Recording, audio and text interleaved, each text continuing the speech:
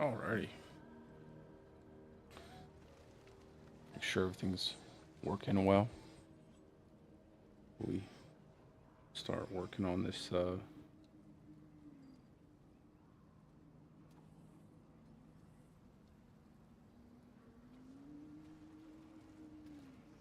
looks pretty good. Cool, cool. Okie dokie.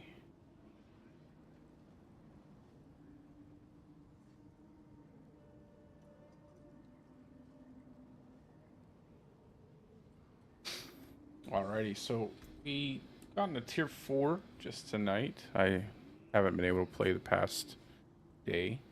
So we got into tier 4 tonight, and we're just going to be grinding some stuff up. I went ahead and swapped over to Bouldercane, because that's going to be like the first in-game build guide I make.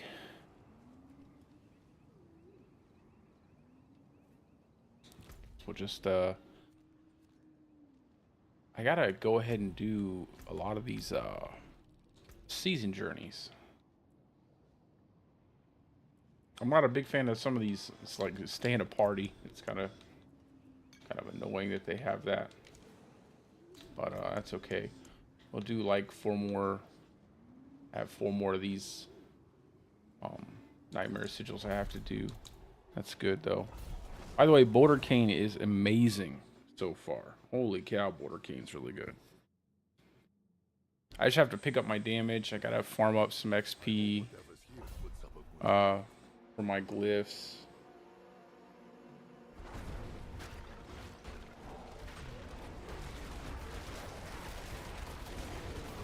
So I'll probably do some pit to finish these 4. Jump into the pit, level up some glyphs, get a few levels myself. That's what I really need. I probably need to get like 220 Paragon. That'd be really good. I think that would probably be perfect place to pretty much have all of my legendary nodes that I need and all my glyphs unlocked, you know, all their bonuses, and then get like level 45 on everything. So that way I have the multipliers. That's gonna be the best thing I could probably do. I have way too much armor and not enough resistances, even though I am capped right now with my resistances. I need to get a better Dolmen Stone Amulet. I only have a regular one. I don't have a GA one. But yeah, I am loving this Bouldercane now. It is so good. I'm so happy they made the changes. So happy they made the changes to this setup. It's like it's so fluid now. You're just moving, casting your boulder, casting your hurricane. You're not getting stuck in one place. You can kind of play around the mechanics, like if anything's like damage over time, puddles pop up, explosive stuff. You can kind of move out of it while you're casting your boulder. It's really nice.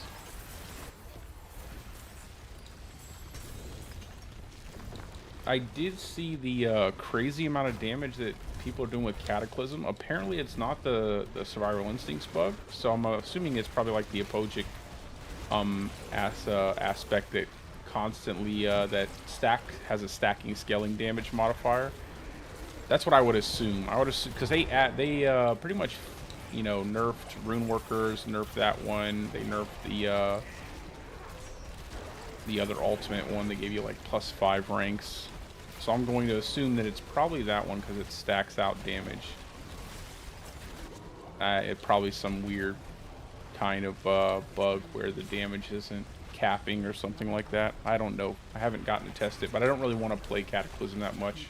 I'm going to make it. That's going to be my next build video I make after I do Bouldercane and my leveling build video, but I'm not a big fan of Cataclysm. It will be the most powerful build that Druid has this season, but definitely not the most fun build that Druid has this season. I think that's like for me, that's a tie between like Shred and Bouldercane. I think those two are the funnest builds. It's like all that damage isn't really necessary unless you want to push the pit anyway, and that's not really that exciting.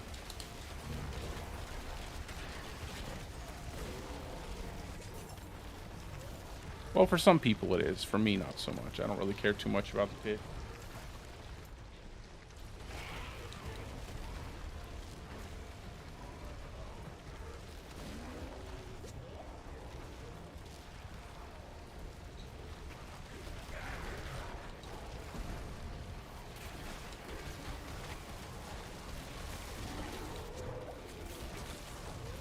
Then I gotta farm up my occult gems, which look like it's gonna take forever. That probably looks like it's gonna take the most time to do, is farm up those occult gems. Almost have, I think I have all of my, yeah, I have all of my witch powers at level 10. Although I still need to unlock some of the ones you have to get an altar in dungeons for. Because one of the powers is aura specialization that I want to have for my builds. Mainly because it has like a 50x multiplier to your crit damage, which is pretty substantial. And it makes your aura really big too, so you're always poisoning enemies with your Bouldercane, stuff like that.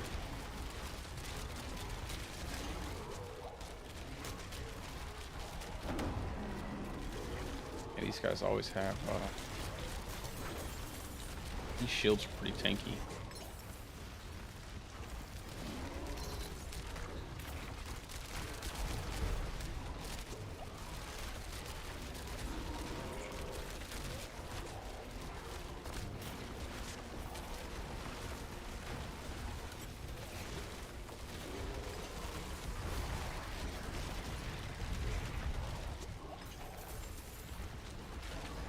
I could always use some Obdicite anyway.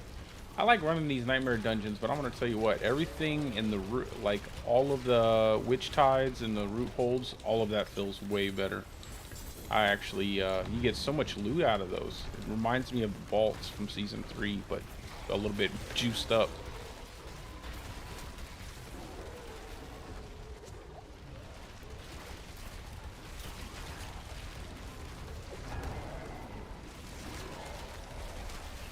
It makes me like I'm wasting time doing these.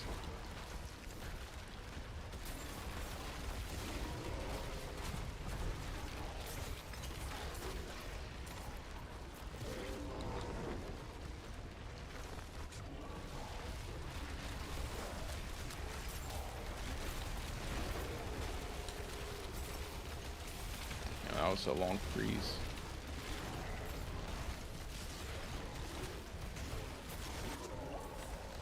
So I need those other 2 points. And unrestrained. I really like the unrestrained passive.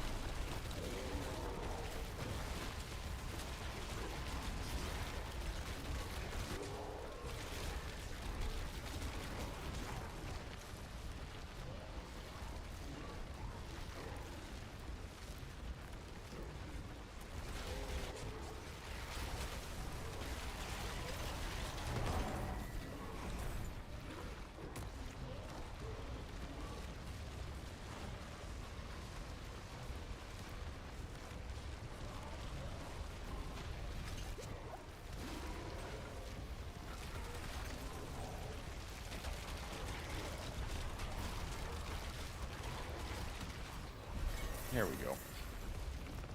Alright, 3 more of these, and then we can do something more fun.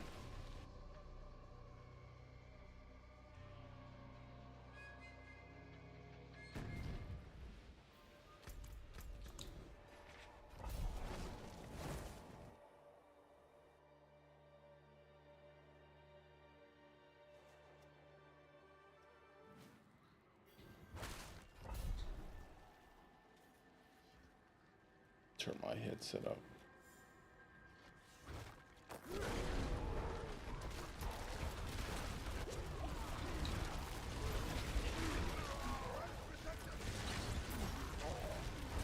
I want to finish unlocking all those extra bonuses on my journal.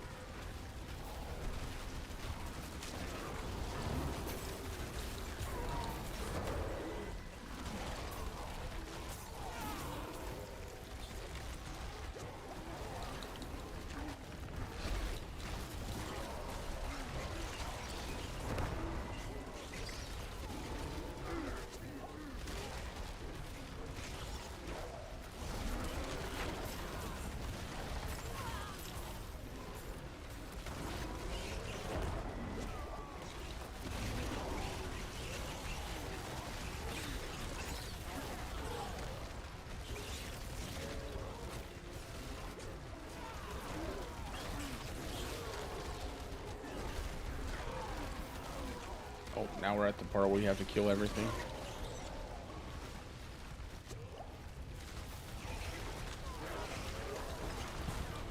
I'm gonna tell you what, doing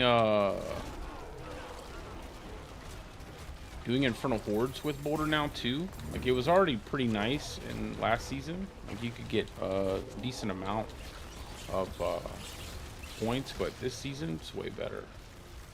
Just moving while casting Boulder. I wish there was, we definitely need more mobility skills like that deal damage with the Druid. I feel like everything making you stand still is slow in the class down.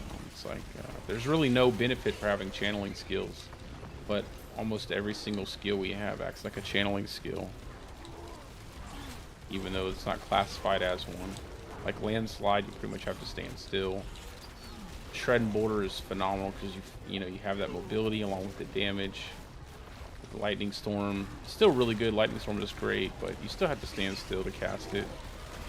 I mean, I kind of get it, but I just don't feel like there's enough benefit for channel skills. There's really nothing that says like I want to have a channeling skill because it gives me extra damage for some reason.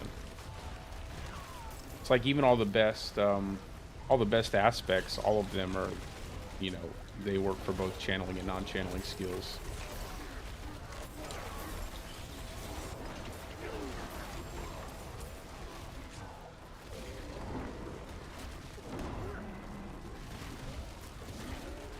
There is something weird though with Boulder. For some reason in the Witch Tides, your Boulder will get like if you hit one of the exposed roots with your Boulder, it like disappears. You have to back away from it. It's kind of weird. I wonder how that bug happened. It's a strange bug.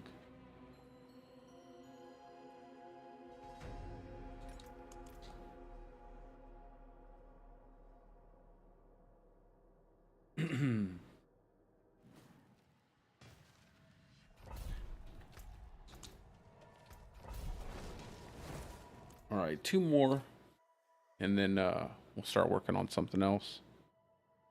I definitely need to do. I'll probably do the pit. After I unlock this next season journey, just so I can level up my glyphs. Get some more Paragon levels, but level up my glyphs to 45. That way, we get that extra bonus damage.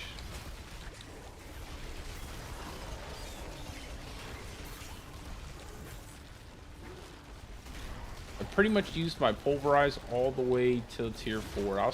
Felt pretty good actually. The extra amount of overpowers you get from Obsidian Slam, you can definitely feel a difference. They just need to amp the damage of the skill. Like that's all they need to do is like buff up the damage of the skill itself. Because if you're not overpowering a Pulverize, it still feels awful. It feels really bad. And Obsidian Slam benefits all Earth skills, so it's not like it moved Pulverize up at all. It just moved every Earth skill up a little bit. Or a decent amount, I should say. Landslide was probably the most impacted by it, I would say. Just because you cast Landslide so often.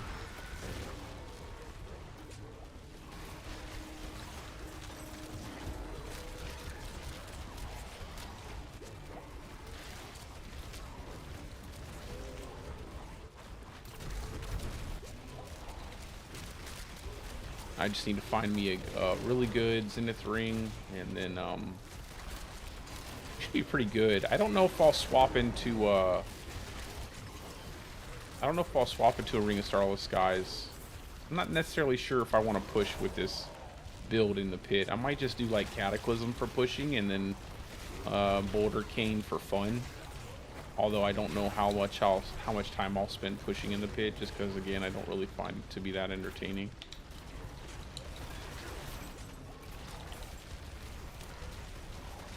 Just back here.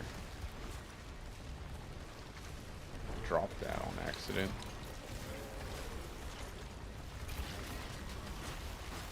Conduit shrines still suck. They just need to zap things around you. They don't need to turn you into a lightning bolt or whatever.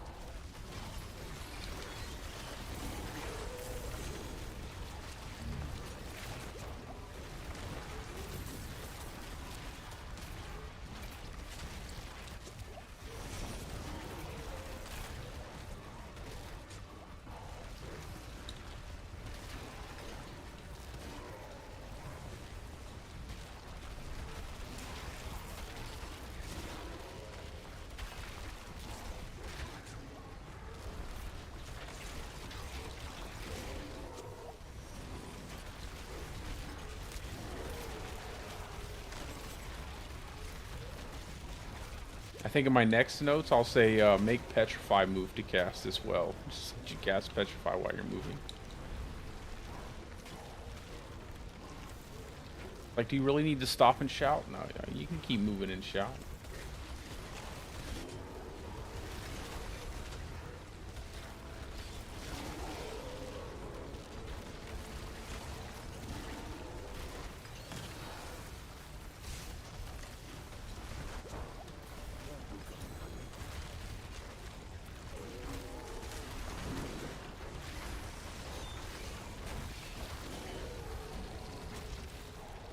I think the first unique I want to craft is the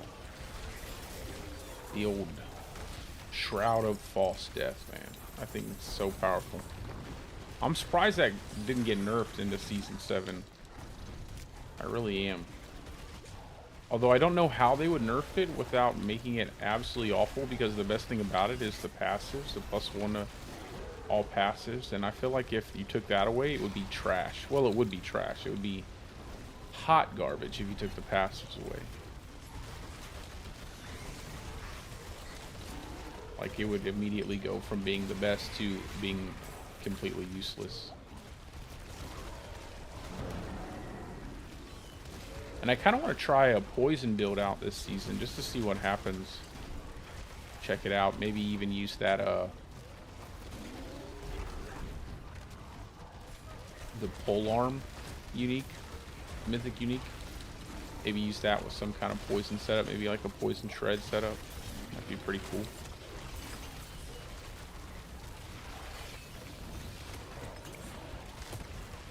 Especially with all the temperings that we have now for poison. Might be a little bit wacky though. I don't know if it would actually scale well.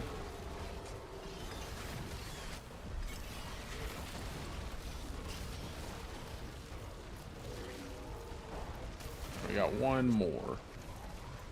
I don't have any good vigils though.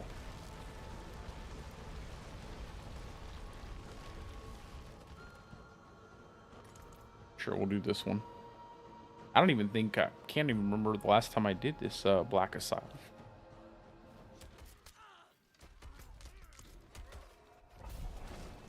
Don't hit me.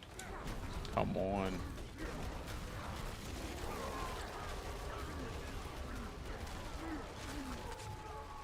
Okay.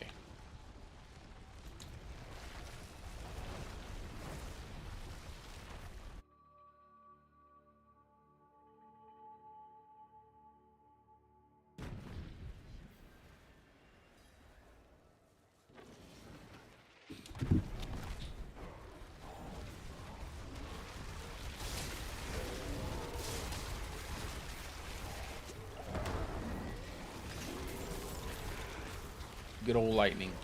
Still as powerful as ever.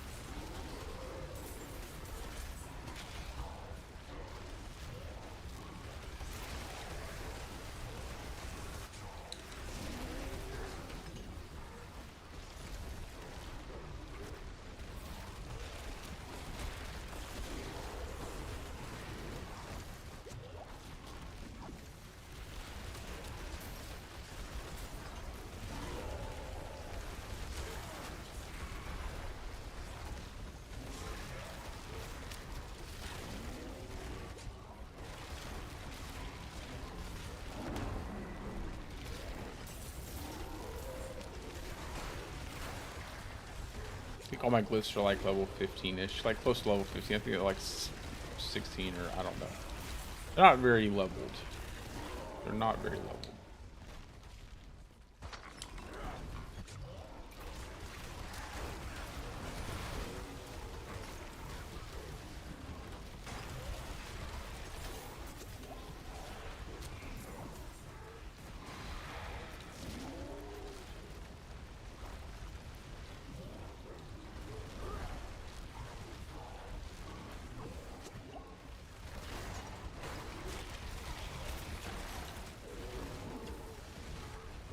Oh, that's nice.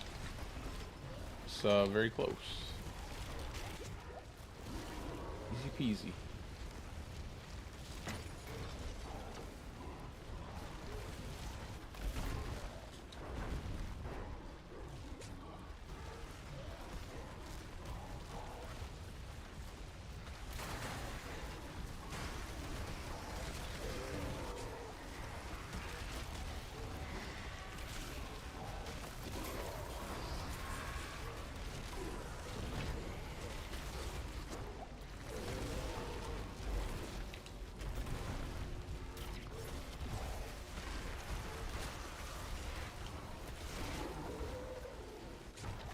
Like right after I finish this one, I get that Cataclysm one done. I'm definitely gonna be hopping onto some Shred, man.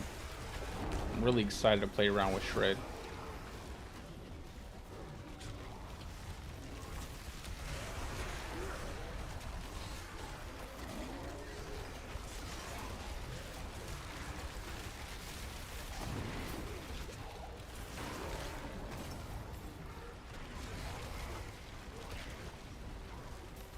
And I'm seeing a lot of people already posting their mythics too.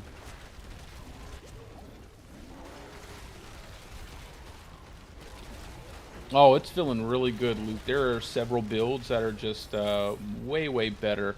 Obviously, this season Cataclysm is top dog, like in terms of pit pushing and overall damage. Like that's without a shadow of a doubt. It was pretty obvious on the PTR the way they buffed everything. But I'm playing Boulder Druid right now, and it feels just amazing, bro. They made it where boulders move to cast, and they also added an indicator to your boulders so you know that you have 10 in your Hurricane. Feels great, man. I'm just moving through packs of enemies, and I just got to tier 4, so my damage is still a little bit low, but I'm still killing everything super fast. Definitely, it feels great. And Shred. I am excited to try out Shred. I have a build all set up in Mobalytics, but I just have to get to this build in Cataclysm first, and then I will be trying out Shred. I'm not sure if I'll do it in hardcore. I might make one softcore, 2 softcore characters. I almost have my second softcore, my second hardcore character to 60. I just have to get a few more Tree of Whispers caches, and then I'll have it to 60. And that one will probably be my Cataclysm Druid. I don't know how much I'm going to actually use the armory system.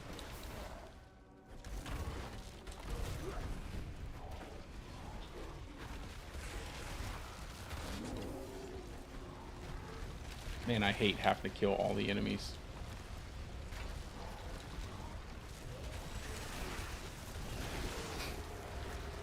I still have to make like four more planners or so for Mobalytics. I gotta update my Wolves planner, my Lightning Storm Tornado. There's like several builds that my Landslide build, I have to update that. I just have to write a bunch of stuff in each one of those before I actually put it out. So typically I usually didn't have to, but now I actually have to write a bunch of stuff. I have to make it look exciting, which is fine. I like writing sometimes.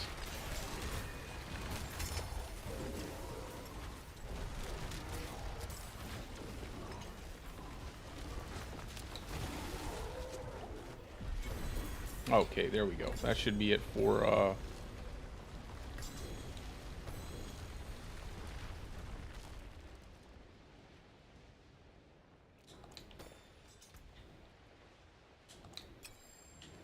that should be it for that, I think. Yeah, okay.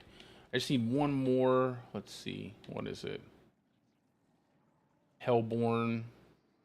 I have rank 8, but I'm sure this is bugged. I'm sure this is bugged.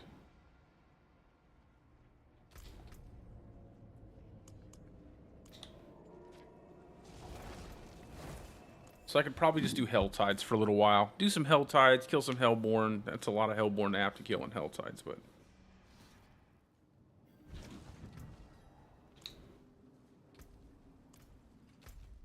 Or I could try to find a party member what is it? Do one Legion event in a party. 6 seconds on a Legion event. Where is it at?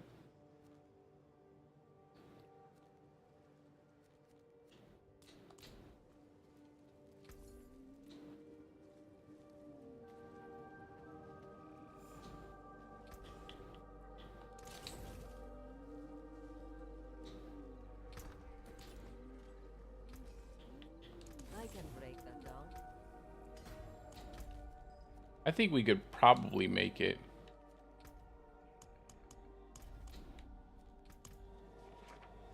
Maybe someone's there, who knows? Hardcore's not exactly the most populated place. Although I don't know why, considering how easy the game is. I feel like you can get so much damage reduction, it's not really that big of a deal. But that could just be because I'm used to playing hardcore.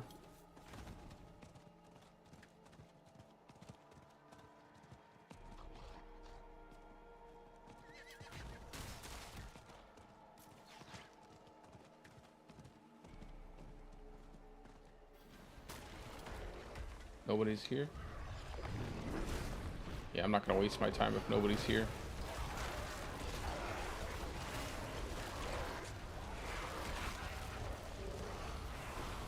Well, I guess I'm already here. I might as well just go ahead and do it, right?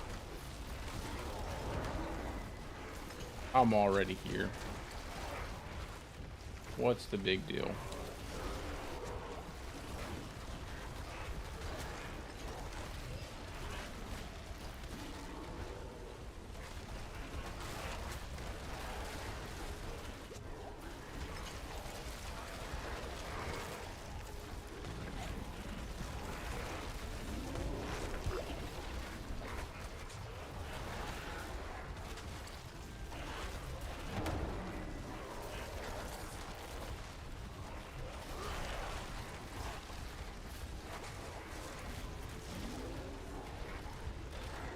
Maybe somebody will show up and I'll be able to party them.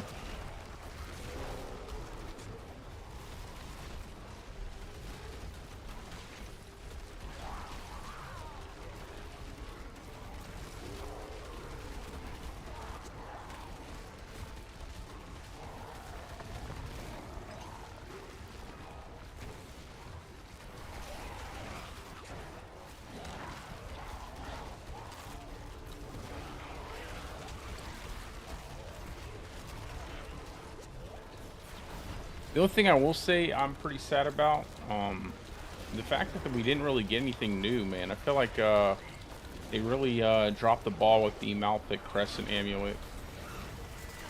It's like the unique we had previously, the stupid Petrify Staff. No one even uses that. It's awful. And so that one's pretty much was dead on arrival. And now we have this Malthic Crescent Amulet, and that one's pretty much DOA too. It's like, I'm not sure who's making these unique items for the Druid, but they're not doing a very good job, I can tell you that. I did put in my, I've said this before, but I did put in my feedback to Blizzard that, hey, you know, maybe you could turn it into a pair of gloves. So that way, you know, you would have a designated pair of gloves for builds with like Shred or Lacerate. Super easy. You just get that unique item, put Werewolf skills on it instead of Feral Aptitude, which is a shitty passive anyway. It's not shitty, but it's not the best. They didn't do it, so unfortunately that didn't happen, and so we just have a unique item that will most likely not get used whatsoever. I mean, it's not that it's okay enough to use for like a holdover until you get the GG, you know, the super badass like willpower in Venom quick shift amulet, you know, with GA to everything. Then you're all set. But the fact that they it's like we can't really afford to lose the amulet slot on the Druid class. It's the most valuable slot we have in the game.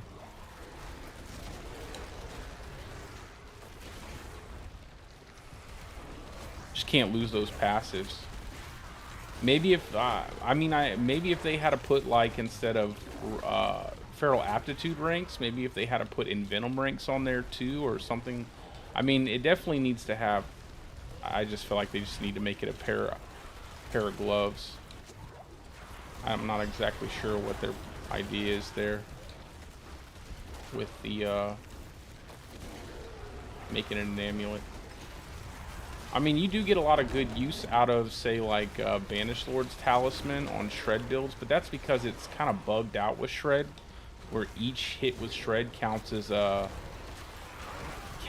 using like a skill over and over again. So you're not really, you know, when it should probably be like the 4 rotation of hits that count as one tick towards your Banished Lord's build up, because that's the only time you actually spend resources. So Banished Lords, if they changed it, it would be hot garbage. Like, it would not work with Shred at all.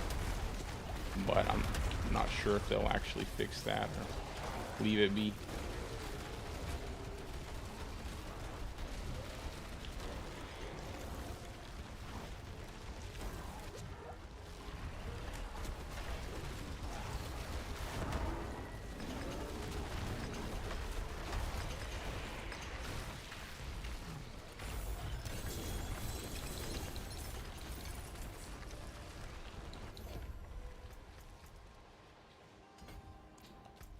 All right.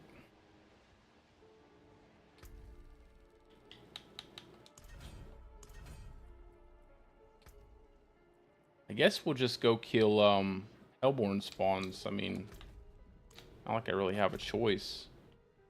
Doesn't seem like there's many people over here. Well, there isn't any people over here technically.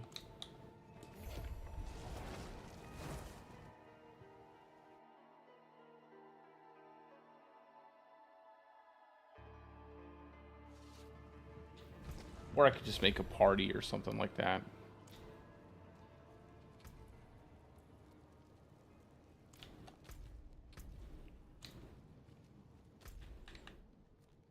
I didn't mean to teleport here.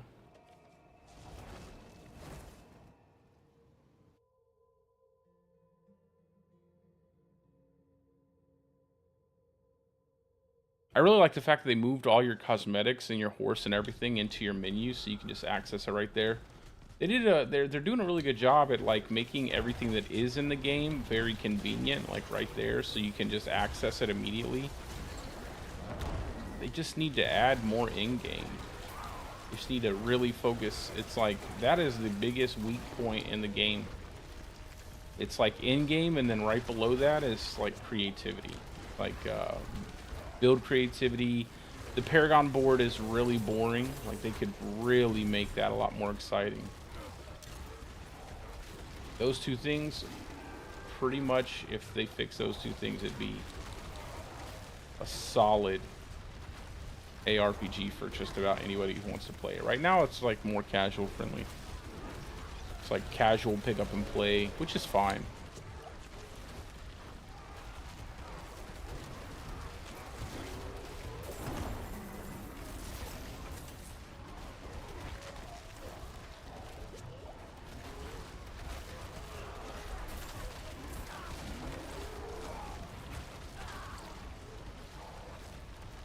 I will say, now that I've played through Witch Tides and stuff, I really wish they would do what they're doing in Witch Tides with all the little events scattered all over the place. Wish they would do the same thing with Hell Tides. Because now it's like when you're running through Hell Tide, it doesn't feel that good. It's like, you know, it's like whatever. Killing some enemies every now and again, but it isn't like running through the Witch Tides.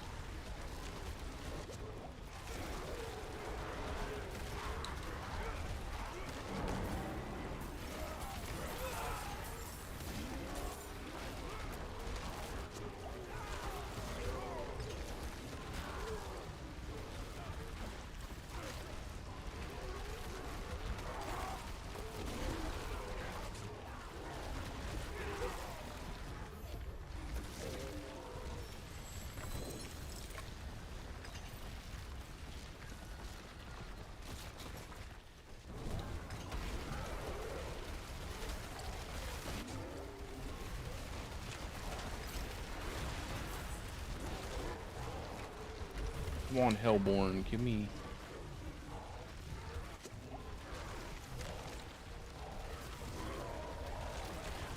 Go fight Blood Maiden. That's what I'll do.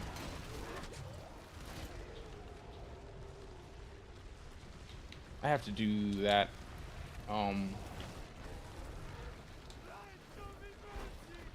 Stronghold, so I don't have to teleport like that.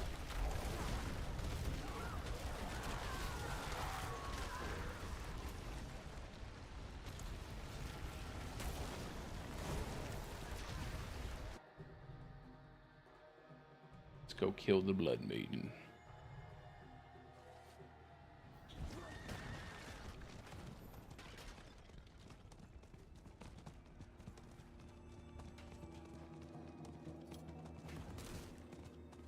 I want to change my mercenaries armor and horse too.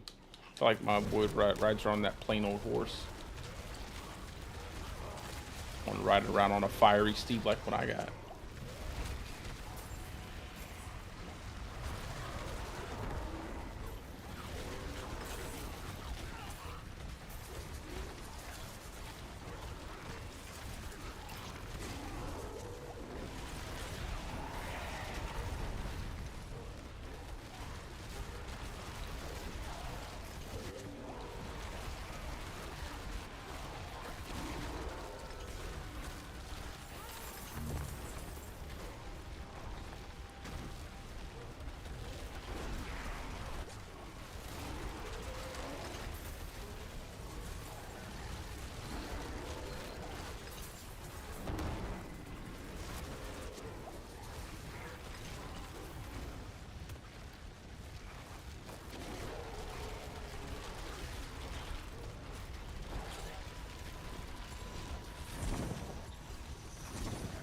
Let's go. It does feel like I'm getting more Baleful Hearts now.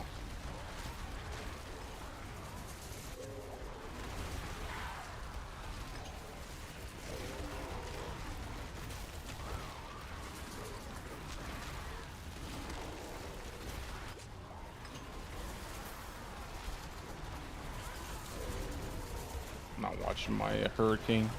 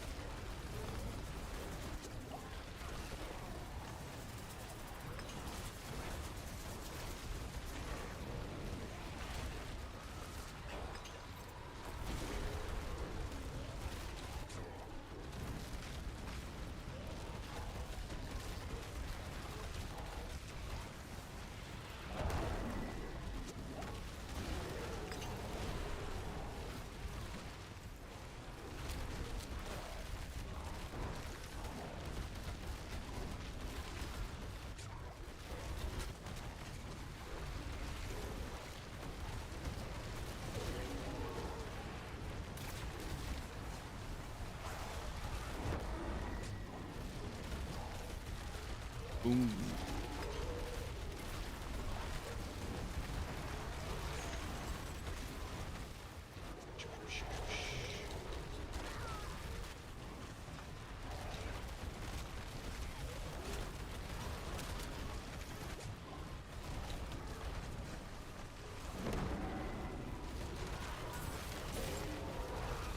Come on, die already, Jesus.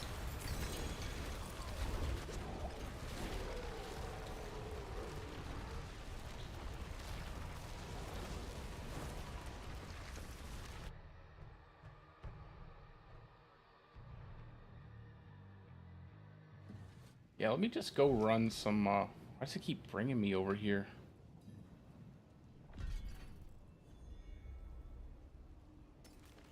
That's fine, I'll keep that.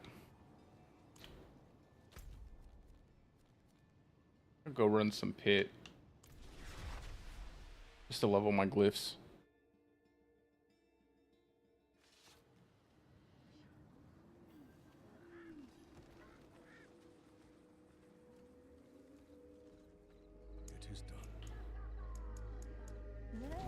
I don't think you get any experience for rings. I'm not sure.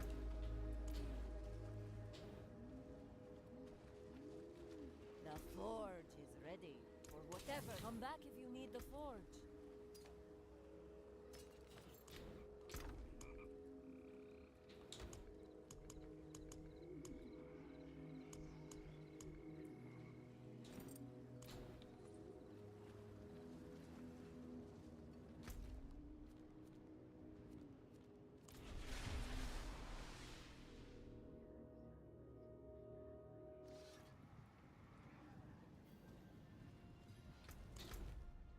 I wonder if there's any parties.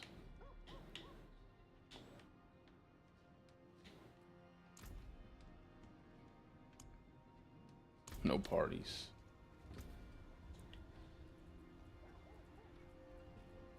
We'll do 68. See how it feels.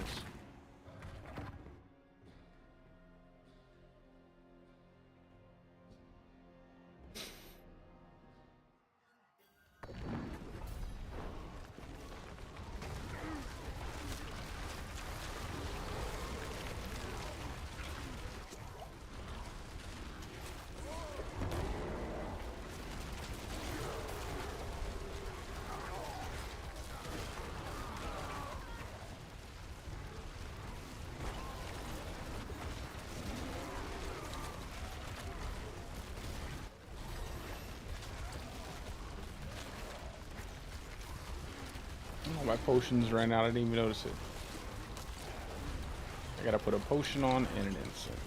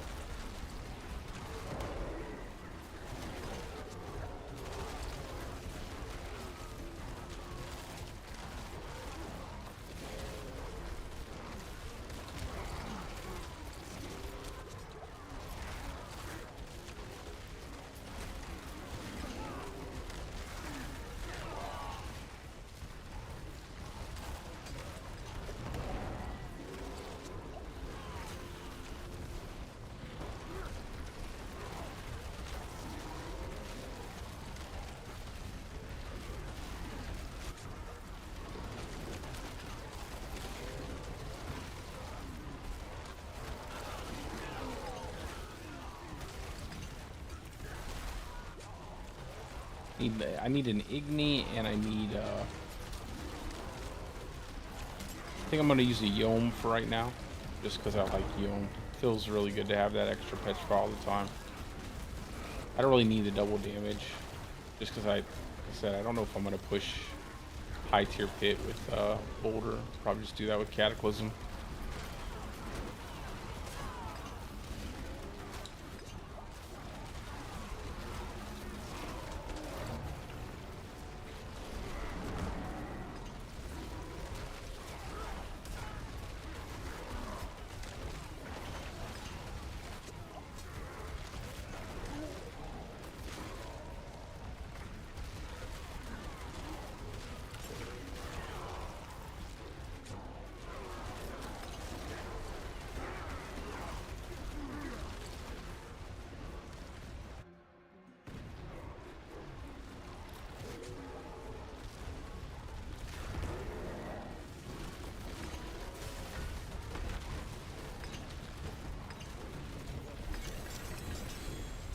Pretty easy.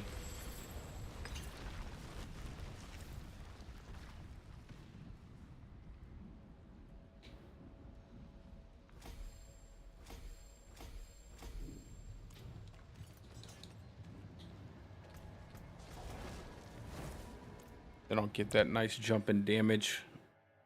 And then from Height and Malice, and then I'll go for the Ancestral Guidance node, and I'll be able to get some more there. I really love the way they changed this.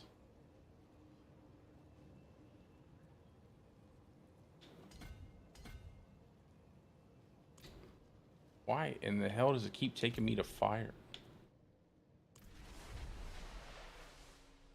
Did I accidentally favorite that or something? I don't think I did. I did. I accidentally favored it. Oh, man.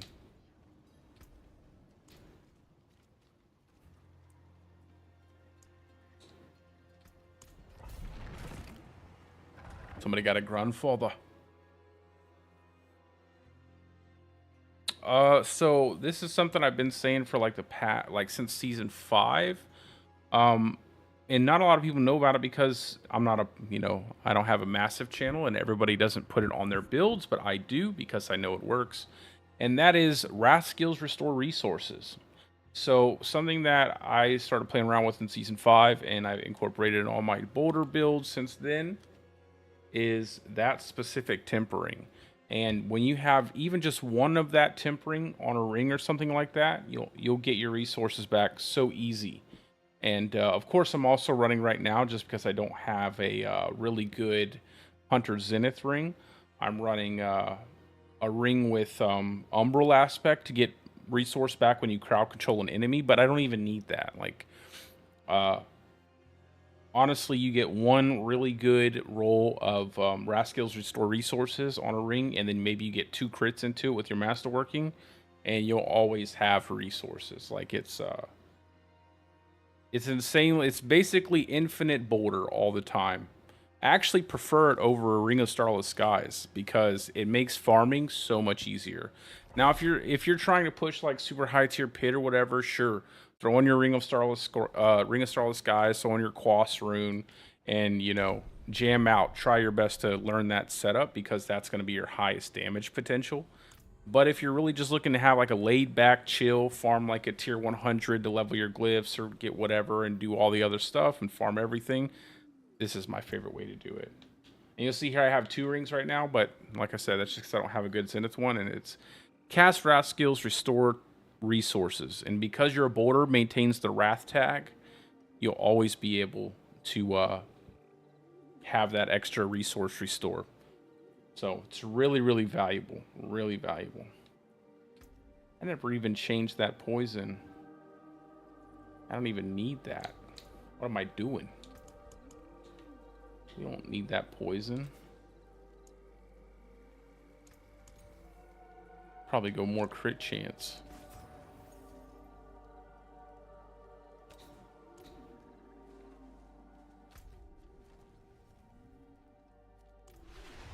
But it's all down in the guides. Like, I have my guides.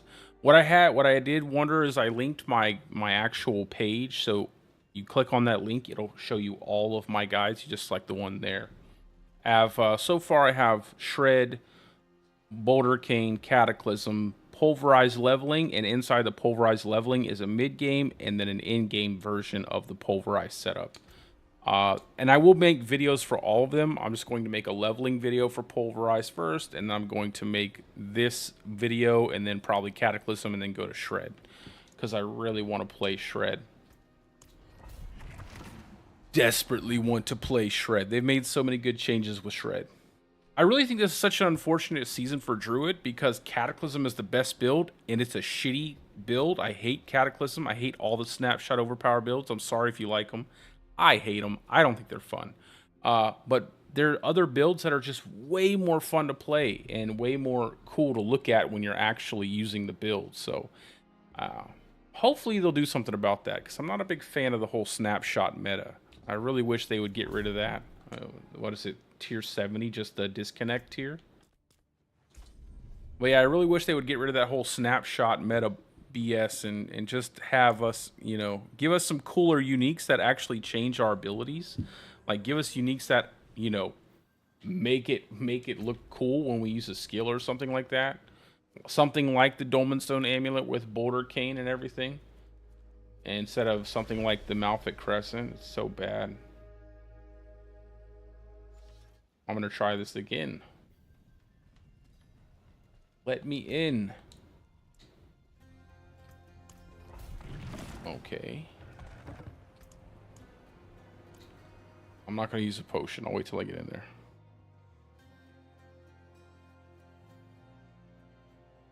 Ah, thank you. Okay, now I'll use a potion. But yeah, that's really it, man. And you just run through stuff. You just run through everything. Kill everything. You don't have to worry about your boulder ever, you know, needing resources with your boulder.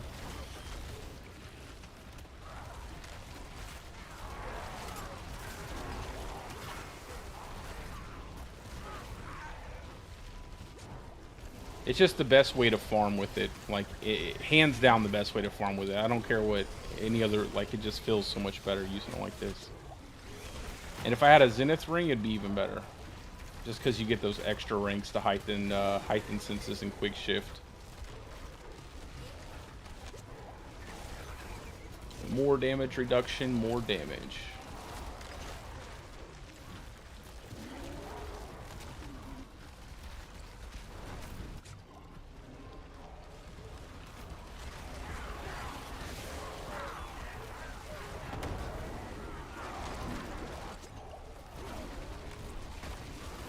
I'm going to be zooming through this stuff with that extra 30x multiplier once it's just one more Paragon.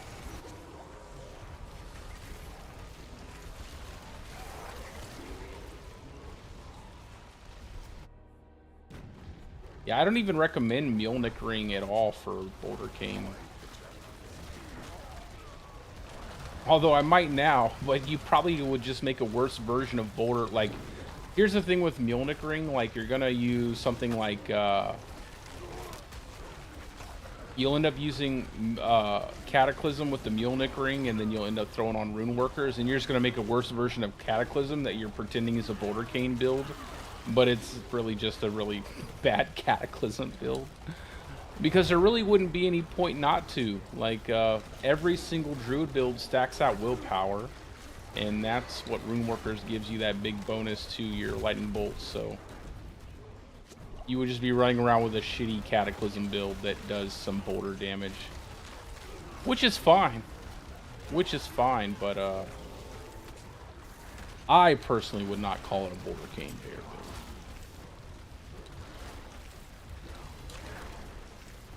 Probably like a hybrid build or something like that. I feel like every build like that could be like that this season. Just like a hybrid of Cataclysm with whatever other core skill you want to use.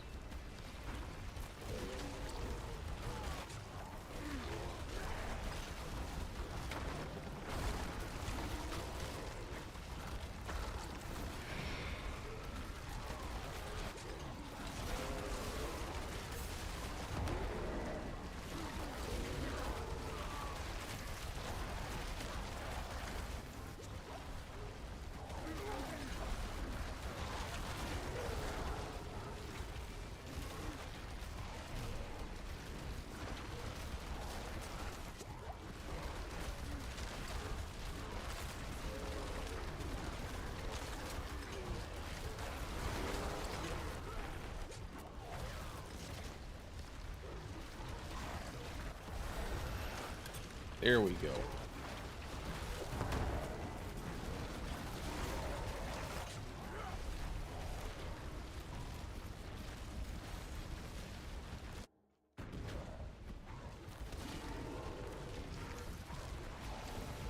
Man, that indicator is really nice, isn't it? Just be able to look and see, oh, hey, I got my 10 boulders. I'm good now. I can just kind of chill.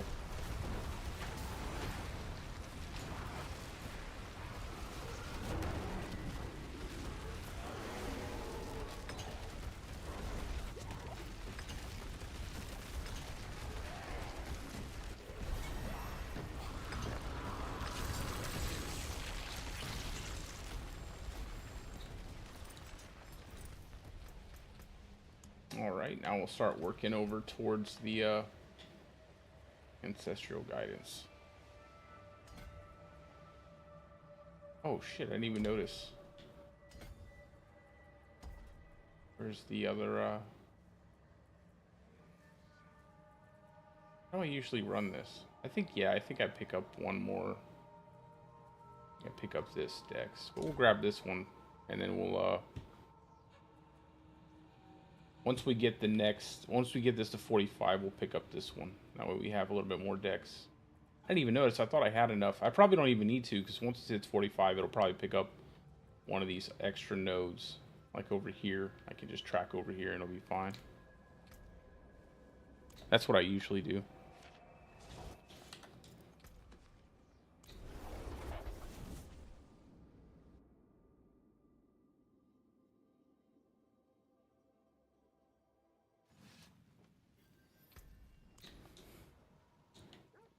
Let's do 73.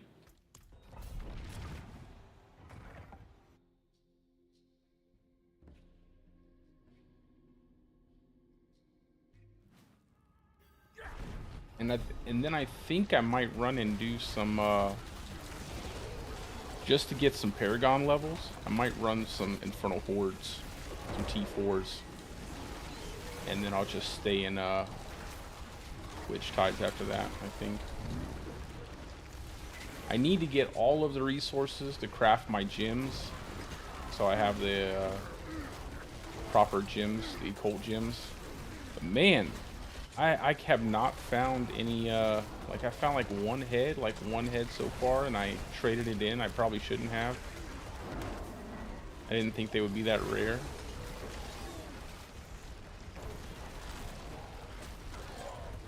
But I haven't really done a whole lot of stuff, to be honest. Like I said, yeah, yesterday and the day before yesterday, we were doing stuff for my son's birthday. So didn't really have time to play anything.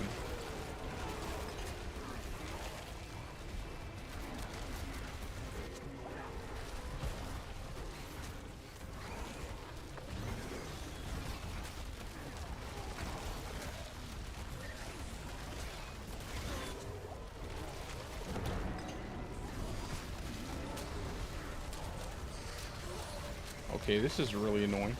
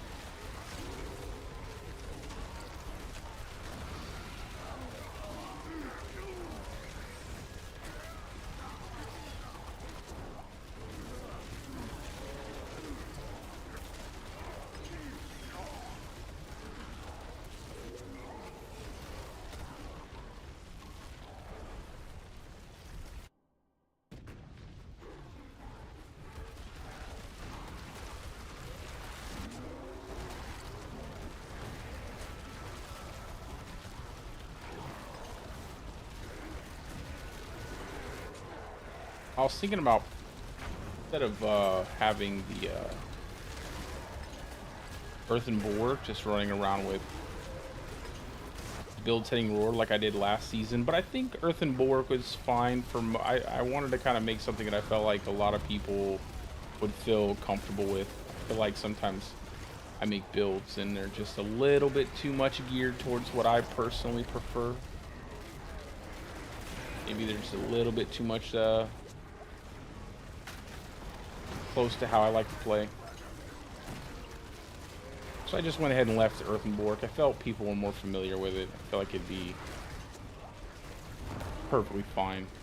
I might personally end up switching though. I don't know.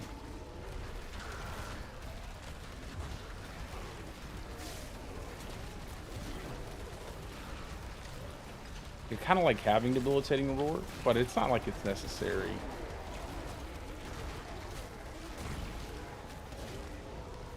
At least in this case, I could just invest a little bit more Nature Magic cooldown and just have the Earthen Boar constantly.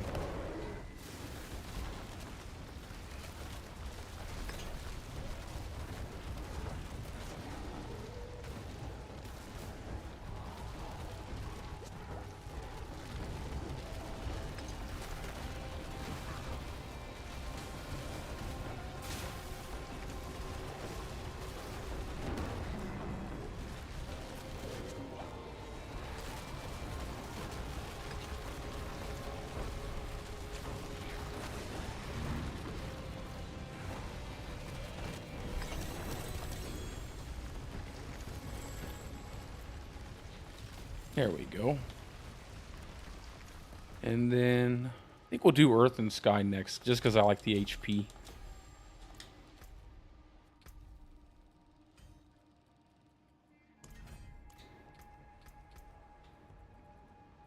How much HP do I actually have over here? Do I have all the... I do. I have all the glyphs. Now I can take this out.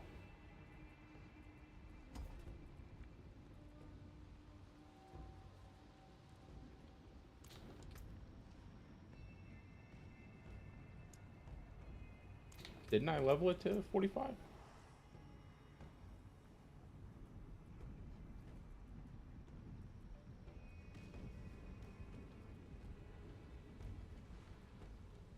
It is level 45. I don't know.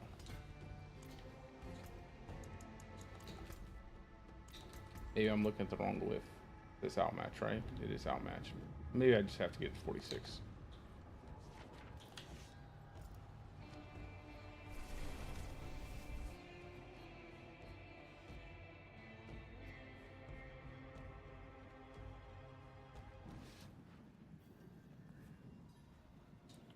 Let's do 75. I want to slow down too much.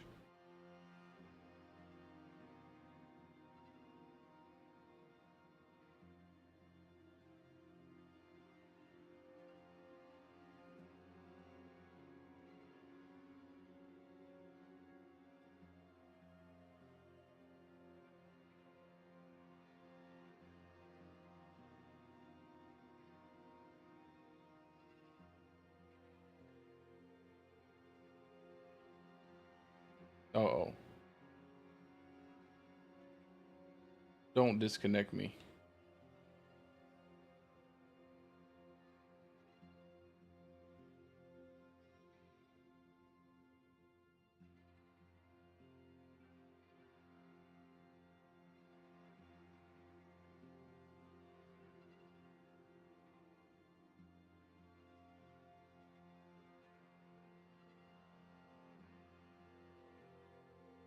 Wow. I don't know why it's disconnecting so much. That's weird. Maybe it's just loading extra long.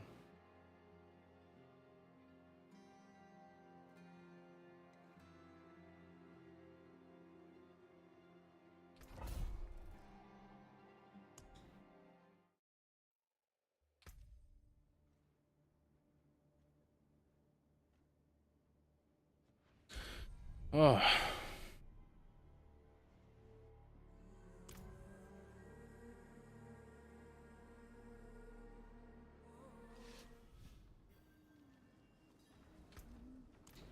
Well, since I'm here, I'll go ahead and empty my inventory. I can break that down.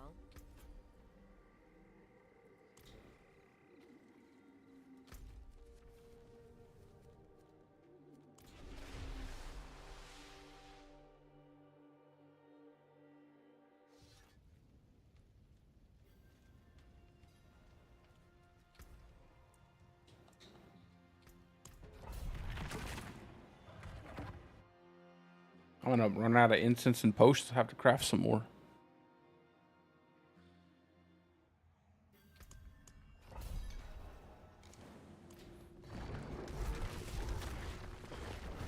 Okay.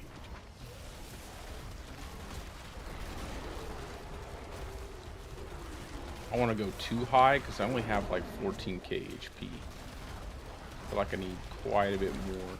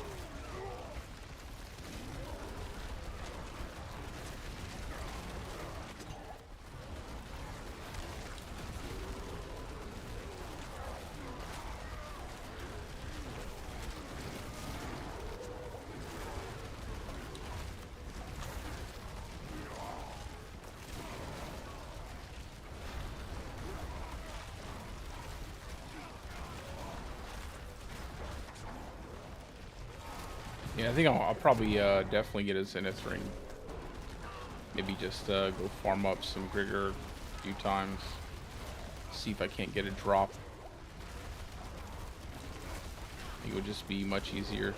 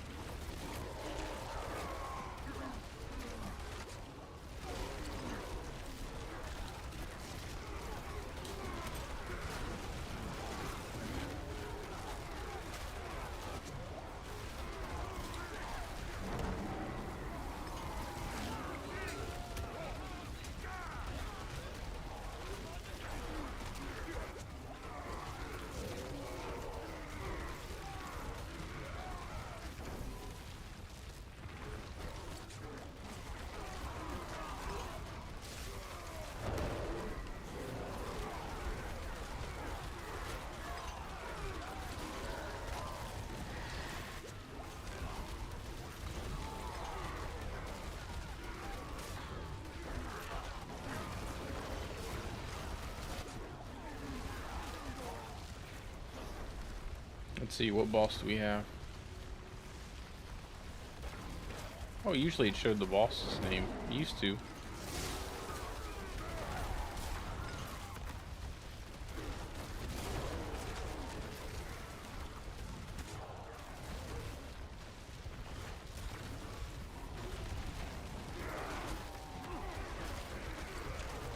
I'm sorry, brother. I know. I was just saying that earlier. I was like, Cataclysm, it's the best. It does the most damage this season, but I'm telling you that build sucks ass, dude. Like, I hate the snapshot meta, bro. It is the worst ever. I have no idea why the devs want the Druid to have a snapshot meta. It's absolutely hot garbage. It's not fun to play. Now, I'm not saying it's not fun for anyone. Of course, every build is fun for somebody. But it is not fun. Like, it is not fun. It is the opposite of fun. It is mind-numbingly boring. And all you do is run around like you snapshot your Cataclysm. And then you run around and your Cataclysm does everything. And you just snapshot it again. And you snapshot it again. And you... It's stupid. Like, there are so many better options. Like, Shred is way more fun. It's way cooler. Boulder is way cooler. Even Landslide. Landslide's way cooler. Everything is way cooler. I like Hurricane, and it was Cataclysm and Hurricane last season. It's Cataclysm again this season. Hurricane's still doing its thing. It's like, come on, guys. Like, give us some fun. Like, where's our fun? We can turn into a werewolf and a werebear. We have this human druid that should be like a super spellcaster, and we end up with like a snapshot Cataclysm. Like, come on. I don't know. Yeah, I mean, at least Lacerate's better. Like, I will say Lacerate's pretty good. Lacerate might be up there in like a high A tier. Maybe even surprise myself and say like a low S tier. Maybe even better than that. And at least that one looks at least decent, but it's still kind of the same thing. Like, if you don't get a crit overpower, it doesn't do jack shit. Like, that's another problem too. It's like everything has to be a crit overpower. If it's not a crit overpower, then it doesn't do anything. Crit overpower all the time.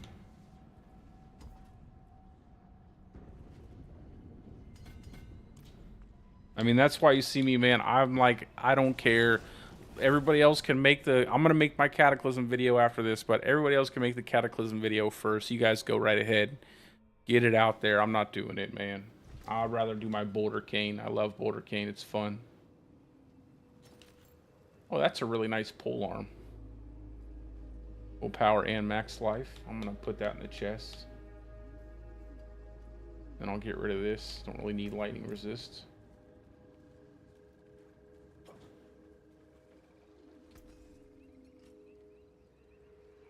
Yeah, man, I don't either, bro. I have no idea. Like, I don't know, man. I don't know. Especially when there's so many things you could do creative wise with a class like the Druid, there's so many things you can do to really make people like enjoy the class. And I feel like they're leaning into the worst aspects of it. Like they're making builds that would never work. They're forcing it to work by buffing the hell out of it. Like it's kind of silly when you really think about it. Like no one really cared about lightning bolts. Everybody was saying like make lightning bolts and lightning strikes the same thing, so that way lightning storm would be better. But instead of doing that, they just buff lightning bolts into the like high heavens, and now we have this insanely powerful cataclysm build that absolutely nobody was asking for. And the funny part about it is, the funniest part about it is the 5 for 5 bonus is total hot garbage. And on top of that, the tornado part of the Cataclysm build is still shitty. Like, they still don't hit anything. They fly around all over the screen. So, the entire skill itself still does not work out.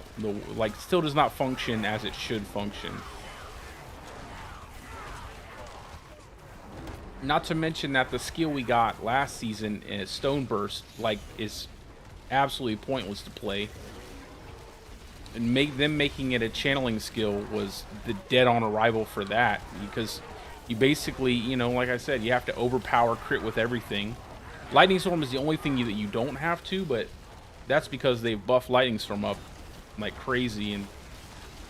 But yeah, they ended up giving us Stone Burst and made it a channeling skill, so you can't overpower with it, and that's an Earth skill that you can't overpower with. So pretty sad days for that skill, especially now that they made Werebear Survival Instincts. You know, now it gives you an overpower damage bonus, so now it's even worse if you use something like Stone Burst, because it can't overpower, so you're not really getting the most out of your Stone Burst. And then I had told them, I said this like 1,000 times already, so sorry if I'm repeating myself, but I had told them to change the Malfit Crescent Amulet to a pair of gloves, so that way at least Shred and Lacerate would have a dedicated pair of gloves. And it's an amulet still, and no one's going to use it. I mean, it's a fine placeholder, but it's not better than a standard amulet with Envenom, Willpower, and Quick Shift. And then you got a nice aspect also that gives you a big multiplier. So, not exactly sure what they were doing, but I will say, like, the Druid class overall, even though they didn't really give us anything new, and everything new that they've given us in previous seasons has pretty much been dead on arrival, the changes that they did make to like the fundamental aspects of the class were really good. Like, a lot of the changes to the boons were really good. Boulder feels better than ever. Shred feels better than ever. At least you can now make a Lacerate build. Tornado needs to be buffed up quite a bit. Pulverize is still awful in terms of the Druid meta. It feels better now, but it's still the worst of the Earth skills. They need to buff up the damage on Pulverize, like a considerable amount, I believe, in order for it to be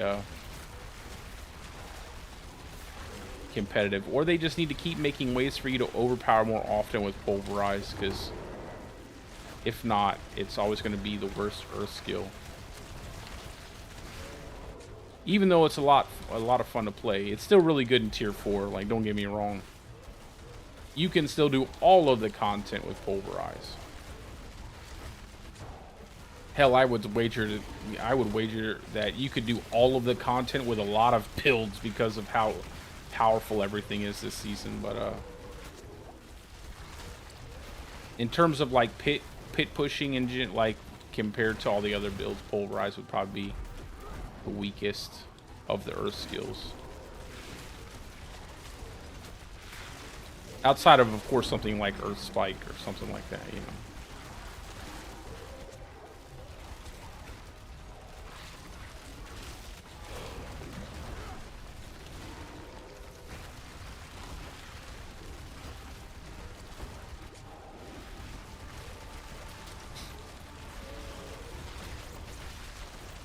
I did see some really cool bar builds and stuff, like earthquake looking builds. That shit looked dope.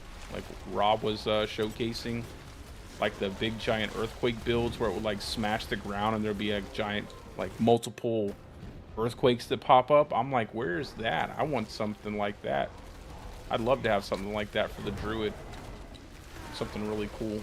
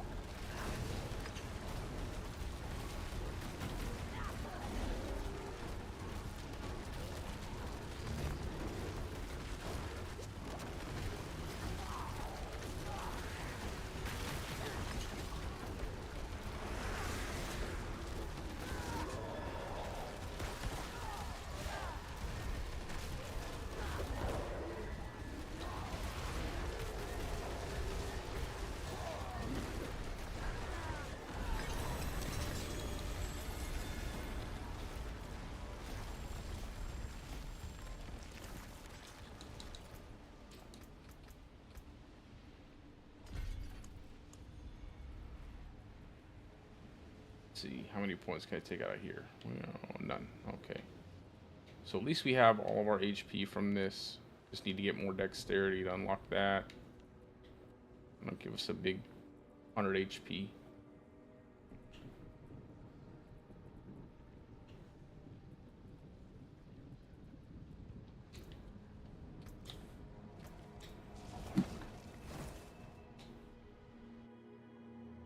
But there are still some really fun builds to play this season for Druid.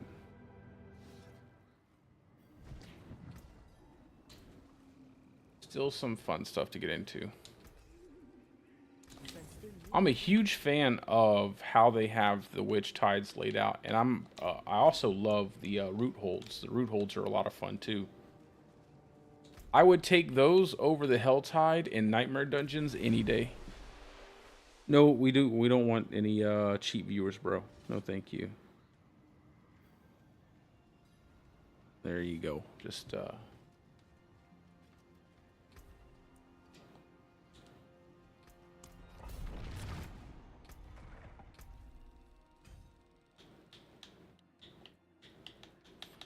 Oh, and tomorrow, so tomorrow I'm actually going to be doing my very first giveaway.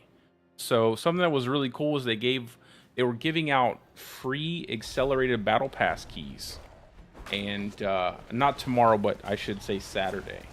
And I was able to get two extra free accelerated battle pass keys that I will be giving out on Saturday. I'm gonna set a time. I'll put out all the details tomorrow when I'm gonna do it. But I'm gonna just I'm thinking about doing like a trivia, like some kind of trivia type setup showdown kind of thing for the two keys. I think it'd be a little bit of fun, a little bit of friendly competition with people.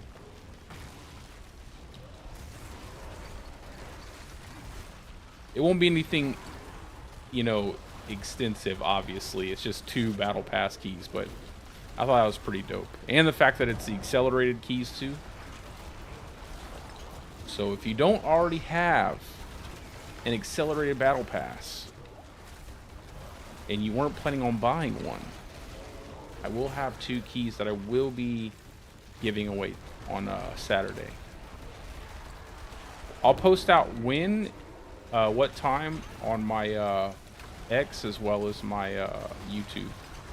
So I'll post it to everybody. I don't think I'm going to make any requirements though. Like I'm not going to require that you have to follow me or sub to me. I'm not even sure I want to do that in the future if my channel grows and I start making a decent amount of money and stuff. I think because I really want to do a lot of giveaways. I like stuff like that. I like doing stuff like that. I don't really care too much about money. It's like whatever. The more money I have, the more stuff I can do in terms of like giveaways.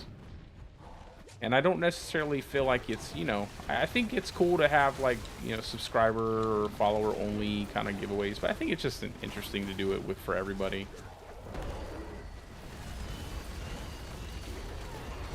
I wouldn't want people to like follow me or subscribe to my channel like just because I do giveaways or something, like in the hopes of getting something for free. What exactly is causing me all this strife over here? Okay, they're like stuck on the wall. It's making it where I'm not getting any hits off of them. There we go. Thank you. I don't know why they were not getting hit by my boulders.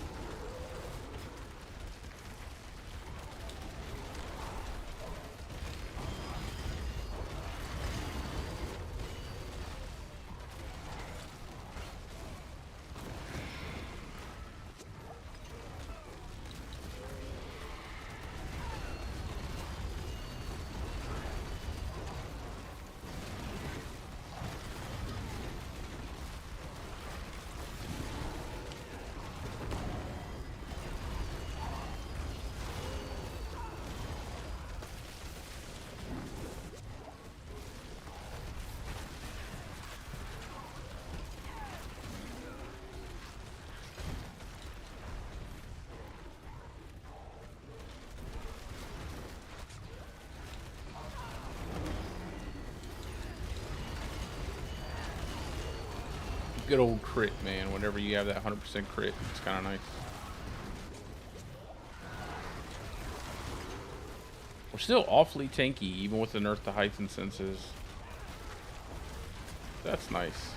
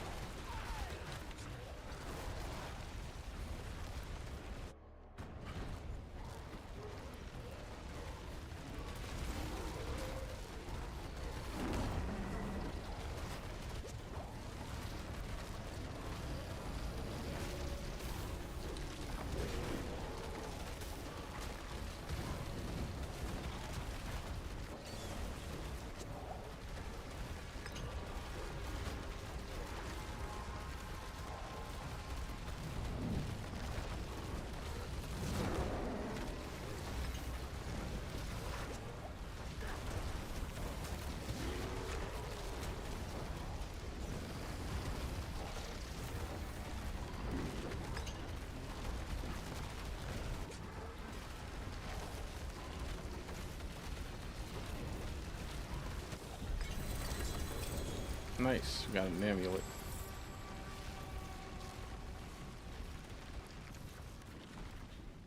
I think we'll do spirit.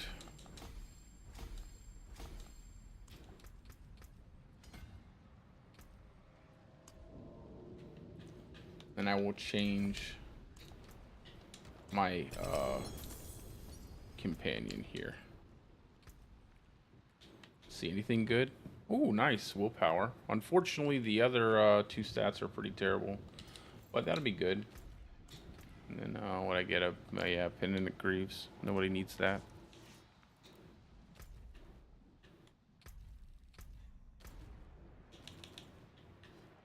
Let's go change my Merc.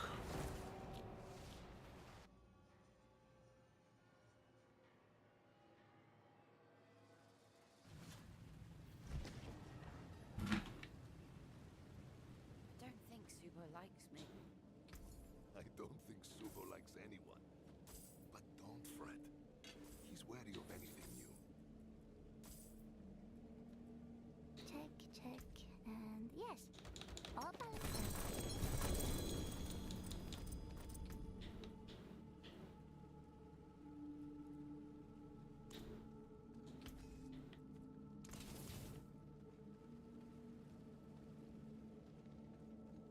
Where's the chest? Oh, okay, it's over here. I'm like, where in the world is the chest over here? We are stronger together. Let's do that with, do one boulder.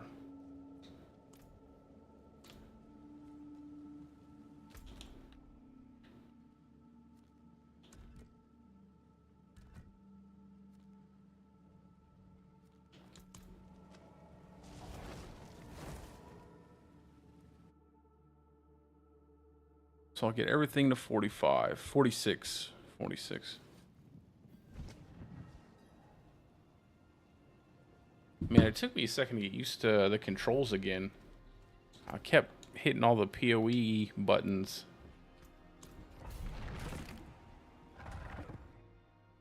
Still taking some getting used to the potion, like left bumper.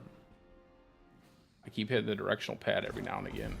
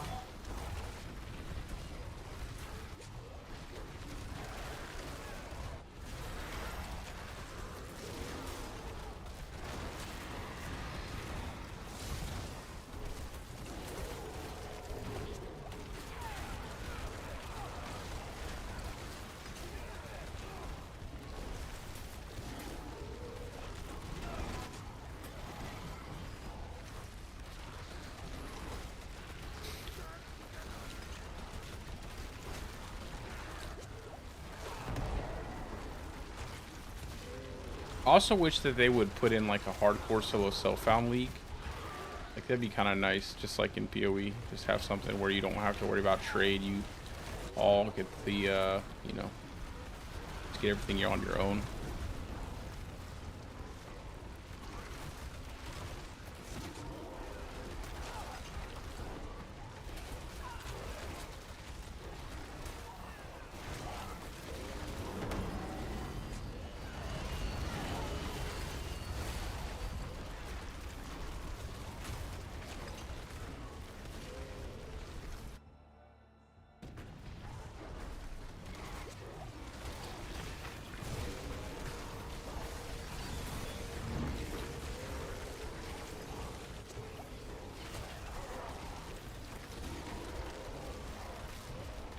Once I get ancestral guidance, I can probably jump up to like 80s and feel pretty fast.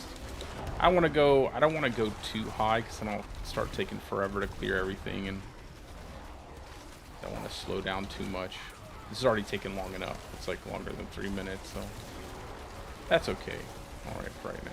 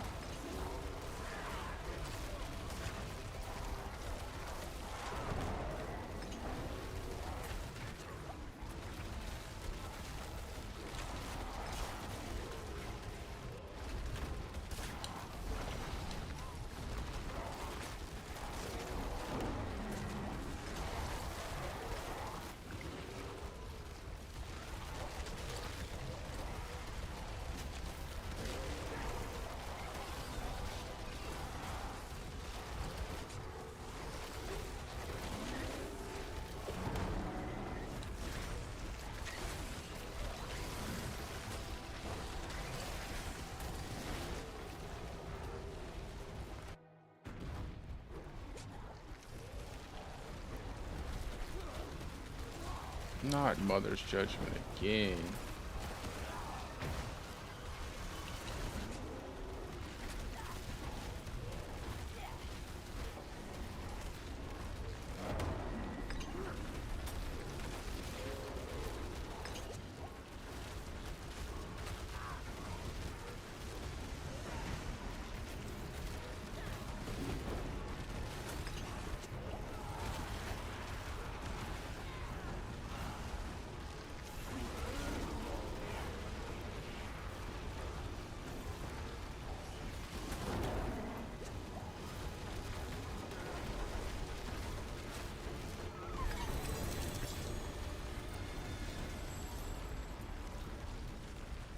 In my pants. All right, we're almost there.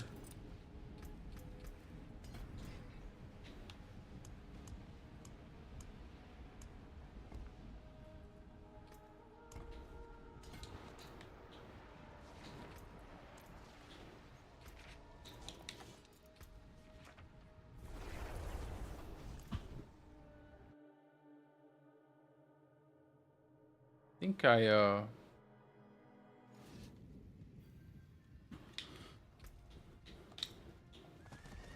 also wonder like when they're gonna make it where, I don't know.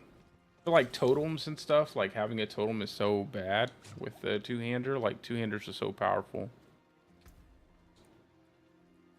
I never feel like I'm getting as much when I have a totem.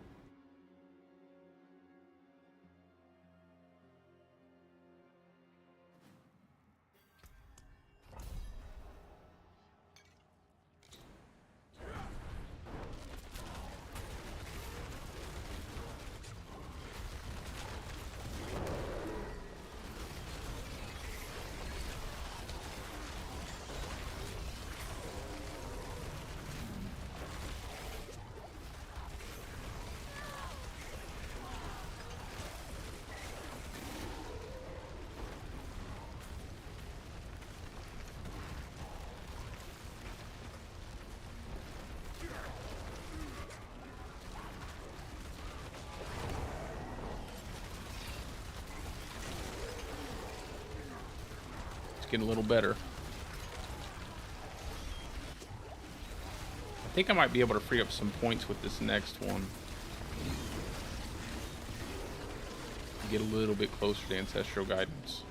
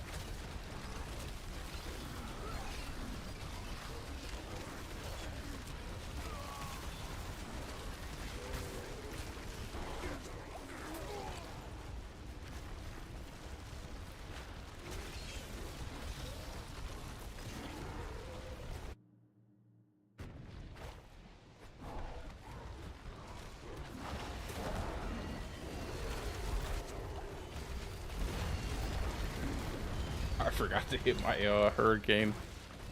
I'm like, why am I not doing any damage?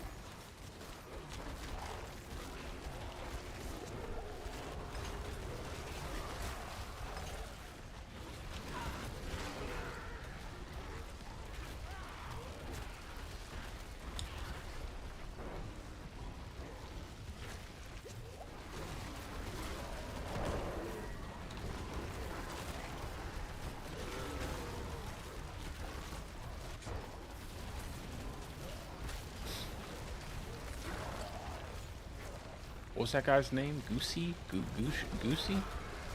Gooshi? I don't know. It's a weird name.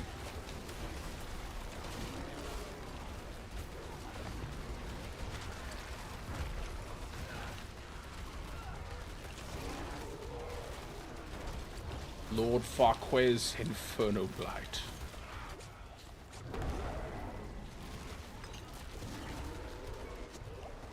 And I'm going to tell you what, as soon as I get that shroud, I'm going to be so happy.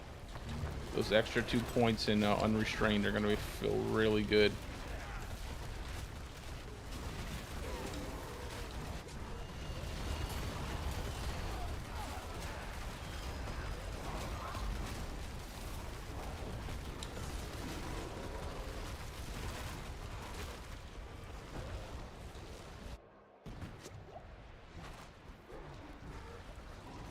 What do we got? Who do we got? The wolf? The Den Mother.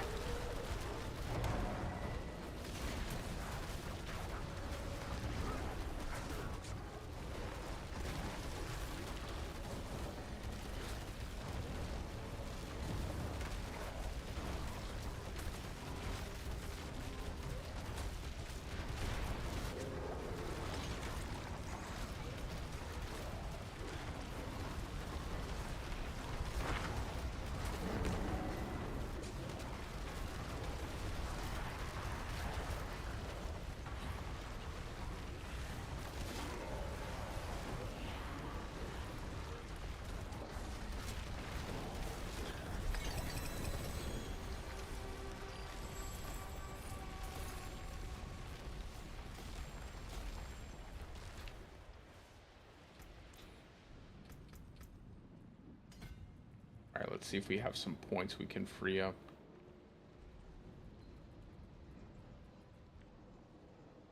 That's fine. We can take those two, yeah. We can take those two.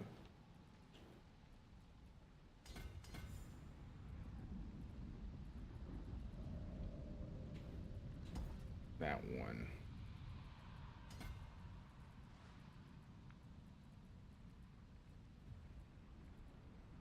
Yeah. 1, 2, 3, 4, 5, 6, 7, 8, 9 points. Just 9 points.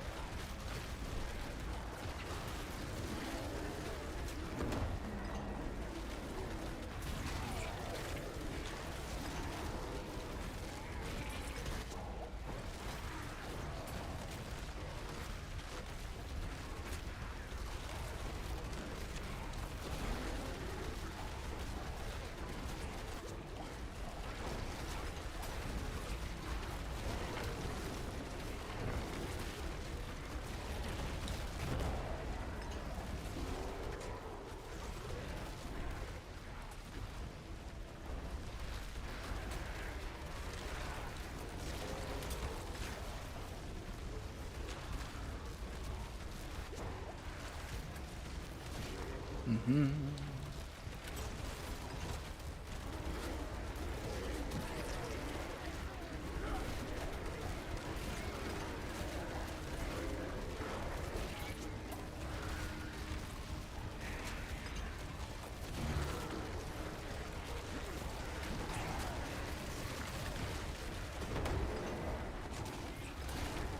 Well, we're in the billions. I'm seeing a billion right now.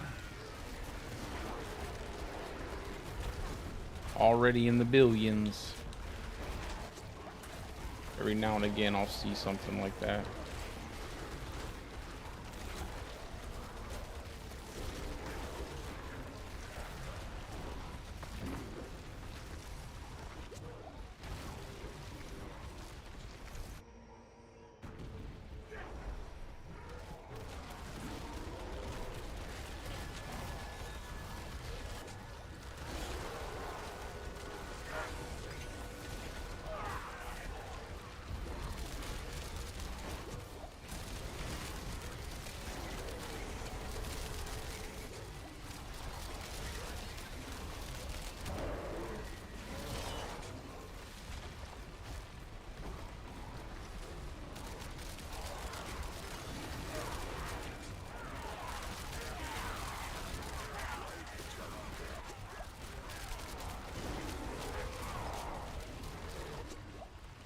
My Subo throwing them Molotov cocktails.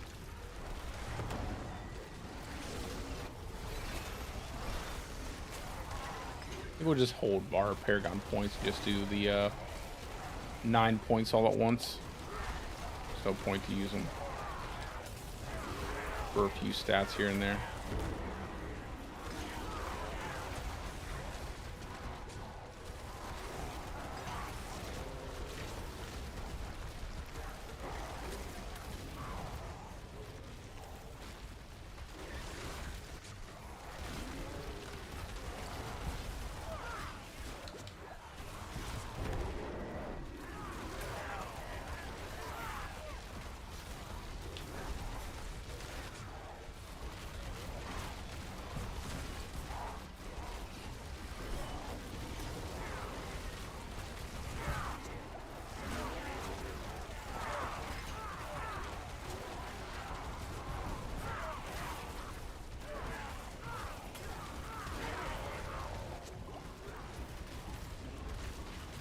You know, they need to figure a way to make Petrify be affected by a lot of these ultimate multipliers too. Like maybe the critical strike damage multiplier you get.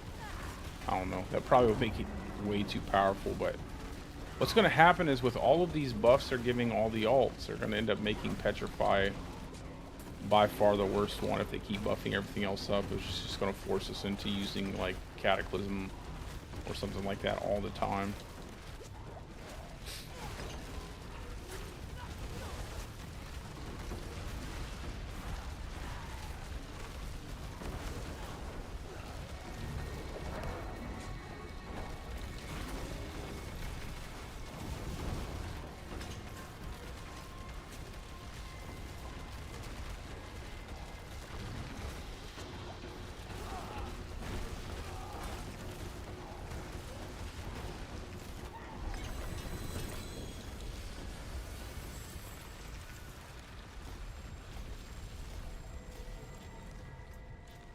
No, I forgot to use my murmurs. Or aubles.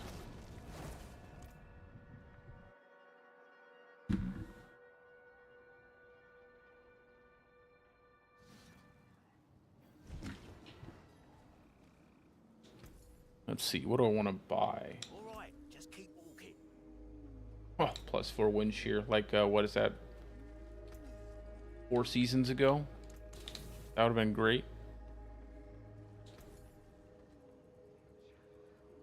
I think what we'll do is we'll just do a bunch of amulets, because God knows we're going to need those. Rubbish. Too bad. Hot garbage.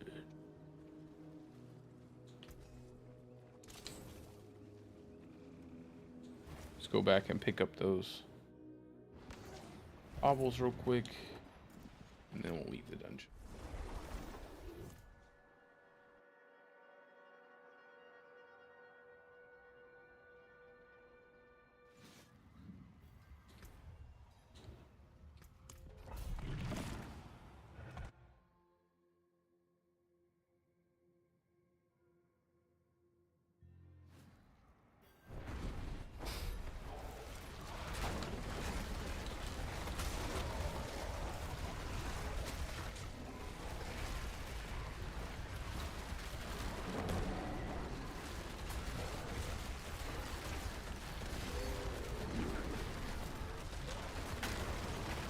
Damn, these garbage people come so early. 341.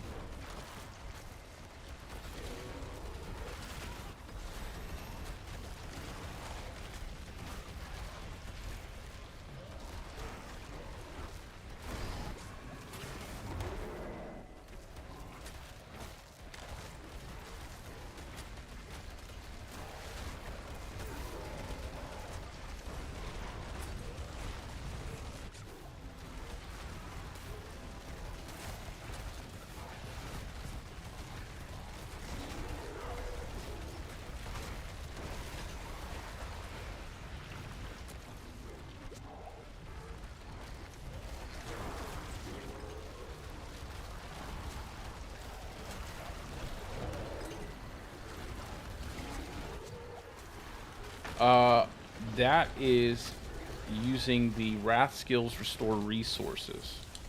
So something I discovered in Season 5 when they added the tempering is that when you use it, because you maintain the Wrath tag on your boulder, it still counts as a Wrath skill. So what happens is you basically just restore a bunch of resources every time you cast your boulder.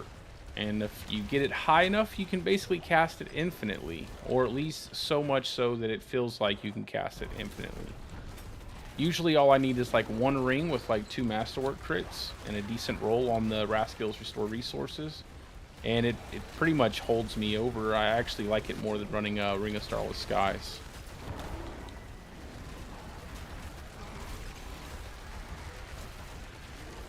Yeah, it's been a part of my Bouldercane builds for quite some time now. You still get the most damage out of running like Ring of Starless Skies and Quas Rune for like pit pushing, but that's really annoying. And and it takes a lot of practice. And this is just a way better farming, funner version of it.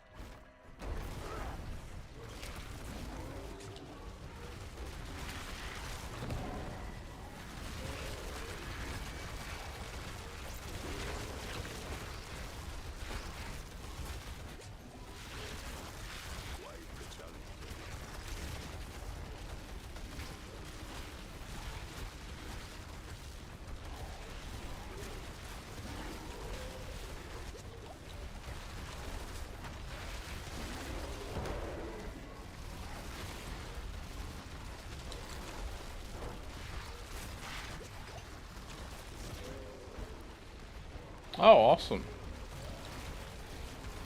Yeah, if you have any questions, feel free to ask, man. I have no problem answering them. I've played since launch, so I know quite a bit, but I only play the Druid. So if you start asking me questions about other classes, I can't help you. Play the Druid here, and then when PoE 2 releases their Druid, I'll be playing the Druid there as well. Right now I'm playing Warrior in PoE 2, and I dabbled with a little bit of Deadeye as well, but in an unconventional way.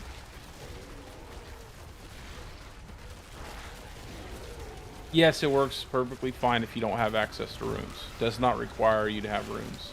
The only thing the runes will do for you with my full build is give you more HP and more procs with your Petrify, but it's not necessary. Everything else is, everything else is the base game.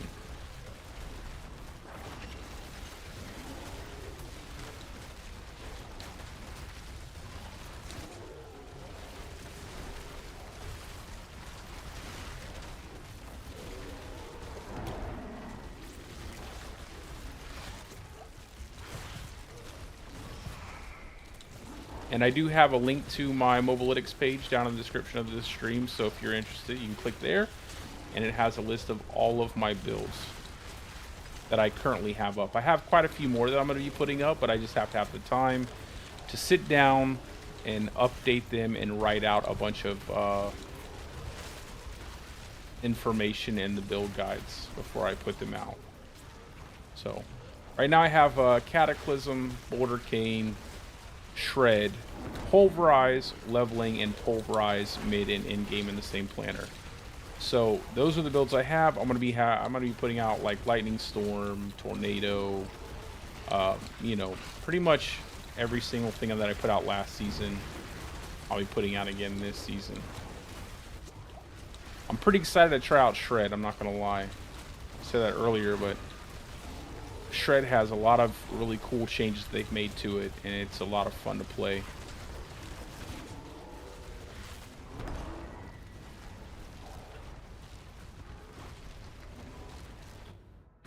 Yeah, it's probably not. Yeah, they probably, I don't know, man. I don't know what they do on their stuff. I know what I do on my stuff, and I know that it will work.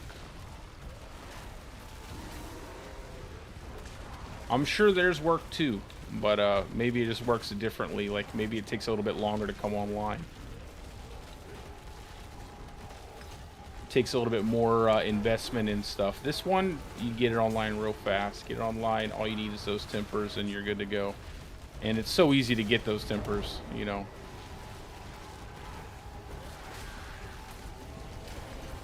Friggin' hand.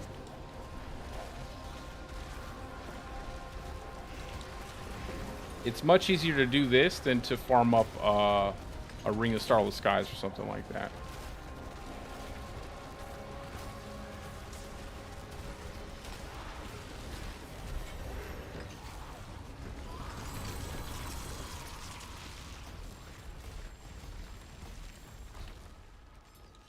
I could even take off one of my rings and it would pretty much function the same way.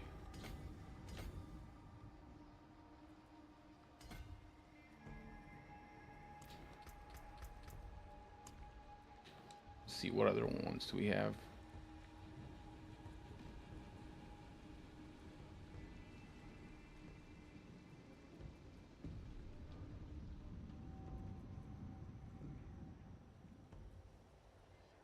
Anything good? Probably nothing really. We can do some cover fire. Why not? Well, we'll just stick with the that. Not like it matters. Pretty terrible amulet.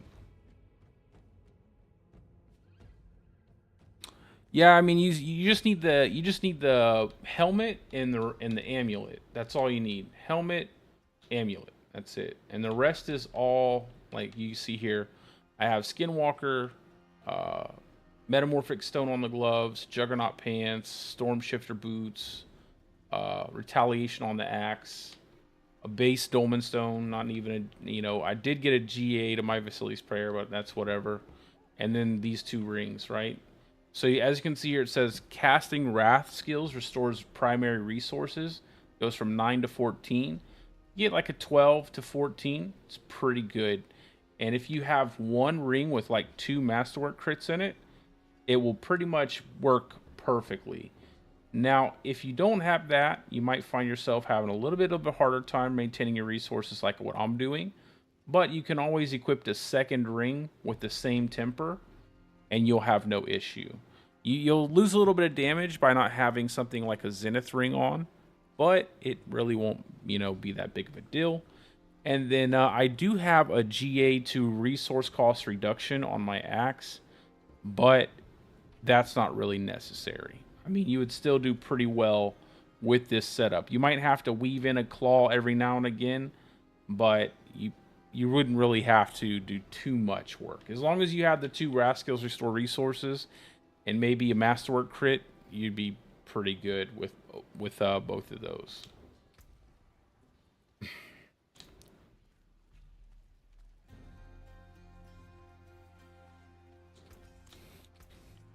And that'll pretty much hold you over until you get some, you know, some of the better gear pieces. But even with the Ring of Starless Skies, I still prefer this setup if I'm just generally farming. Now, like I said, if you're trying to push high tier pits and you're looking to maximize your damage, that's not just going to take a lot of nice gear, but it's also going to take a lot of practice, because in order to do that, you're going to need to snapshot your Quas rune from your Zenith ring. You're going to have to like time them both at the same time so you get an overpower crit double damage boulder.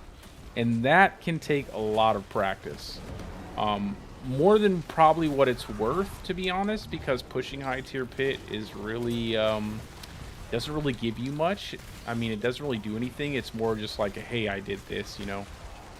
It's not like it gives you more like resources than any other pit tier above 100, probably like 110, which you should reach relatively easy by just doing some min-maxing with your base builds. You wouldn't really need the double damage boulder. Oh, absolutely. And, you know, like what I always tell people is, you know, just take what works for you out of the guide. You don't have to follow it to a T. Just take what works for you and add it to whatever you're currently using. If it makes it better, that's cool. If you don't like it, just switch it back. And, you know, just experiment with stuff, you know. I always tell people, don't try to, you know, you can follow a guide all the way through, but sometimes it just, you know, doesn't work for your play style, because most of the time, you know, build creators will make builds, but it will be tailored to almost similar to how we like to play. So just take what you like, add it to your build, see what you know, and see what you can do with it.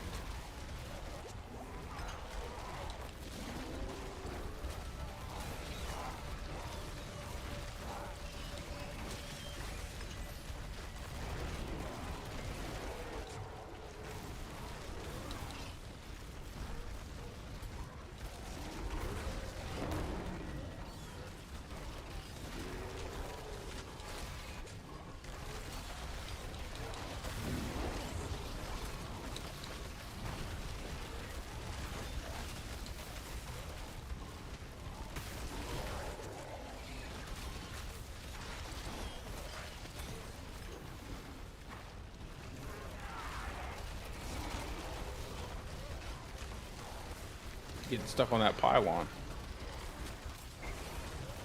Man, I'm gonna tell you what, fighting these snakes with being able to move to cast is so much easier. Golly, it's so much easier. Before, it's like you had to stop and use your boulders, and they'd catch up to you, and they would smack you and stun you. And now it's like you can run away from them while casting your boulder and your hurricane, and it just kills them while you're running away. It's so good.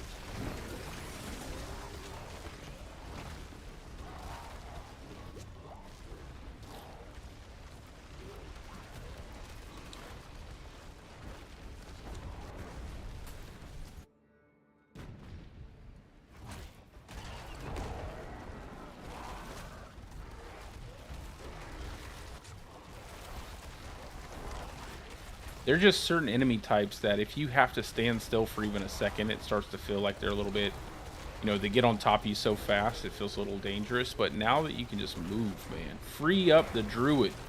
Let us move around. Feels so good. Now, if only there was more content to do with all of this power that we get, that would be nice. We just need more in-game content like the pit that scales with our damage and stuff. I'd like to have like an endless waves mode, something you can play with a group of people. That would be pretty interesting.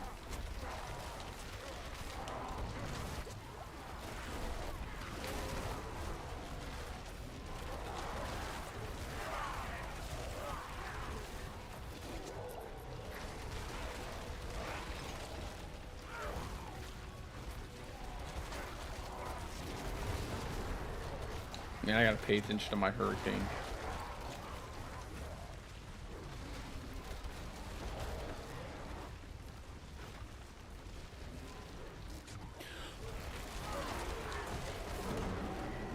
Ugh.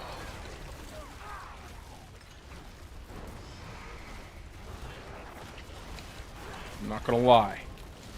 I'm a bit tired, but I'm gonna soldier on.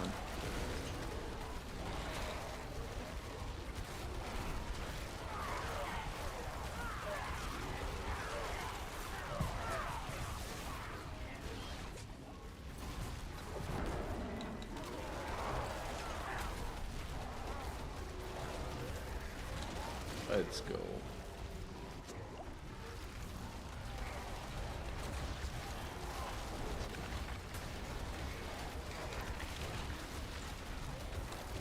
Man, wind walls.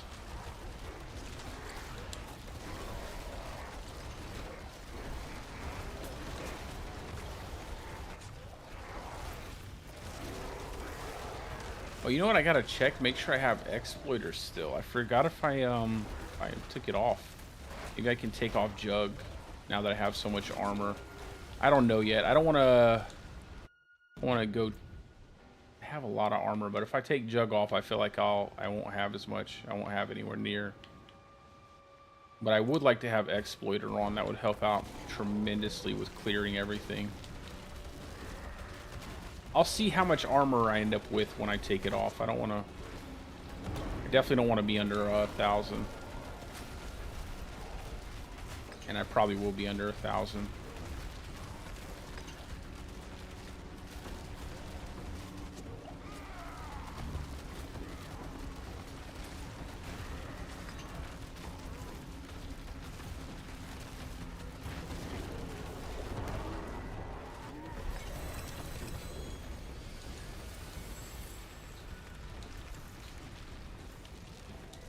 All right, just one more. One more. Nice. All right, so now we got 40% Restless Rot, and then I think I'll go for Obdicite after that. The other two, it's like, I could get more gear, but it's like, I mean, you just get more gear. We're at the beginning of the season. Depends on what you're looking for, Crank. So it's undoubtable that Cataclysm is going to be the highest damage dealing build for the Druid class this season, okay? The devs pretty much cemented that with all the buffs that they made. However, I will say that it is far more fun to play. You will still be able to clear above a tier 100 pit tier very easily, and you'll be able to complete all of the content incredibly easily. In fact, I would even go far as to say this would be a far better build to play if you're looking just to farm general content as opposed to push high tier pits. But if you're looking for the high tier pit clears, you know, as tippy top as far as you can go with the Druid, that is going to be, unfortunately, Cataclysm. And I say unfortunately because I hate snapshot overpower builds.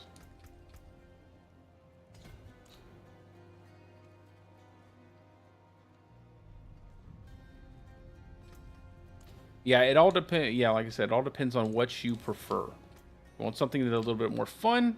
I would go with Bouldercane. You want something that does the damage? For high tier pits, I would go with Cataclysm. Absolutely, no problem.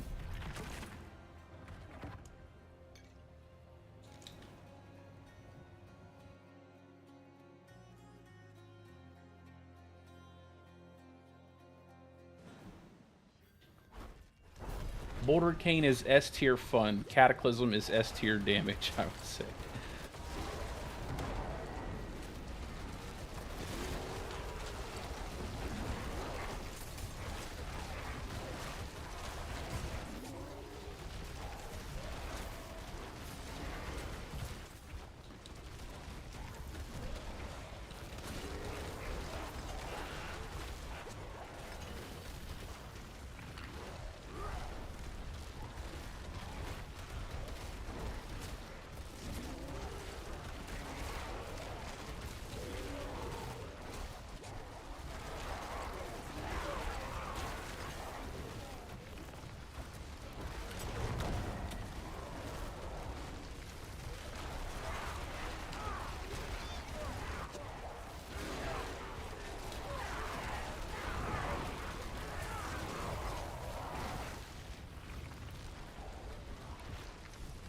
Yeah, man, I feel you, brother. I hate the fact that that's my favorite Druid build, man. That was the first build video I made, was a Stormclaw Druid, man.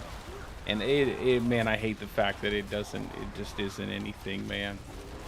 I really hope in the future, I had some ideas as to how they could change it to make it viable in this meta, but I don't think, you know, I highly doubt that we'll get anything like that anytime soon, like what I thought of. But we'll see what happens. I mean, the problem is like basic skills don't really scale that well in terms of their damage. And they would basically have to buff them up so significantly that it would make them on par with a core skill. And then it's like, okay, well, why would you play a core skill when you have to balance, you know, resource management instead of just playing a basic skill? So the way I thought they could probably change it was if they made it where Stormclaw could trigger Lightning Storm. And then you'd have like the same idea where you're using Stormclaw. You still have that same satisfaction of like using your Stormclaw to run through enemies and slash through enemies. But you could trigger your Lightning Storm to give you that boost of damage that you would need from a core skill. And it would still, you know, and it would play kind of like into how they have the game designed, where you're not supposed to be super powerful with your core skills. I mean, your basic skills. But I don't think that they would do that. I mean, well, maybe they would, but I don't know if they would listen. You know, it would take them a while to think of something like that, I think.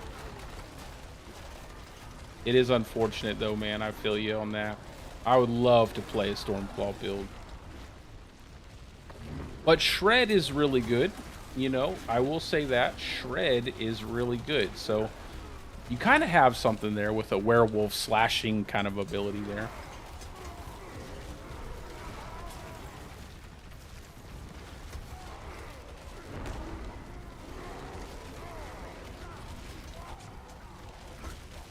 And there is a bug with Shred right now that actually amps the damage up quite considerably.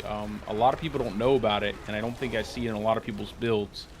But it is in my build on Mobalytics, and that is the Raging Shred. Raging Shred, the one that gives you poison damage.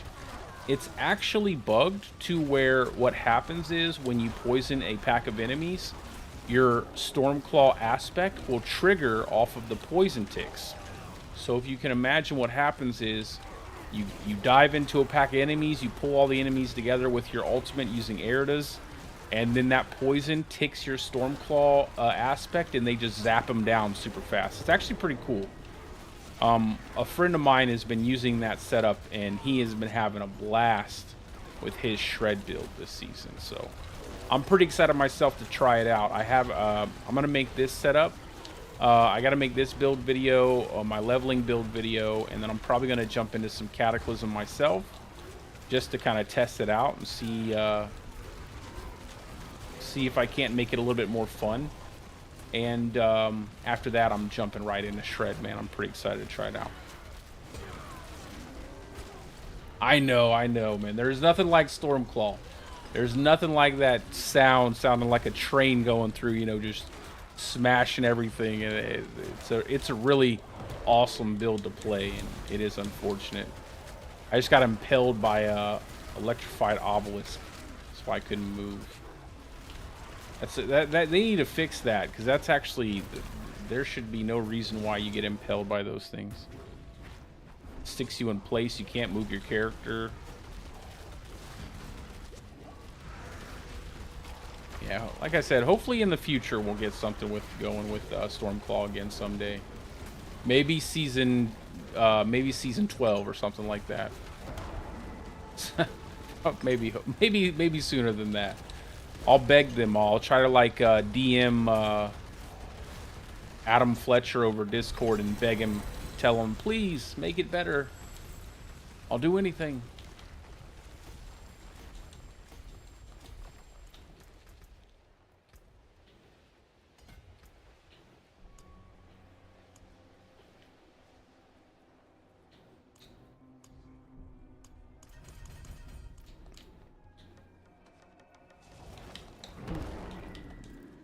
We got like one or two more. We'll have all 46s. Then we're going to jump into, after that, we'll probably jump into some Infernal Horde just to get some quick Paragon levels, I think. That's what I'll do. And then I need to do I probably need to just grind like crazy in Witch Tides. Yeah, I think they made it better now for a keyboard, though. I think they did fix it for keyboard now. Unfortunately, there's no point to play it.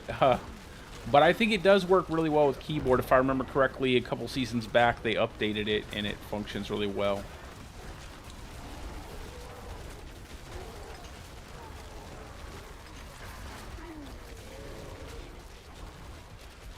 But I always play on controller. I always do. I'm terrible with a keyboard. I grew up on consoles, so play everything with a controller. At one point, I really enjoyed MOBAs like Dota 2, and I was playing with a keyboard and mouse, but I was so bad. I was so bad at using it. I was really good at strategizing. I knew how to play my characters well, and I just couldn't play them well, right? And I knew what to do. I just couldn't do it well enough to ever get out of any like low tier.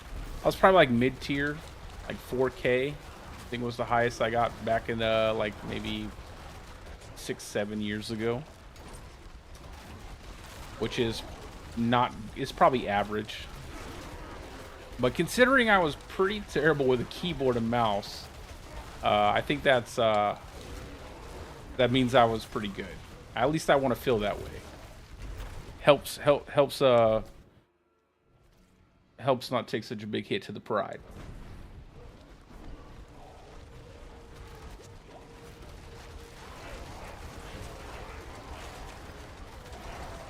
I was actually like super happy with how PoE 2 did controller, man. I don't know if you've gotten to play PoE 2 on the controller or if you played it at all, but man, they did a great job adapting that to the controller. It feels really good.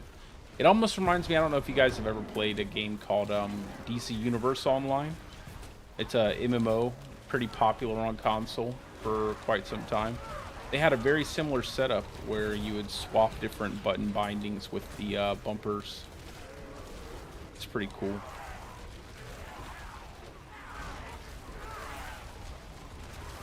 That game is actually still around, which is surprising.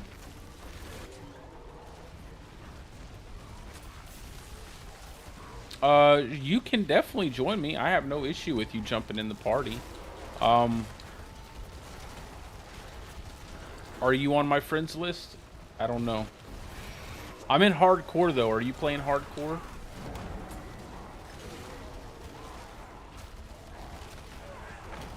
I have no problem with people jumping in the party. Oh, okay, yeah, I'm playing hardcore. Sorry about that. I pretty much almost exclusively play hardcore. I don't get much fun out of playing softcore. Unless I'm playing with people, which then it's fun.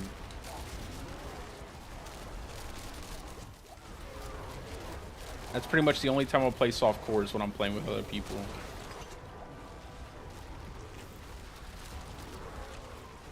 Indiana Jones. Did you like that? I heard it was pretty good. I heard they did a good job. I haven't played a lot of platformers, like action adventure platformer type games in a long time. But I definitely would recommend PoE 2.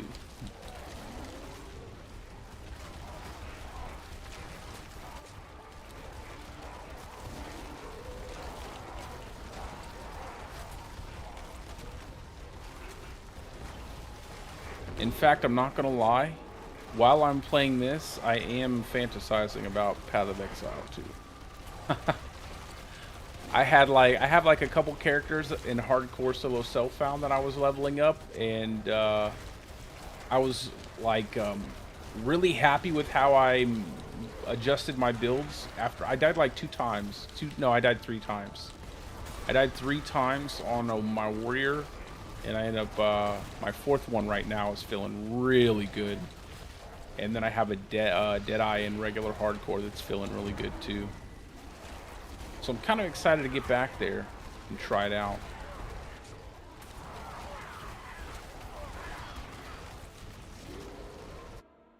Finish out those builds.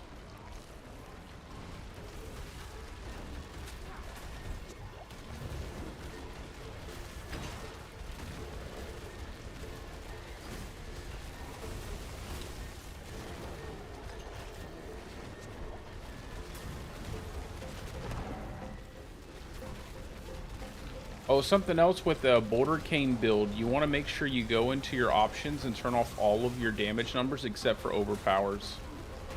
If you don't, you'll end up not being able to tell when you have a big overpower boulder in your hurricane, and what's going to happen is you'll overwrite your overpower boulder with regular boulders. So I always recommend players, if they're playing this build, that you go and turn off those damage numbers and just have overpowers going.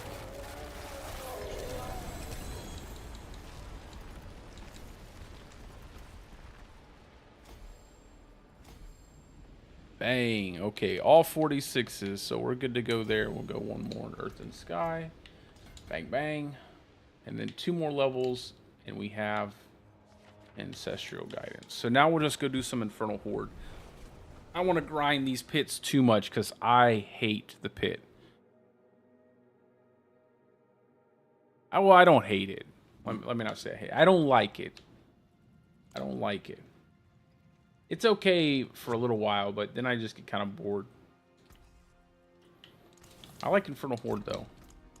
A lot of fun. See, what do we have? We have 3 6s, and 8 and 2 10s. I think we'll just do we'll do 1 6 and then see how that fills in tier 4. And then we'll do like the 8 and the 10s.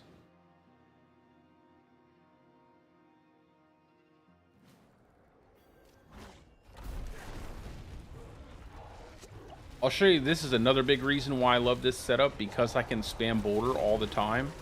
I can just spam boulder the entire time I'm running around here. And I never run out of resources, and I just kill everything. It's so good. Now, I could replace one of the rings with an Eridas, but I never really feel like I need to.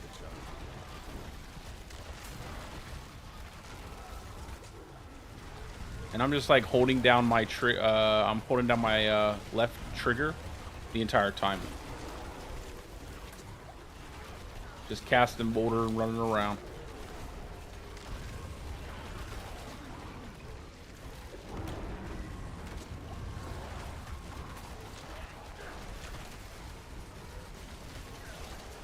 Hey, what's up? How are you doing, brother?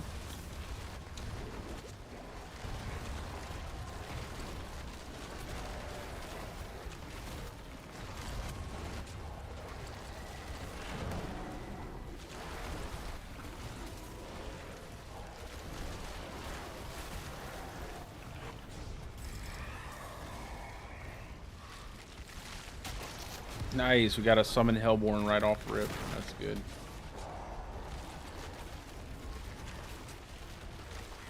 In philosophical discussions, I mean, sure.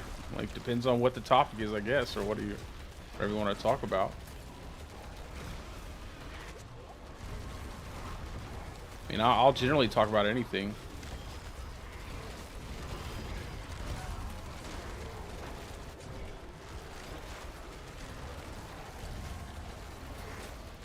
But usually, it would, if it happened like organically, like not just like, oh, we're gonna have a philosophical discussion today. It's usually, I would rather it happen organically, like maybe we're talking about a specific topic, and we just so happen to get on to like a deeper conversation about that specific thing.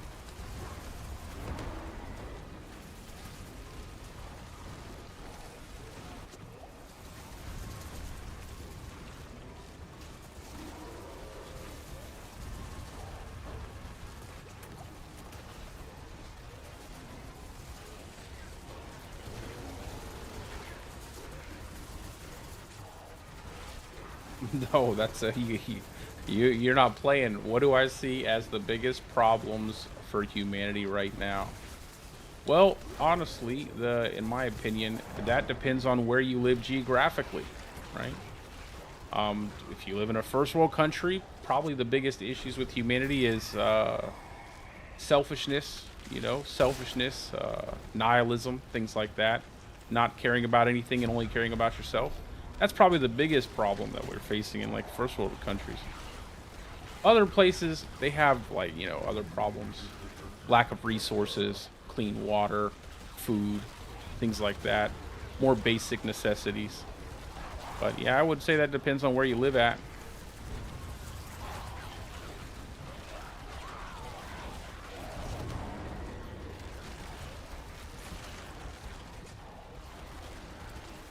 Yeah, it's definitely not. Just come out with a big question.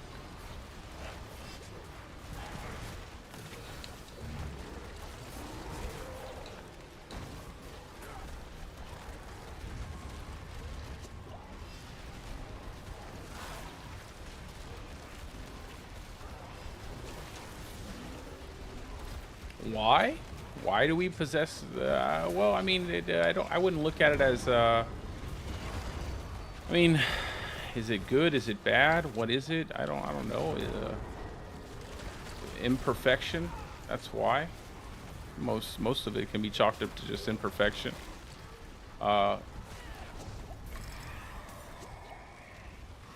Tribalism. That's a big one.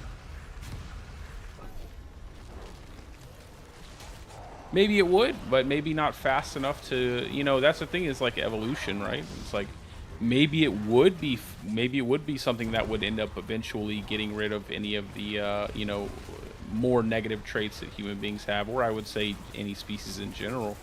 But maybe it wouldn't be fast enough, right? Maybe we would end up like, maybe it wouldn't be fast enough to outpace our ability to self-destruct our civilization, right?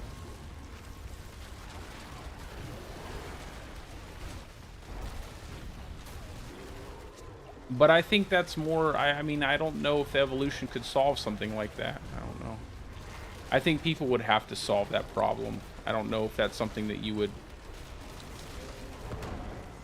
maybe, I don't know, larger intellectual capacity, but it seems like we're kind of headed in a different direction. A better ability to understand information and I don't know. I don't know if you could evolutionize your way out of being... You know, I'm sure you could to some degree. Maybe it would take a long time. I don't think it's a... I've been hearing that it's not the survival instincts bug. I was probably jumping the gun there. They said they got it, and they probably did. It's probably a different bug, which is causing that giant increase in damage. But then someone else said it might have been a mistake, so I probably need to look into it. I was just reacting to Rob's video, seeing that the Cataclysm bug was doing that, and that was very similar to what was happening on the PTR. So I could have been... I didn't really have like 100%... I wasn't 100% sure about it, but I think that... you know, I just thought maybe it could be something similar to that. Then I thought it was maybe the apogic aspect, the one that scales your damage. They did end up, you know, changing a few aspects around before they launched the season. So they touched up rune workers, they touched up the vehement brawler, whatever it's called, and they touched up apogic. So it's probably one of those, and I'm not exactly sure which one. Because like I said, I haven't played Cataclysm yet. I wanted to make Boulder because I enjoy Boulder much better.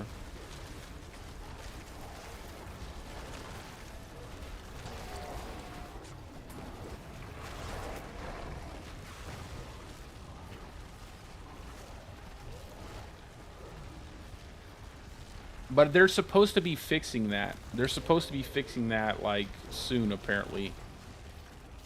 So I wouldn't even worry about it.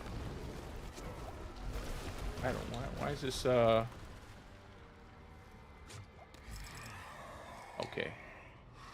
Like, what's going on here?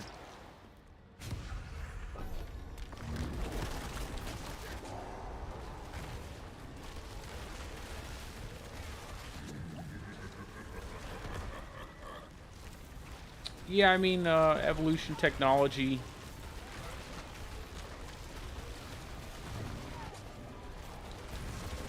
I think that the unfortunate part is in most circumstances, like, you know, we don't use technology as something that enhances our life. We use it more or less in a way to give us a crutch to lean on. We're not more productive with all the time we save by having all of these amenities available to us, that we actually waste more time than we actually spend doing more constructive things that could advance humankind. You know, I think that's a bigger issue. People not really understanding what technology should be used for, including myself. I'm not pointing any fingers here. Just as lazy as any other human being. Probably lazier to some degree than most, or some, you know.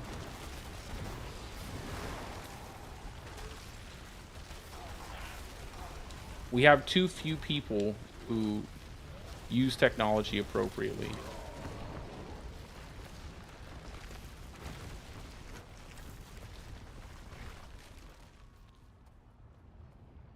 I mean, conversation is conversation, brother. I'm willing to talk to you about whatever. Doesn't bother me. I don't think it bothers anybody else. We're just playing some video games and talking.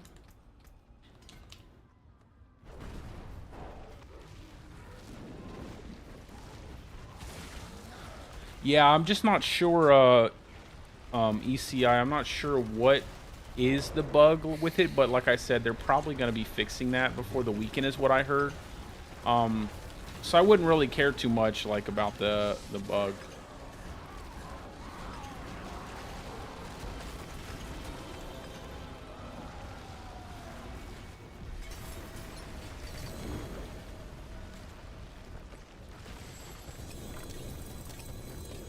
Oh, nice. We got a...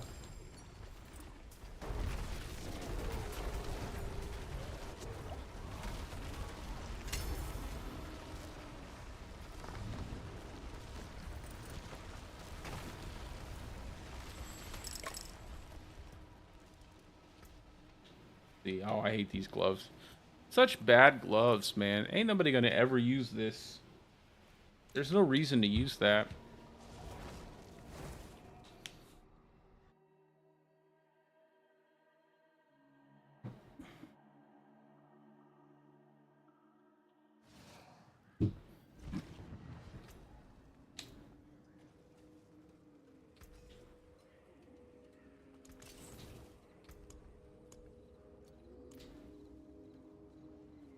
So let's do... We'll do 8 now. Oh, dang. Somebody got a 4GA Crown of Lucian. Nice. I have seen more, you know, multiple GA pieces of gear already this season. So that's kind of nice.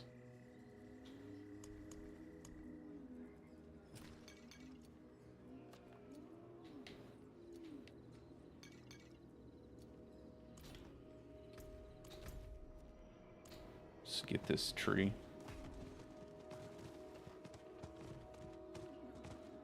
It is done.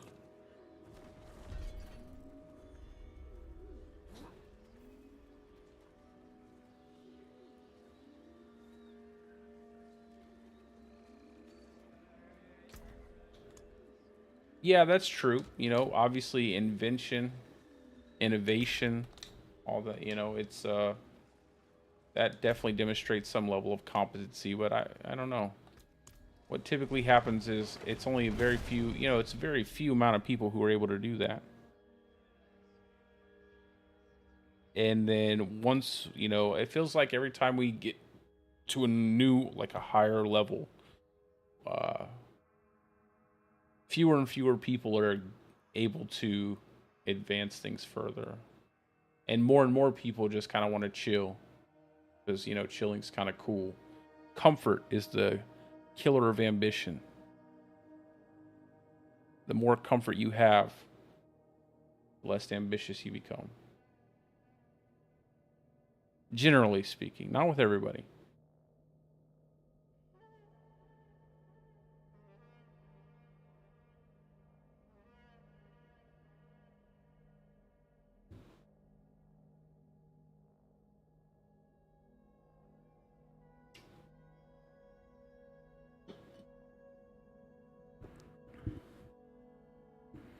But I think at some point, like, what are people talking about now? You know, AI. AI is basically going to create. You know, they're trying to create such a powerful AI that it basically can take over creating more things.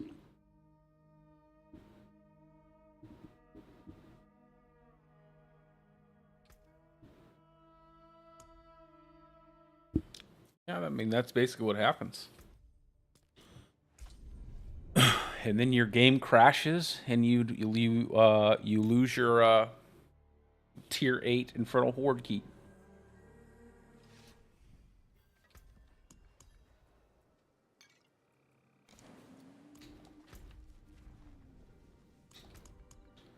But then you have 2 tier 10s, so.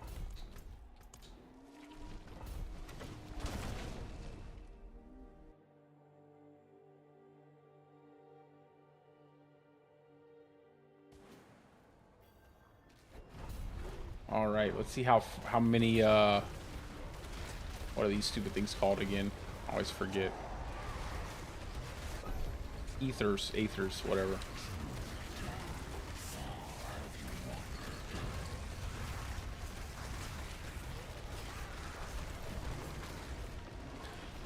Just recently with the launch of the season. Not often though. Not generally. I have a pretty solid connection. I think it's more or less just the launch of the season with all the new is some instability with the servers that they'll probably fix with hot fixes and stuff.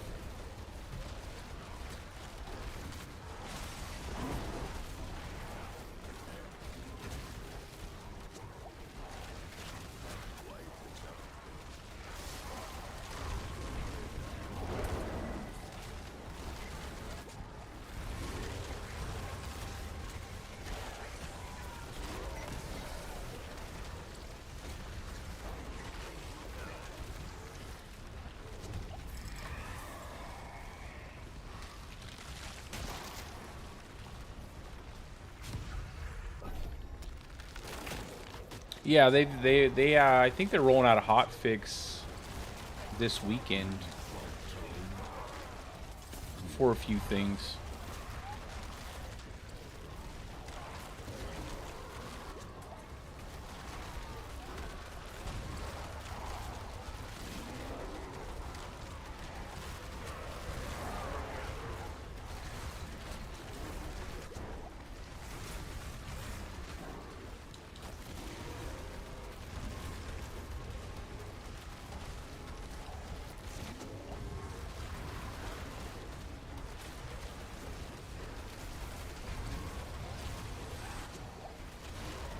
Yo, that is so nice. You're just like, I just kill one of the stupid deals, and then move to the next one, kill that one, move to the next one. It's just so fluid now. This is exactly how Bouldercane should have been right away as soon as they had put it out. It feels so much better to play this.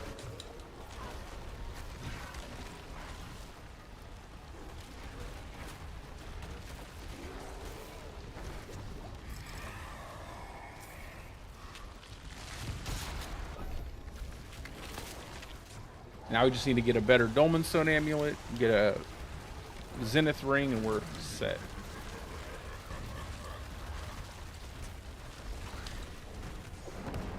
Then we can just work on getting the Shroud of False Death.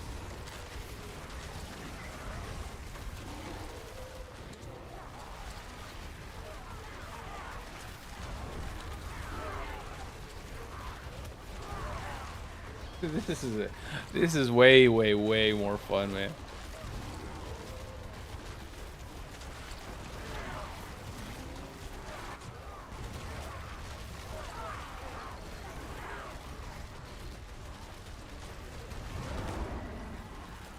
Like I said, now all they need to do is make our Petrify move to cast as well, and we'll just be perfect. Just never have to stop for anything.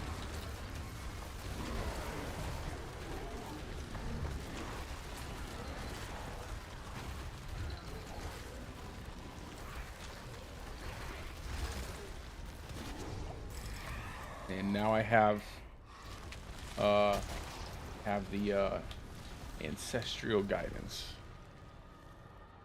So you got 50% more to... We'll just keep boosting up the speed at which things spawn.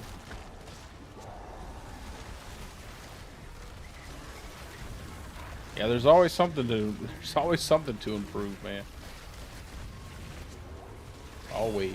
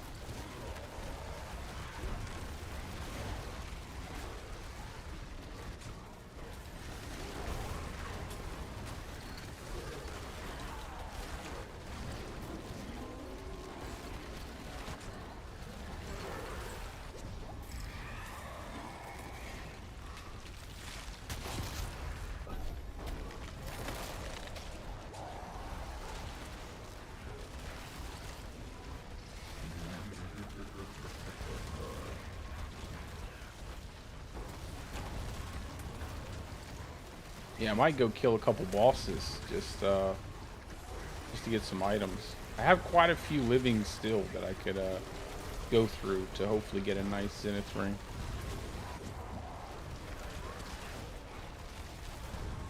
Well, of course, if something is perfect, then there means there's no more, there's no progression to be had anymore. It's perfect.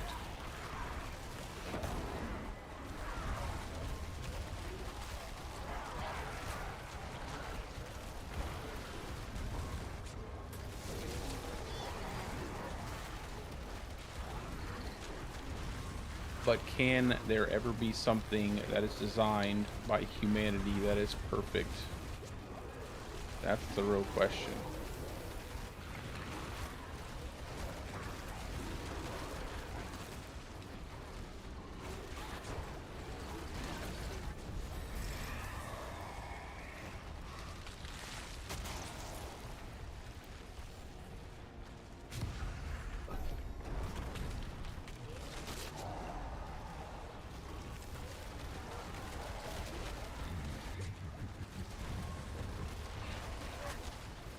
You believe that? You believe so? You think we can do it? We can make something that's absolutely perfect?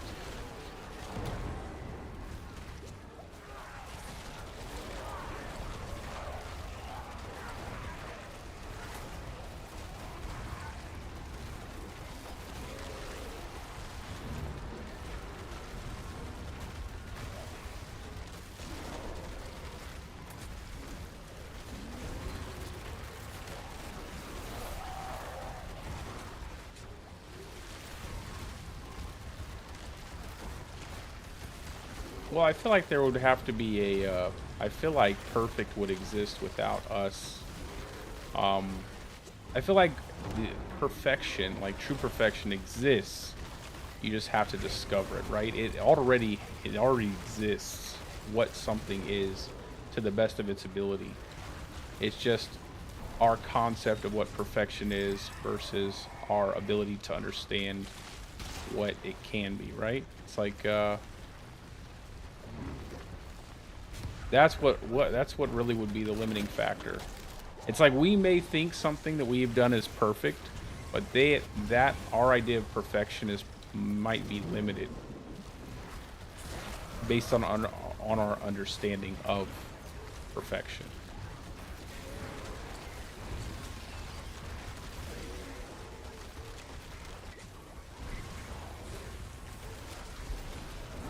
There's always, I would say, there's always a point where you can never expand something, right? Maybe you wouldn't have the resources available. Even if you had access to every resource available in the entire, universe, there might be a point where even with all those resources available to you, you would reach a limit.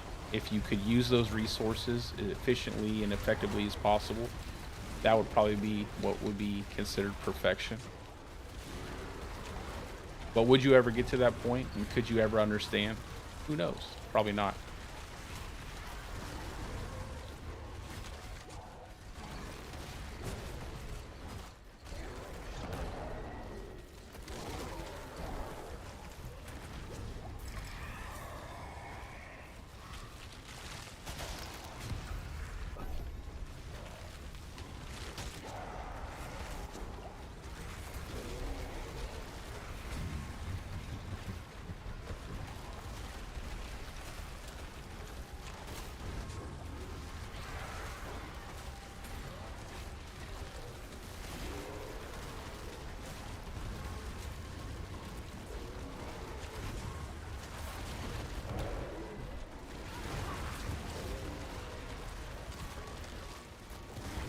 Build, it's on my YouTube. It's my Bouldercane, or you can go to Mobalytics. Go to NikoWrex Mobalytics. I curate the Druid.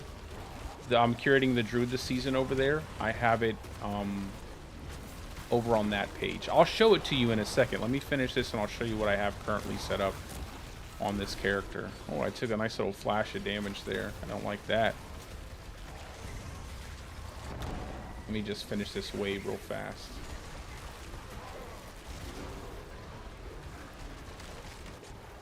Didn't get really lucky on this one. So currently I'm just, I just recently got into tier 4 tonight, just because I couldn't really farm too much the other day because I had my son's birthday. But we're doing Vasili's Prayer, obviously, Dolmen Stone, plain old Dolmen Stone. We got Skinwalkers, Metamorphic on the gloves, Juggernaut on the pants, which I'd like to be Exploiters, but I just want to make sure I have armor capped out for tier 4. Storm Shifter boots, Retaliation on the two-hander, and then this is the big deal right here. So Wrath skills restore primary resources. That's how I maintain my spirit the way it is, where I never run out. So if you get that temper on a ring, you get like 2 masterwork crits into it at a nice roll. You can really only run on 1 ring and you won't need a second one. But right now, just because I don't have a good Zenith ring, I'm running it on both rings. And on this second ring, I'm running Umbral Aspect, but I could probably change that because it's only restoring like 3 and I don't really need that.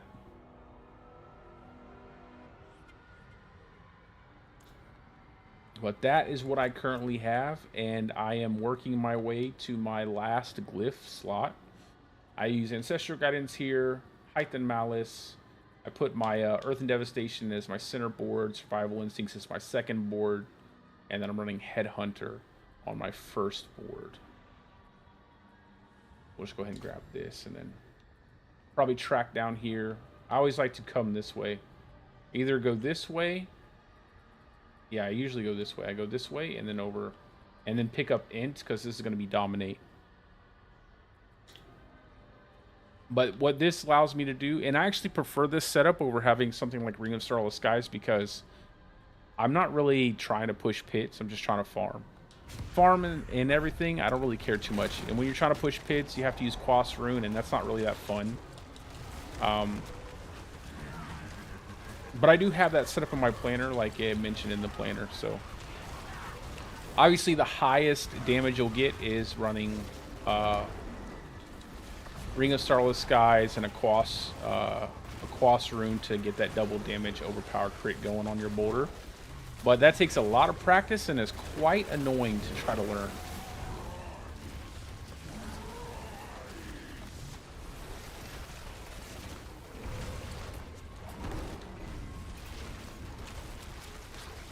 Boy, I don't like those crossbow guys. Not right now, I don't. I need a Zenith ring so I get that extra heightened senses ranks. Maybe some more DR.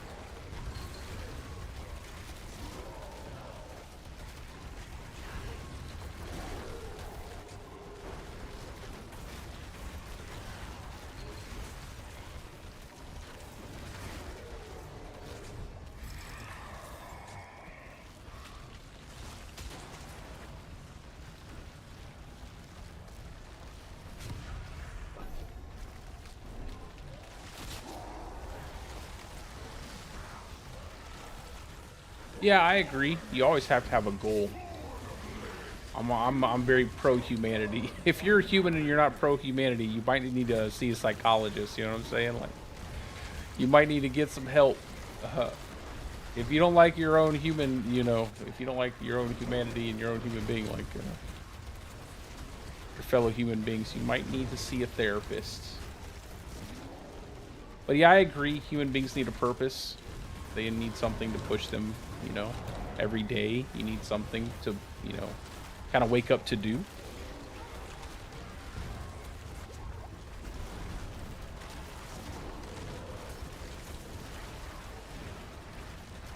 And I think as we drift closer and closer to UBI, like having a universal basic income and people not needing, you know, not necessarily needing to work, or like low skill labor, or even to some degree like mid to high skill labor even becoming, you know, kind of not necessary at some point in time, you know, or less and less people being required to fill those positions because we have things like, you know, AI and robotics, stuff like that. We'll have to really find a way to figure something out. We're really going to need to figure out a purpose for ourselves. Family would probably be the highest purpose at that point, like just having family, children, things like that. Education, as much as we could educate ourselves and remain useful.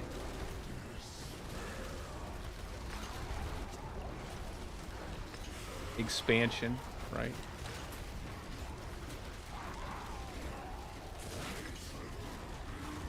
But that's way, I'm going to be long dead, man. I'm going to be so old at that point.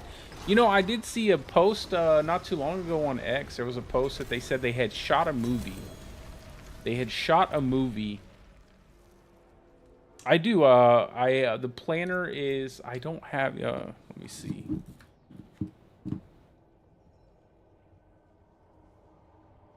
If you go to my Mobilytics page, or if you go to my YouTube channel, the planner's in the description. You have to forgive me. Don't have all that fancy stuff everybody has where you can link it right into the Twitch chat. Let me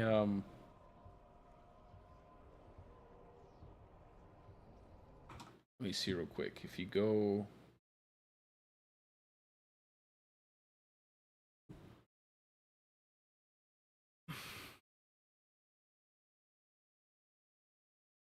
here's my profile at Mobilytics. And then right here is my Bouldercane. It's Bouldercane Bear, kind of a play on the movie. And it basically has everything that I'm currently using. Except I don't have a Zenith ring on. Right? This is how I would set it up if I had everything. And then I also have a Mythic setup, which is really just Shroud of False Death and Ring of Starless Skies. With all the witch powers and everything.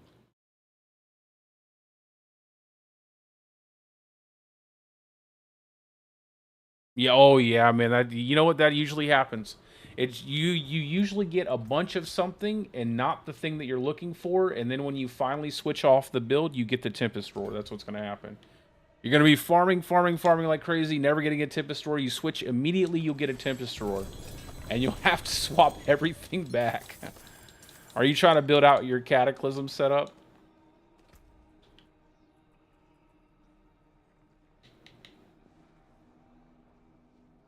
Oh, nice.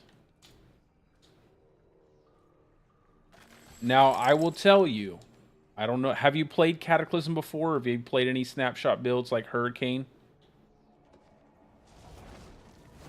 Okay, so you know. All right. As long as you're prepared. I know a lot of people will look at it and be like, oh, man, this thing is great. And then they start playing the build and they're like, oh, this is horrible. I hate it. It's not as fun as playing something like Boulder.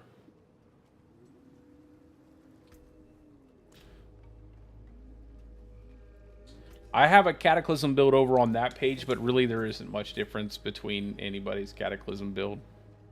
I'm sure they're pretty much very close to the same everywhere.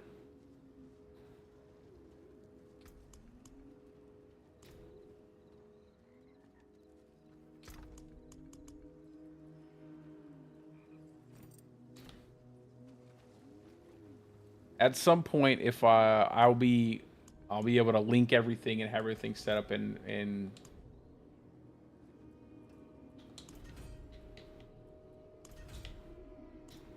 Twitch. I just recently started streaming back on Twitch. I was streaming just on YouTube. I think I'm gonna go do some farming. Let's see, Obdicite was for. We'll just go that. I think I'm gonna go farm up some Restless Rot.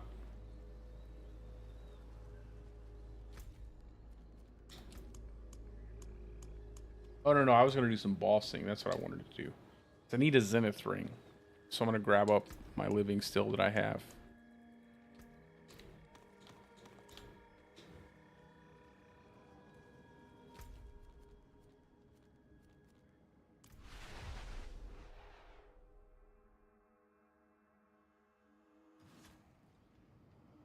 Yeah, I mean, I would agree. Like, we definitely need more stable systems of government. But I think in order to do that, you would also have to have a very intelligent voter base, right? And I think a lot of times people, I think it's pretty obvious that people are we're pretty emotional creatures, and it's kind of hard to I mean, look at, like, in the US. I mean, Jesus, I live here. I mean, I don't know how many actually intelligent, politicians we have. Like, most of the smartest people we have are always doing something other than politics. That's usually what it is. Smartest people, and I think that's generally everywhere. I think the smartest people in most places are doing something other than running the places that they live in.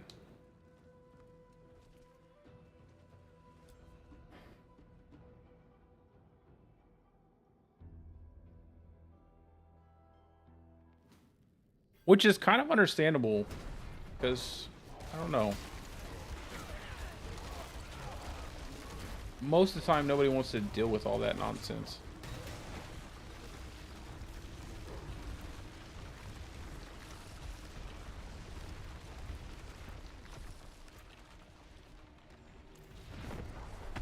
Yeah, I mean there's a way to, but I'm sure there's a way to, but then you have to can't force people if they don't want to do something to do it, even if they're really good at it. They have to want to do it willingly.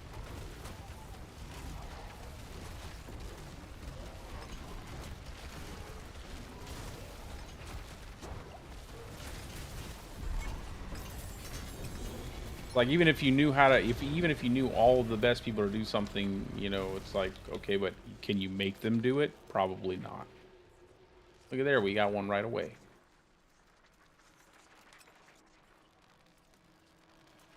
Make sure I didn't jack up my resistances by doing that.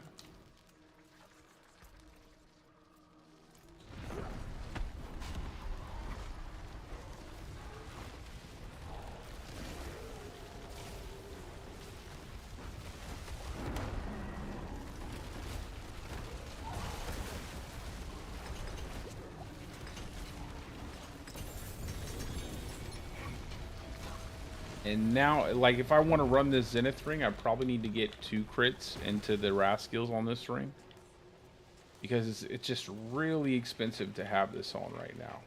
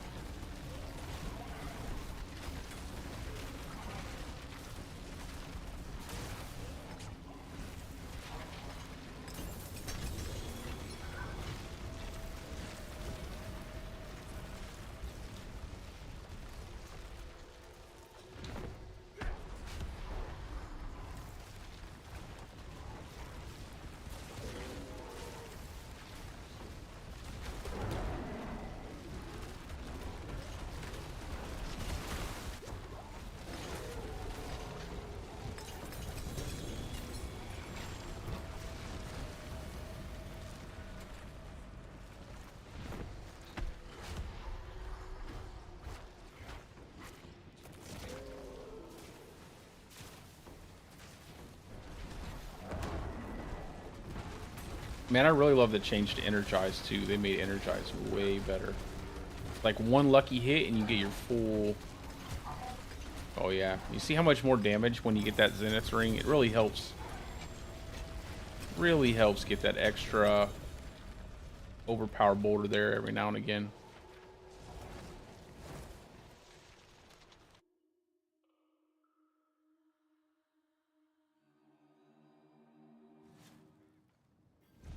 And then if you wanted to really kind of circumvent that, you could just change this to something like Umbral Aspect or Starlight Aspect, just to kind of keep you from running out of resources until you are able to get a really solid couple rolls on Raskills Restore Resources.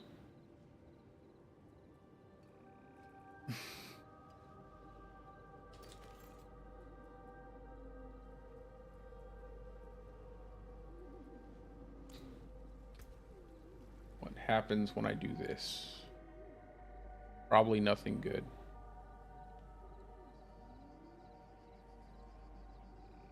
I don't think I have the resistances yet to use this, because that's going to hurt my resistances pretty bad. Even if I have a...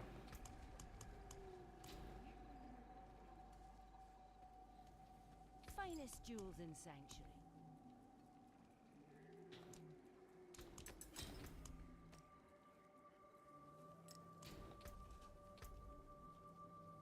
Yeah.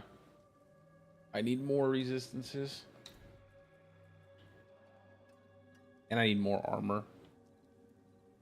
Probably need to have boots with like armor and resistances as well. Just because of the change that they're making to these gyms.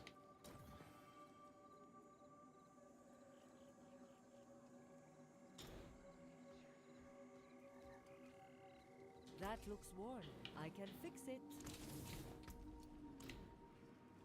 Let's chuck this chest piece in the chest real quick. And then I will masterwork this Zenith ring. A kingly ring. Use it well.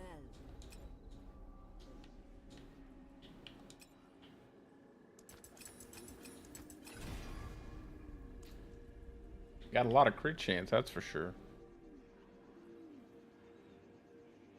I would need to reset this and get casting wrath skills restore resources. I have enough gold to.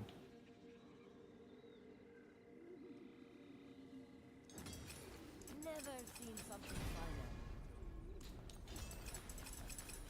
I mean, I'm not floating in gold, but I think I can get at least one roll. Rare to have something so fine.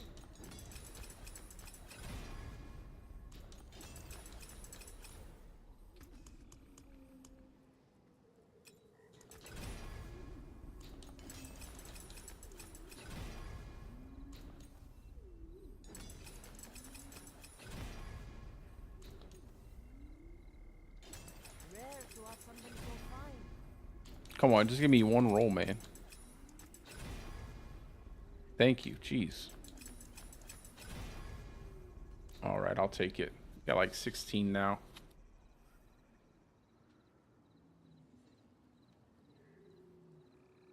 That should help kind of keep up the resources a little bit.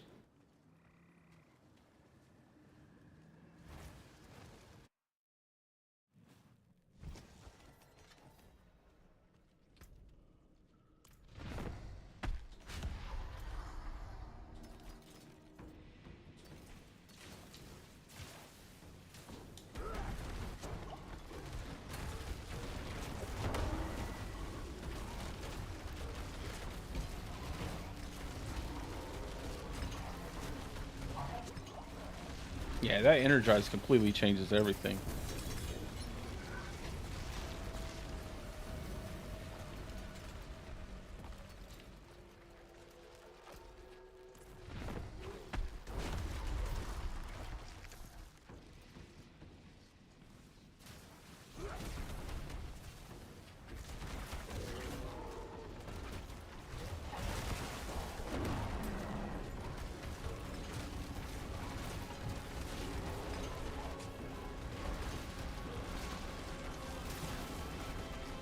Yeah, I mean, it's important to always have incentive structures. You have to have incentive structures, but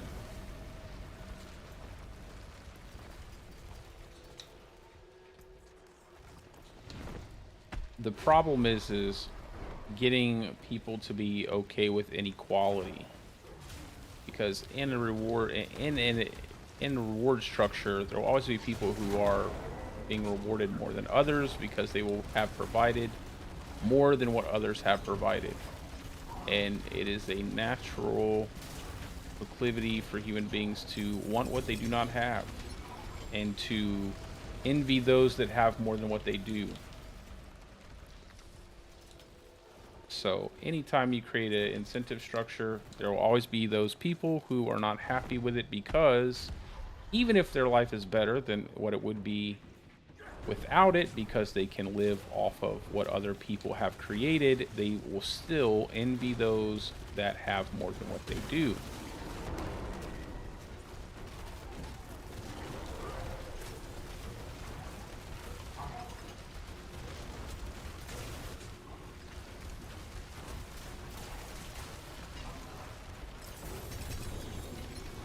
There's always some kind of problem you run into.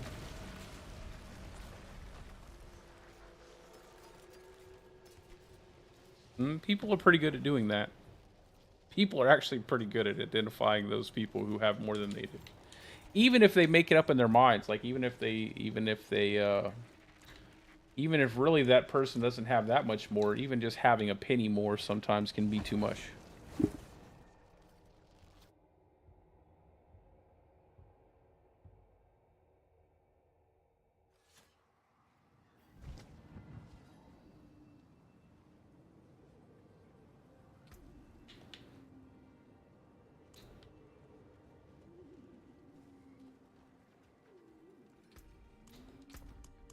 I mean, that would be pretty interesting to see how you could keep that hidden.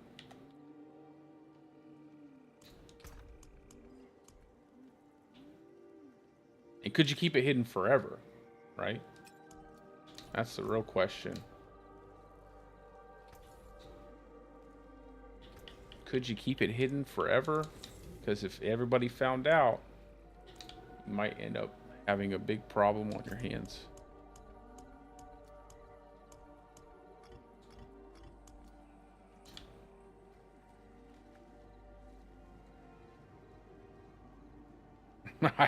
All right, you got something cooking. Alrighty, bro.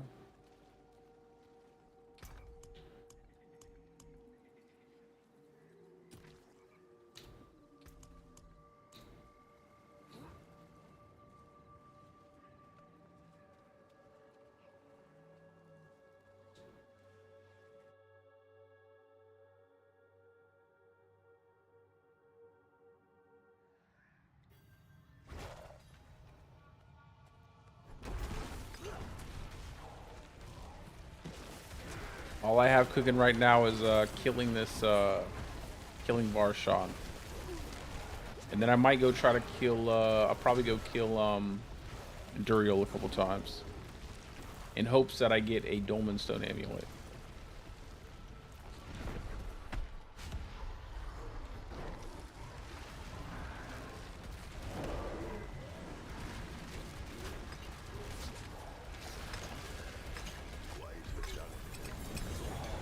Ooh, nice. Hopefully that's a, man, it's always a mother's embrace. Come on. Who wants a mother's embrace? Come on.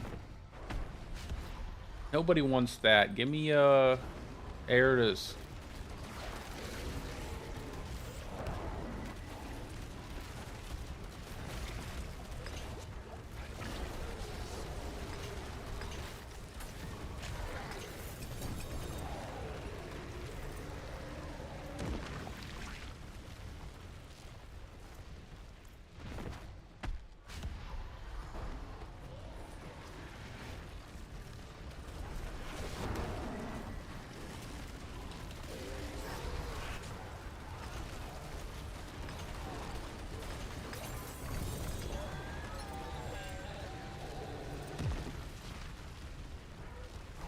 I might as well be. I am basically playing solo self-found. Telling you, they need to just have a solo self-found league.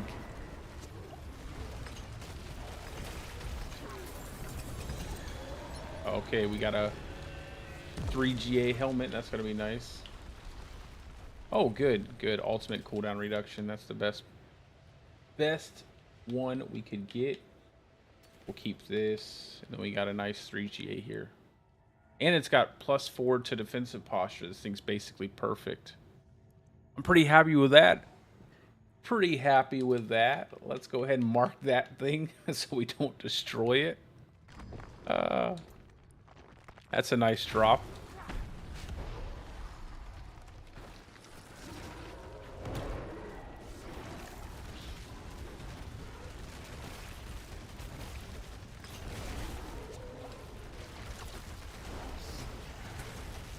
Duck, dodge, dip, dive, and dodge, man.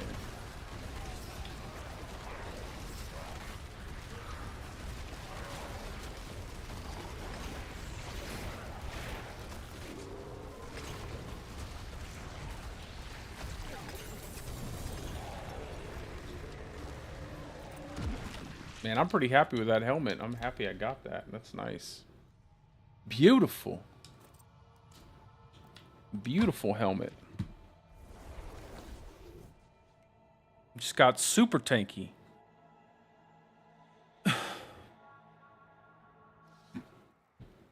Now I just got to make sure I don't die.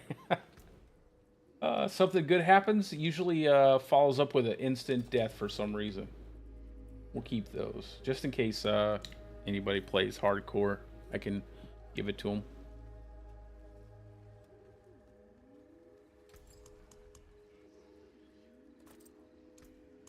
What color and brilliance.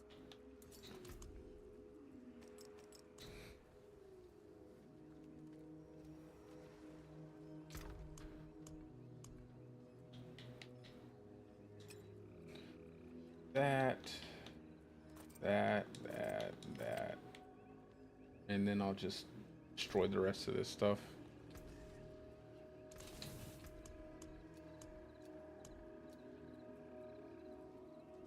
Let's upgrade this.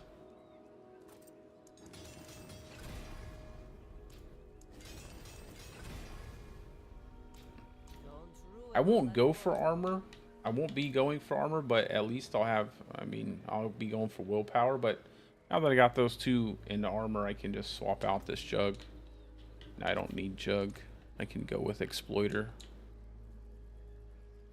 Another good one is ballistic, but exploiter just works better because that big multiplier and enemies always become unstoppable so quick.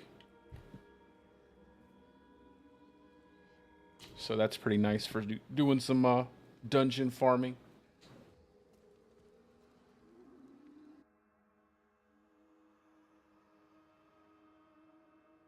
But ultimately, we will definitely be picking up more willpower at willpower percent.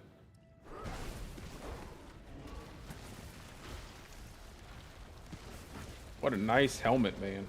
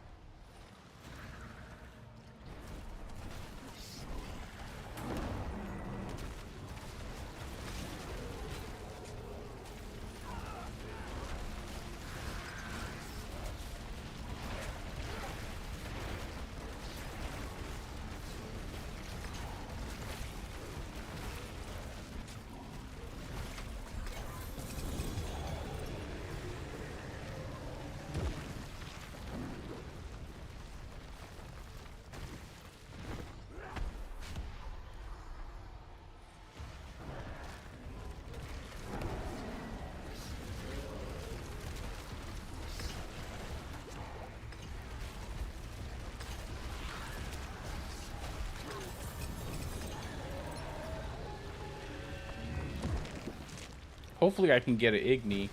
I'd like to get an Igni and a...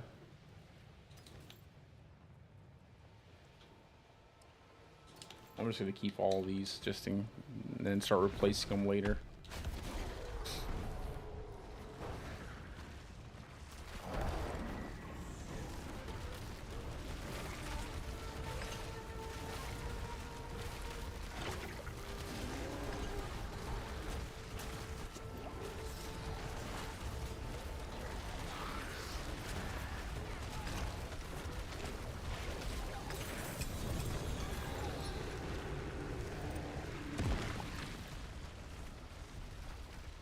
Oh, nice. Second one. That's good.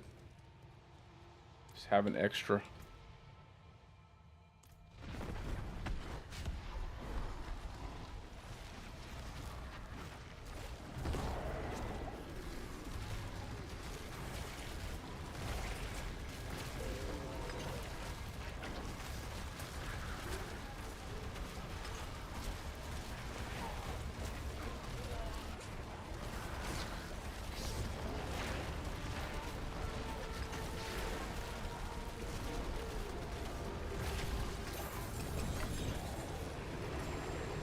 I don't know. I feel like I know these boss fights really well, but if I was a player who was trying to, like, you know, say like they nerfed a lot of player power, and I was trying to learn these fights, man, I'll tell you what, you can barely see a damn thing on the ground with Varshan.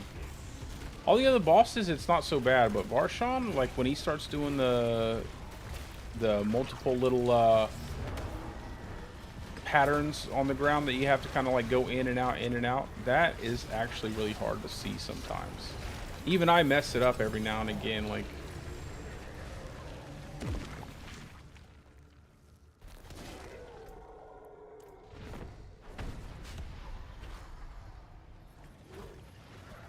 And he's probably the tough. I would say he probably hits pretty hard for one of the bosses. Like, pretty tough.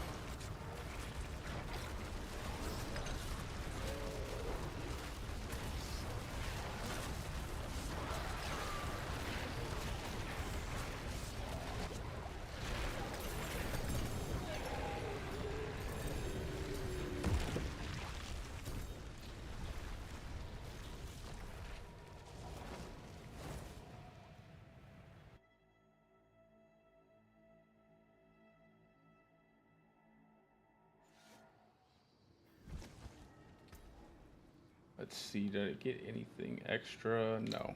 The rest of this is pretty bad stuff. Come back if you need the forge. Throw this stuff in the chest real quick.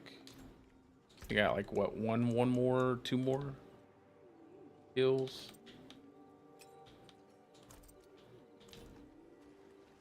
Yeah, I still think I like this right now over having a Zenith ring on. Just feels a little bit better.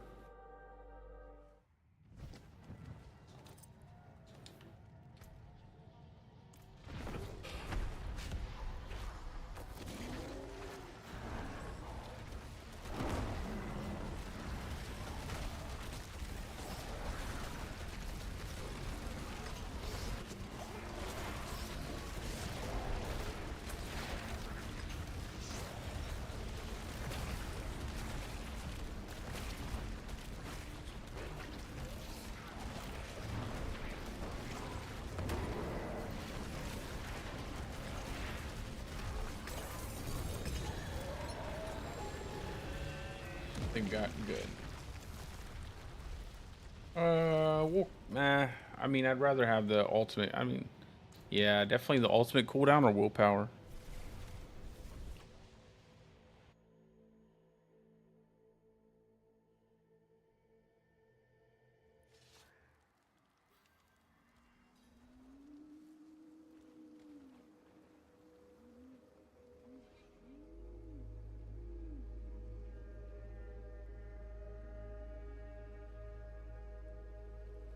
The single person, bro. Sounds interesting, brother.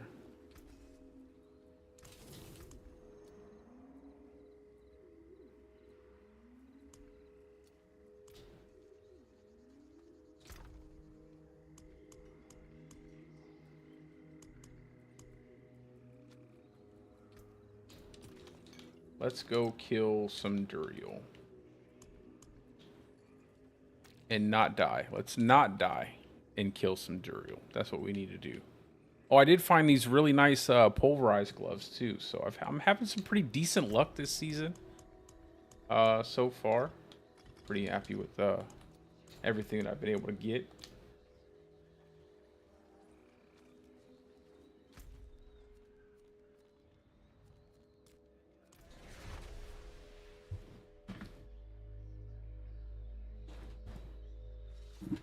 I think once we kill Duriel, then we'll go back and we'll do some witch tides, and then that will probably do that for a little while, and then that will be it for the stream for tonight. But I will be streaming tomorrow as well. So. And on Saturday, I am doing my first giveaway I've ever done on my channel. I will be giving away 2 accelerated battle pass keys, so I'm pretty excited about that. I'm probably doing some kind of trivia competition. Just a little friendly competition between anybody. Doesn't have to be a follower or a subscriber to anything. I kind of like it like that. And I think that'll be kind of fun. I will tell you guys that are watching, I will be putting out the information tomorrow. Yeah, that's how I kind of want to run my channel, bro. I don't want to make people have to sub or follow my channel to get stuff. I don't want people to follow me or sub to me because they want free shit. So it's like I would rather just give stuff out when I have it available. And if I get really popular and I have a lot of money someday, I will be giving a lot of stuff out. That's just how I kind of want to do things. At some point, maybe if that ever happens, you know, it's like a what is that, like a 0.01% chance that'll ever happen. Seems like the odds are in my favor, but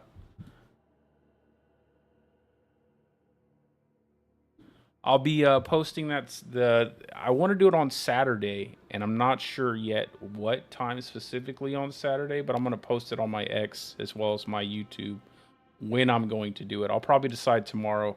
I just have I have to write an article for Mobalytics, and I have to I kind of want to get one more build done and written out to put up on the Mobalytics page so people can try it out if they choose to, and then I'll decide.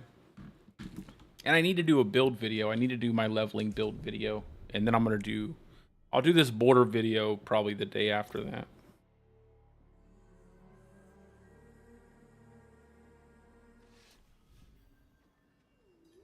Oh, gotta love those crashes, man.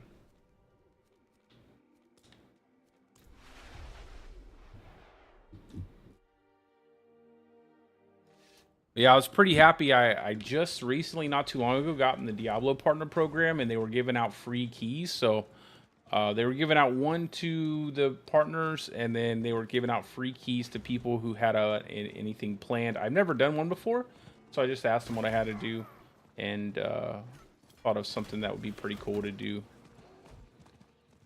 Pretty excited to give away some stuff to people.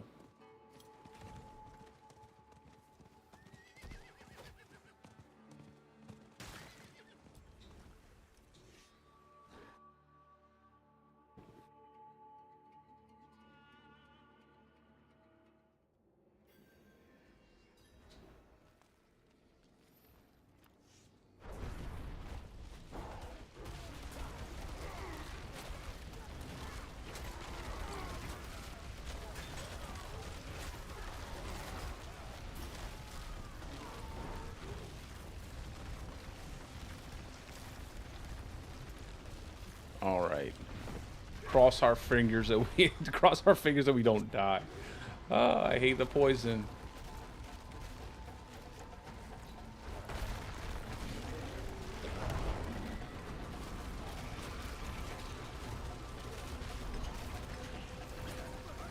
No.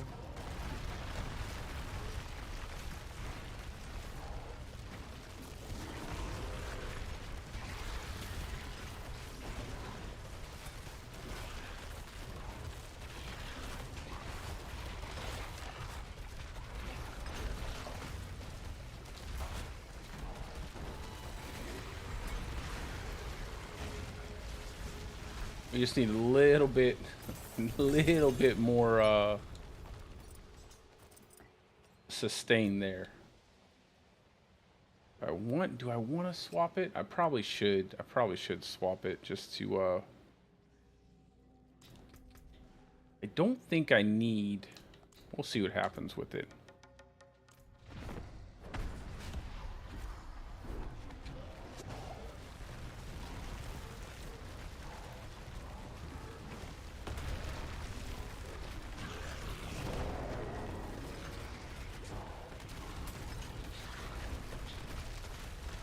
Oh my god, it's so much better.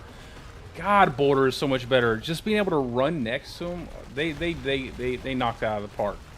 Boulder is finally really, really good.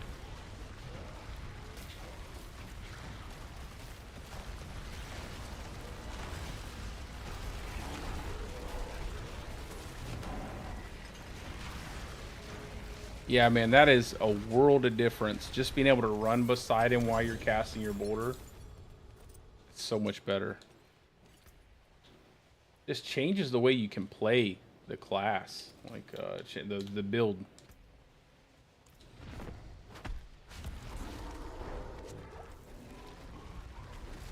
Yeah, I could definitely drop the, I can definitely drop, Umbral and just use the damage aspect now.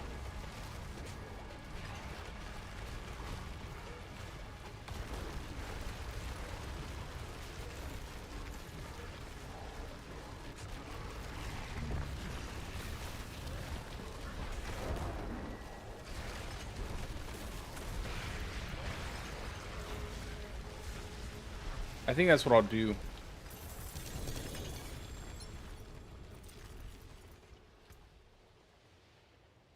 Four seconds and ultimate. Bro, the game wants me to play Cataclysm. The game wants me to play Cataclysm. That's the perfect pair of boots. 4-second cooldown, 450% ultimate damage. The game is saying you gotta play Cataclysm. And I gotta... Okay, this season is my season. I feel like this season is my season. Because this is way too much good luck in the beginning. Or I'm about to die on this character. One or the other. It's about to happen. I'm either going to have an insanely good season, or this character is about to die. Like, there's no way that I'm getting, like, Nature Magic cooldown plus 36x on my first GA Dolmen Stone. That's crazy. I'm going to keep this one, though. That's pretty good luck. Pretty good luck.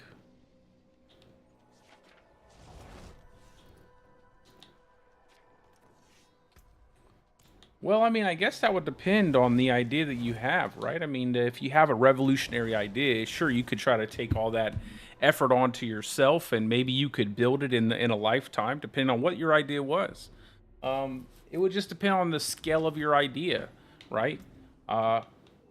Could you do it by yourself, or would you need help to do it successfully in the time you have available to you? You know, that's the real... You can't, I mean, it's not one of those things you could just say, yeah, I'm going to do it by myself. Depends.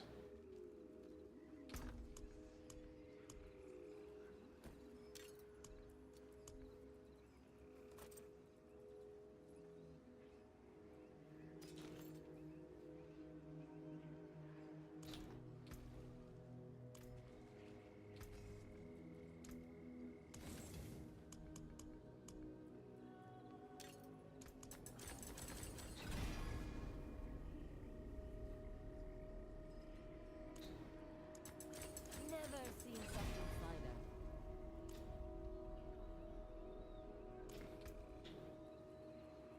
finer. I got 2 Masterworks on things I don't really want, but that's okay. We're not gonna worry about it. Let's see, what can I put on here? We don't need attack speed. We don't need...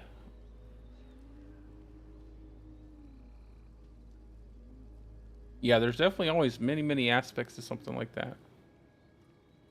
I mean, I would imagine if it's revolutionary, it would be a monumental task. I don't think there's anything that you could do that was really small that would be revolutionary. Unless it was just something that was completely trivial, right? Like, you could revolutionize the rolling pin, right? It's like, okay, so what? We don't even need them anymore.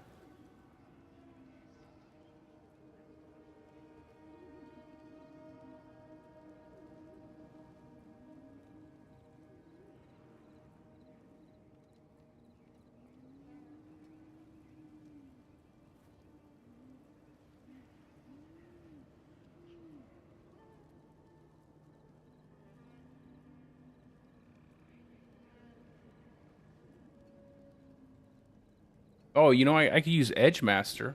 I could use Edge Master for right now. Because it basically, I always have pretty much full resources.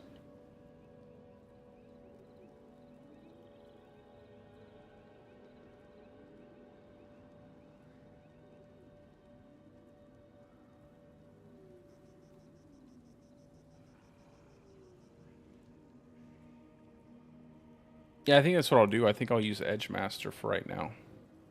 Get a little bit more damage, nothing too crazy, but it's still,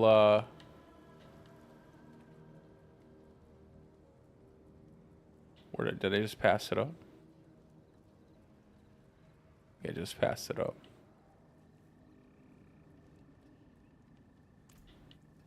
I know there's a search feature, guys. I just never use it. Never have. I don't know why. All right. Man, we are set. We are really we are getting pretty lucky here.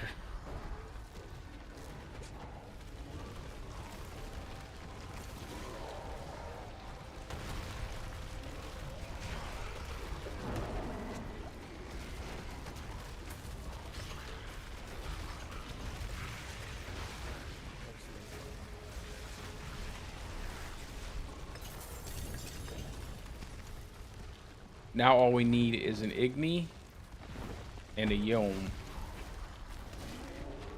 Or an Igni and something else.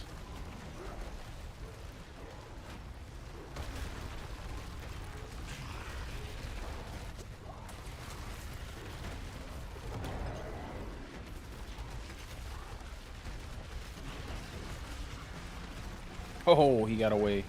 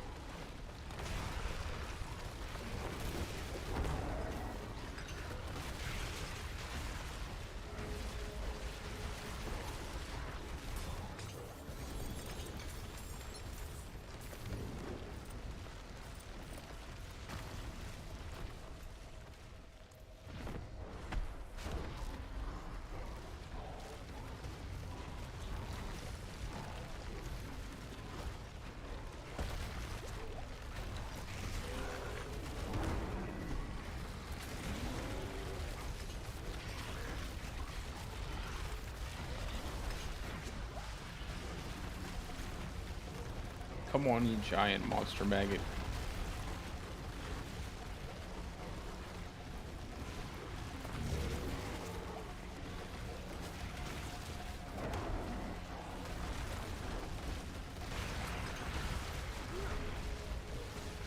Fear the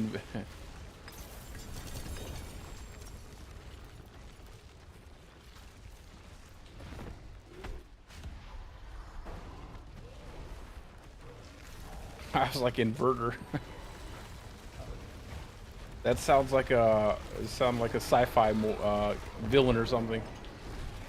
Fear the inverter.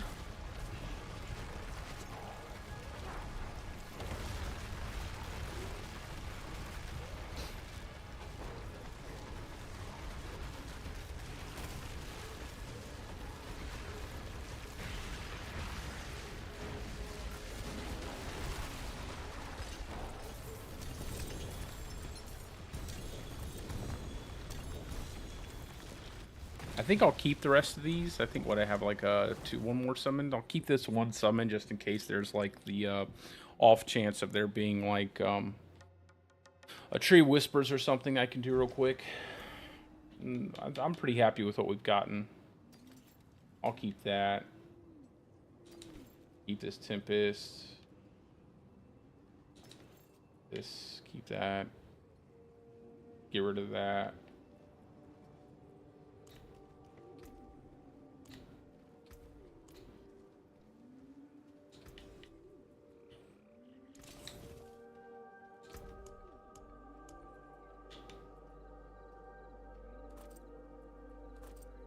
All right, so I think we're pretty set. Like, we got a Tempest Roar with willpower, which is really good. And then we have a pair of Flicker Step Boots with 4 seconds and ultimate damage. So we're pretty set. I just need to get a Mjolnir ring. So we do have blood. I don't know how much blood we have. Oh, we got plenty. We got a pretty decent amount of blood. So I think I'm pretty good on. I might be able to make that Cataclysm build I have set up there pretty fast. I'll do this blood later. I'll probably do it tomorrow or something. I'll be able to set that Cataclysm build up pretty quick. Quicker than I thought. Had some pretty good luck there.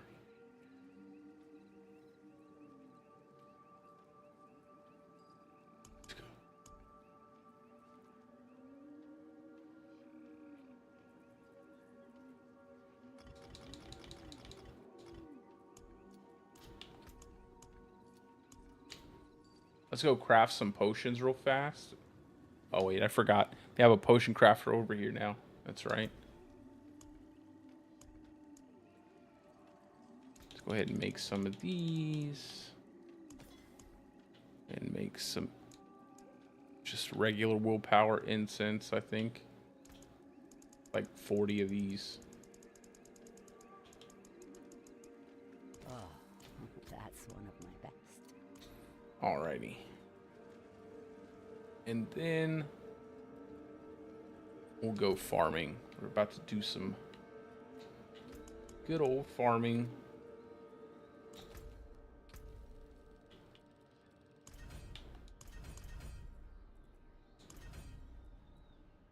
What do I need to do for this journey again? Rank 8, Legion in a party, Hell Tides. I mean, I feel like I'll do Hell Tides on my own time because I don't want to bore you guys with watching Hell Tides, for Christ's sake.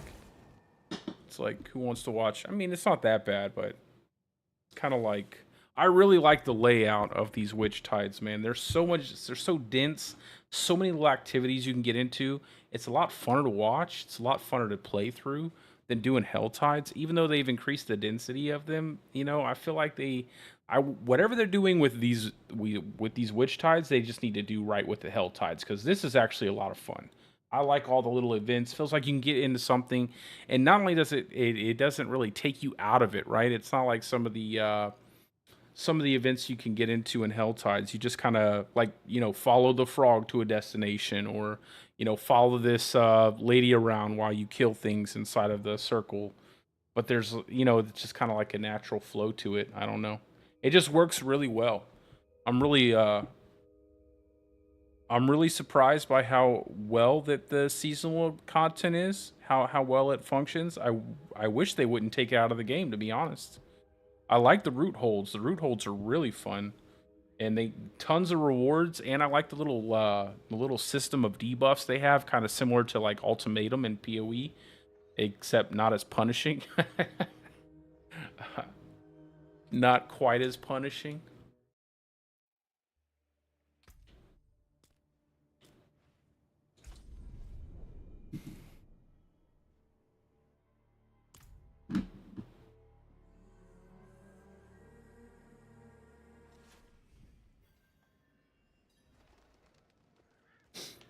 Oh, I didn't know I had more gear. Must have left some stuff back there. Nothing useful. Just break it down. Need something forged? Anything breaks, the forge is hot. How long is this one up for? 17 minutes? Plenty of time. Let's kill some monsters.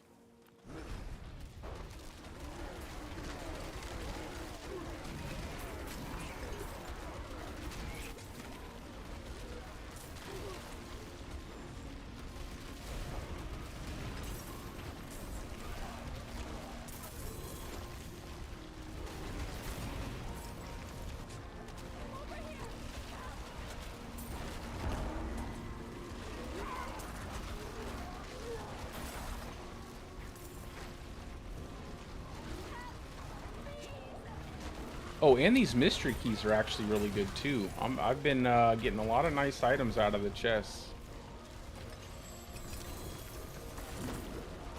Gotten a couple good GA items out of there. And gold, like lots of gold.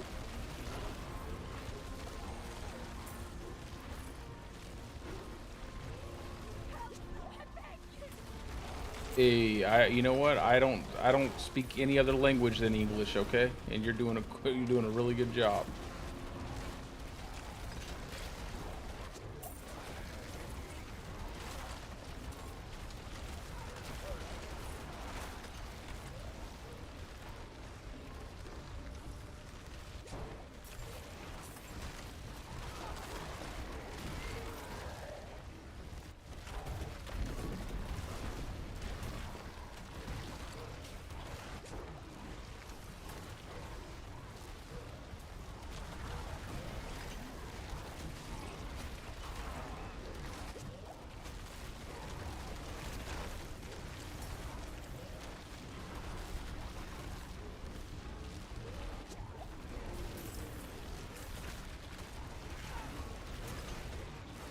Now all I need is just more. The link is in the description of the stream. It's a link to my Mobilytics profile, and it should, and the Bouldercane bear is the build. Now the only difference that is not in the planner right now that I am running, that I will let you know, is I'm running a second ring, a second basic ring with casting Raskill's Restores primary resource. And that's just because I don't have one ring with 2 crits into that. So do be aware that that is a bit of a difference.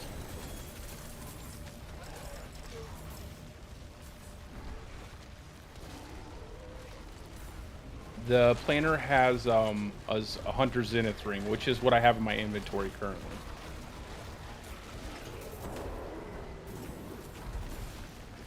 But once I have everything set up in terms of like all of my resource generation, you don't really need 2 rings. You can just get away with 1 in a Hunter Zenith.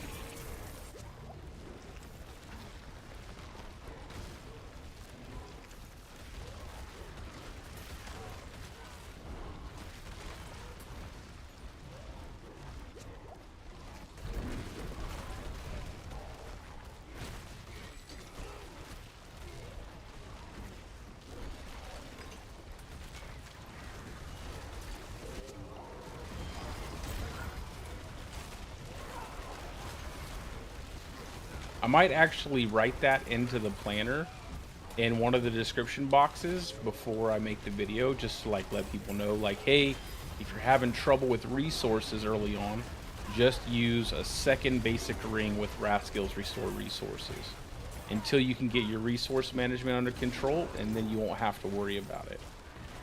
I feel like if I don't write that down, then people will still have issues with resources, and that would be suboptimal.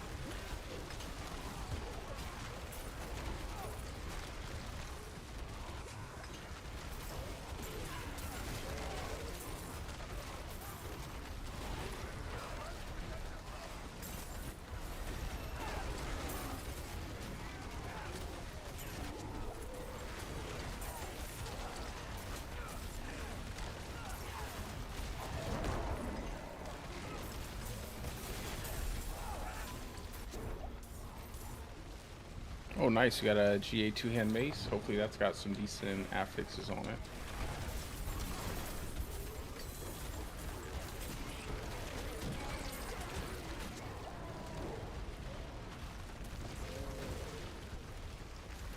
Let's grab up this plant here. Grab with the other plant there. Try to knock this out. That way we don't.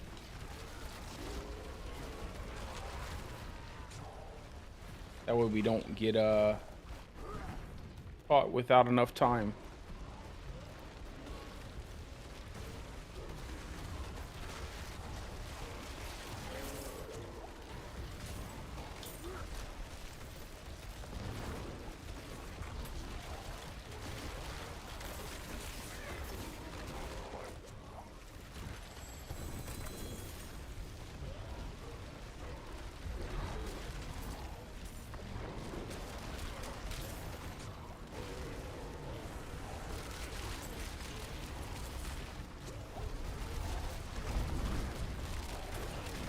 Oh, and this, having the bird to, having the crow there so you can just kind of turn your stuff in.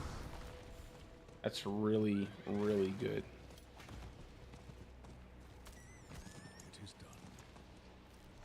I probably should have went boots there. I think I have enough, where's it at?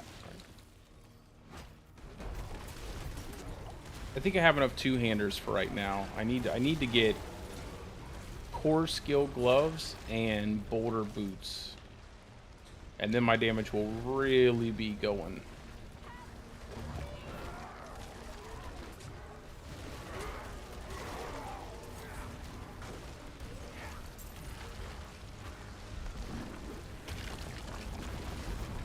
Oh, something though, just to let you guys know too, when you're playing with the boulder, for some reason, when you hit a root hold, one of the exposed roots, your boulders will just randomly disappear. So it's better to like kind of go around the outside of those things, especially when you're when you have an exposed root that summons a boss, because what's going to happen is like all your boulders will disappear and you won't be able to do anything. I think it's just a bug that currently exists. It's not too big of a deal. He just wants you to understand that it is there.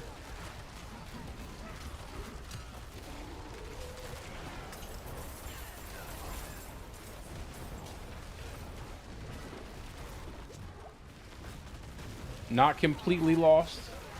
That's always a good. That's always good. As long as they're not completely lost. I'll show you guys what I mean real quick. So like if you use your boulder out here, you're good. But if you step in like closer to the exposed roots there, what happens is like your boulders just disappear. Watch. And it still says I have 10. And you just have to step away. It's clearly a bug, but it is a bit annoying if you don't know what's going on.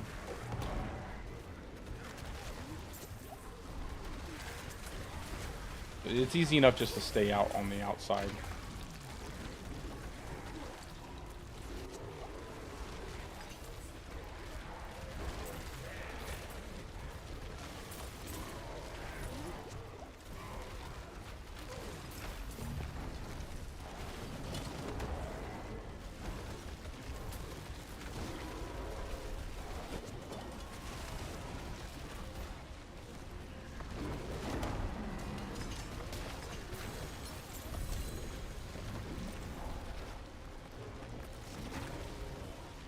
These little ones don't bother it though. Like it's not so bad. Well, actually, never mind. I thought that's not what the treasure ones, the ones that spawn just the treasure, they don't actually mess with it. But it seems like any of these will kind of cause your boulders to disappear. That's such a strange bug too. Like it makes you wonder, like, how did that happen? Hey, what's up? Thanks, brother. You have a great night, and good luck on your invention.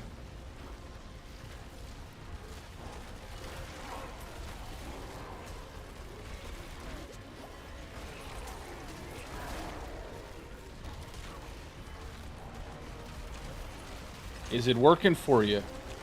I'm hoping it does. I haven't got to make sure, like, fine tune it by testing it out. So what I'm gonna do is boulder. I know everything works by you know, it's like making sure that you got armor and resistance caps and everything with the new gems and stuff, because new gems only go up to 8%. but it gives you more armor, so it's easier to hit armor cap, but a little bit harder to hit your resistance cap. But everything else should work perfectly. Good night. Yeah, everything else should work perfectly. And like I said in the planner, the poison, the raging shred is kind of like a bug right now, where the poison ticks actually cause your Stormclaw to proc. So it adds a boatload of damage, like crazy amounts of damage. Oh, that's awesome. Yeah, you got all the mythics, you're good to go, brother. And when you start really getting your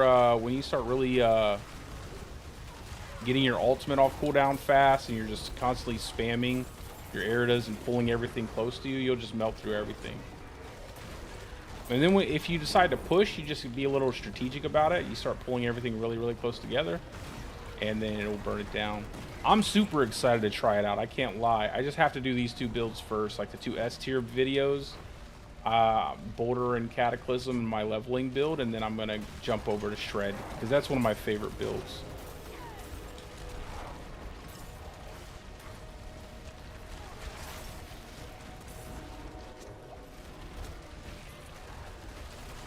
Yeah, you should be able to blow through pretty much everything all the way up into pits. Especially with the new aspect, the Blurred Beast, man, that thing is insane. My a buddy of mine is playing the very similar setup, and he's like killing everything. Oh, it's definitely viable this season. I have it at A tier. A solid A tier build for Druid. And it was pretty good last season. It was one of the better builds last season, believe it or not. Mainly due to the Raging Shred bug, and the fact that the bug still exists, and they've buffed it, makes it even better this season.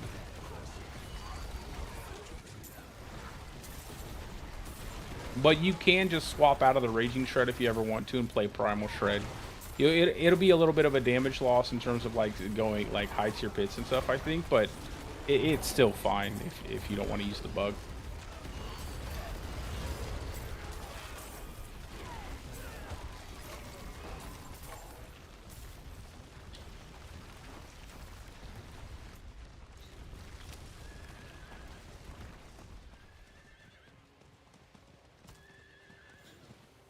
It is done. Let's do amulets.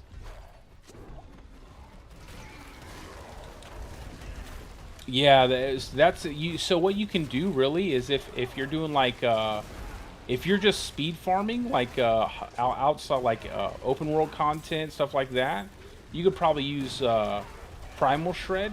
And then if you're trying to push high tier pits, I recommend switching over to Raging Shred. And then you kind of have the best of both worlds, where you know, where if you're doing one activity, you use this, you do the other one, and it doesn't cost you too much. It's just a quick swap.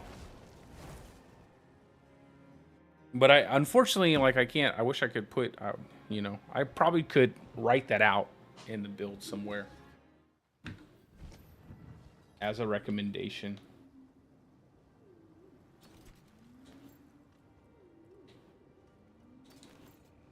Oh, that's dice.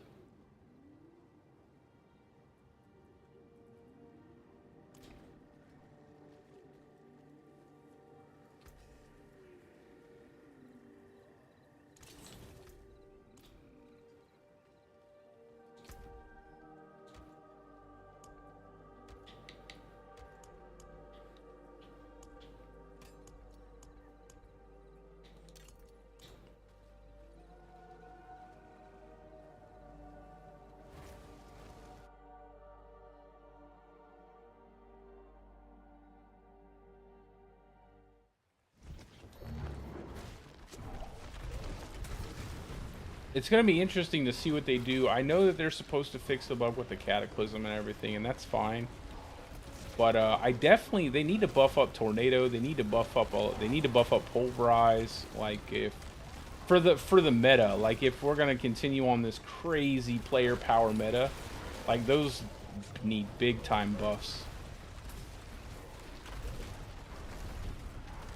Like, Pulverize is definitely better than it's ever been before, but because they only buffed it through Obsidian Slam, Landslide is better, as well as Boulder is better, too. So, I think Pulverize just needs its own direct buffs. And same thing with Tornado. They gave it a little bit of buff with the Storm Chaser aspect last season, but it's not anywhere near enough to be competitive.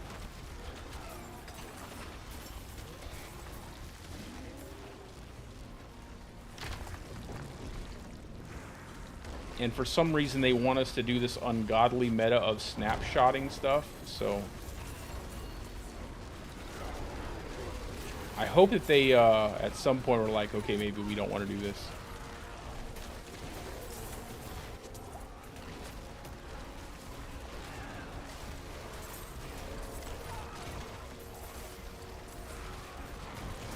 Yeah, I'd really rather them take a stronger approach to like nerfing or bug fixing things that are just completely overtuned for the season.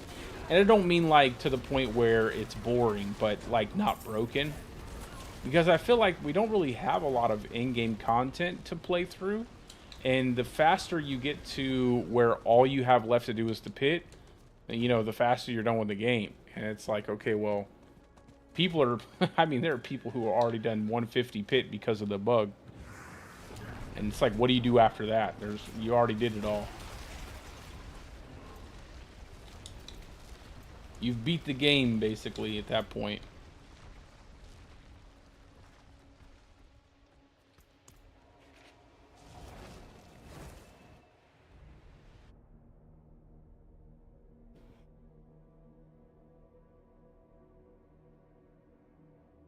I'm not exactly sure what it is. I thought maybe at first it was like the survival instincts bug from the PTR maybe got through, but apparently people have tested and it's not that.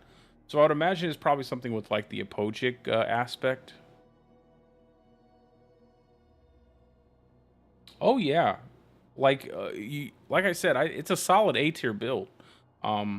Shred will do just fine. You'll get through. You'll farm above 110 pretty easily. Well, I would say depending on how much gear you have, and how well you've masterworked it, like got your crit set up. But you'll get above 100, like 100 or 105. I don't think you have to go, do much to do that. You won't be relying on anyone else to level your glyphs, that's for sure.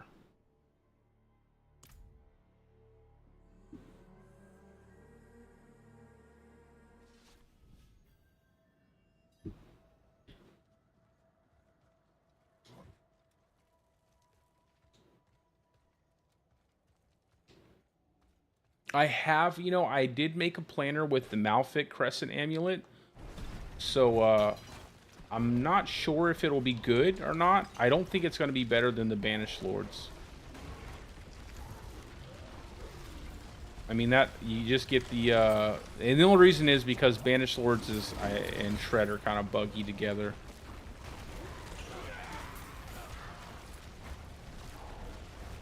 But those are just uniques. Mythics are the uber uniques. Think, you have ancestral uniques, which are the ones with the greater affix. Then you have regular uniques. They don't have a greater affix. And mythic uniques are things like Harlequin Crest or Grandfather. Yeah, well, it's two things. Overpower, but it's also because Shred, for some reason, every hit with Shred counts as a proc towards building up your Banished Lord's overpower hit. So instead of doing one rotation of Shred giving you one like the resources spent for that one rotation, it gives you for every single hit it gives you the resources for your overpower build up on your Banished Lords. So what ends up happening is basically you build up your Banished Lords super fast with Shred, and you get a lot more overpowers out of it. So that's why you see in the first setup, it's got Banished Lord's Talisman.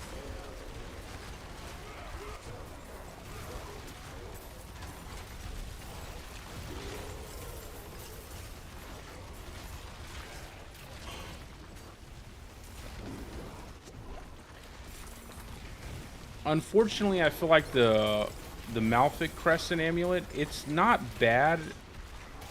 it's not a bad amulet as a placeholder, but it's nowhere near as good as having a normal amulet with like Envenom, Willpower, and Quick Shift.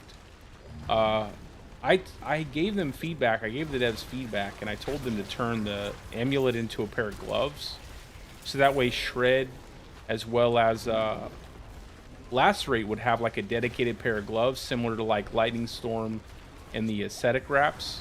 But they left it as an amulet, so I really hope that they change their mind. I hope they change their mind and change that into a pair of gloves. And I hope they take off Feral Aptitude ranks and just give it like ranks to Werewolf skills, because that would be way, way, way more valuable for Druid overall.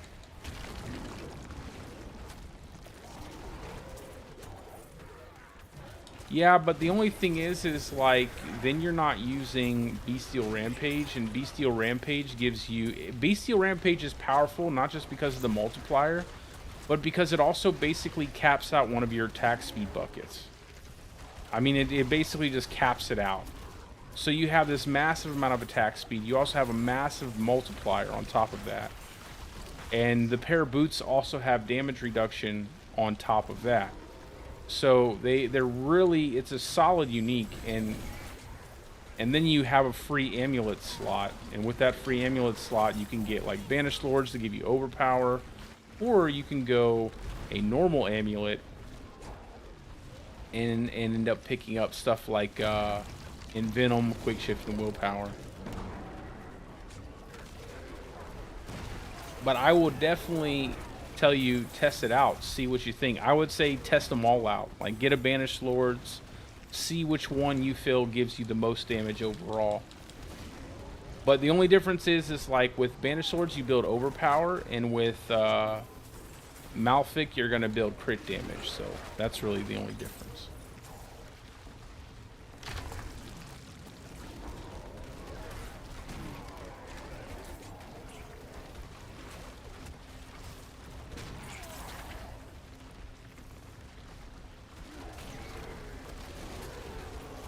Yeah, definitely give it a shot. You'll see what I'm talking about. As soon as you start using Shred with it, watch how fast the ticker ticks up for you to use your, for you to build up the overpower. It's super fast.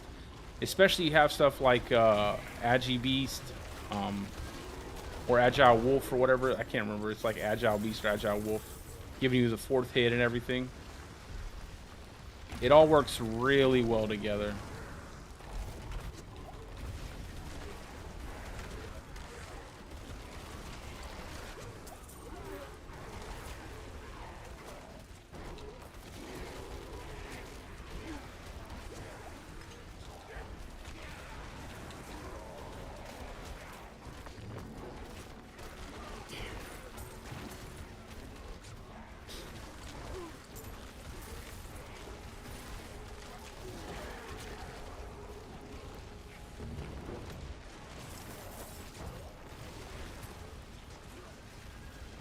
I gotta turn this in so that way I don't get the...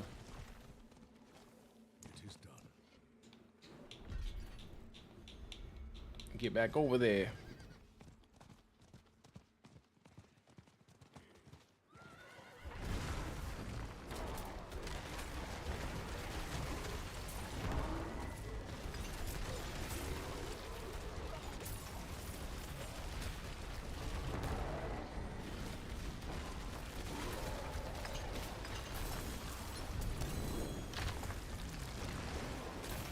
Yeah, I mean, it's pretty much set in stone as to how it's going to be. I'm just more or less talking about making sure all the resistances and all the armor and resistances are capped. But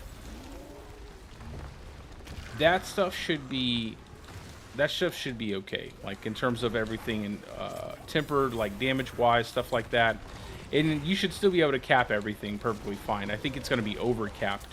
I just want to make sure that it's, you know, not having any issues in terms of just like, you know, overall survivability, which I don't think it will have.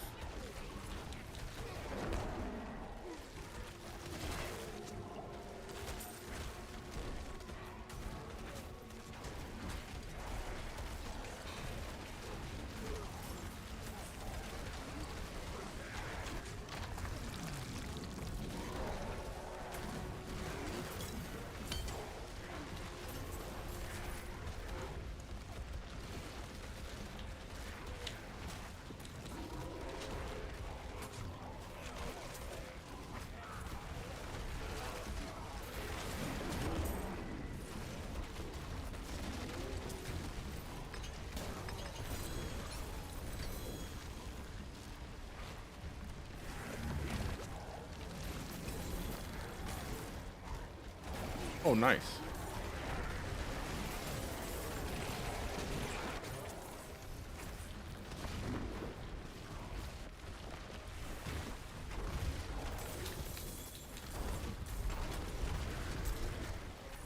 Oh yeah, you'll get up into the billions. You'll get up into the billions of damage.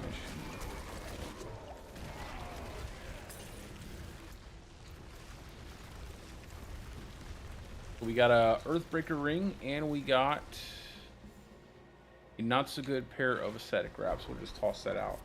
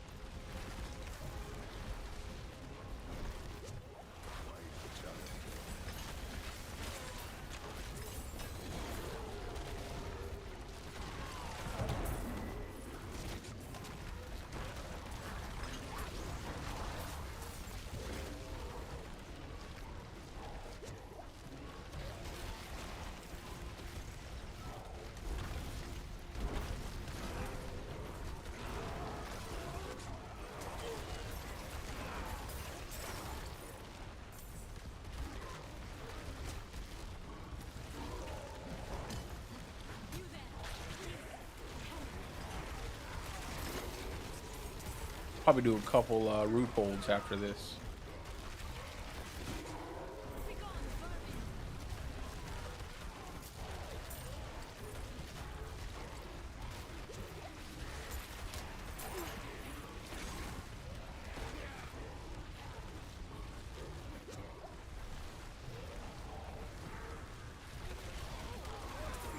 Can't wait to get my next, my last glyph on here. Like getting that dominate, it's gonna feel really good.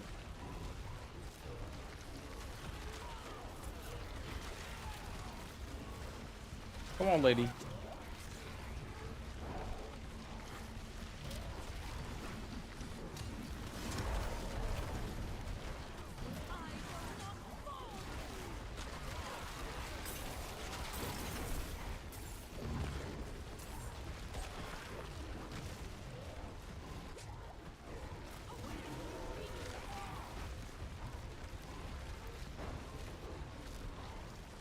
Yeah, they definitely need to speed this up and or add more monsters that spawn inside of this, because it just takes a little too long.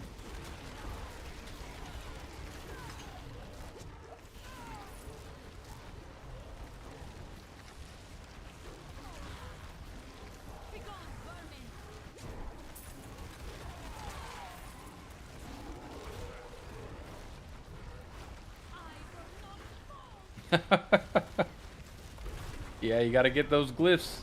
Gotta get those glyphs, man.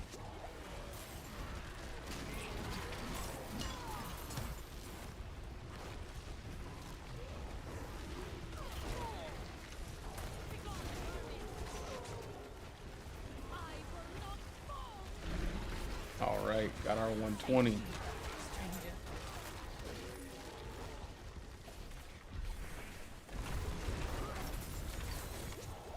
How many plants am I missing? 7 minutes.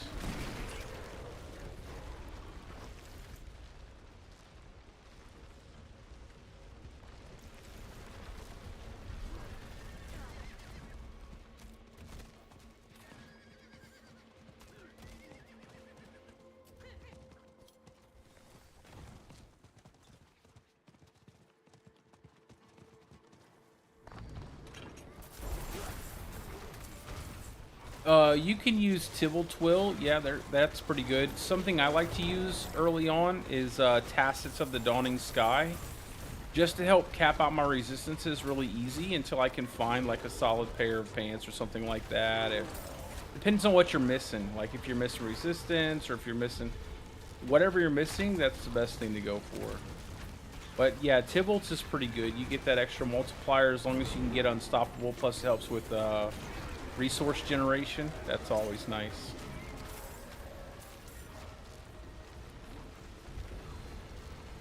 You just have to have a guaranteed way to get unstoppable.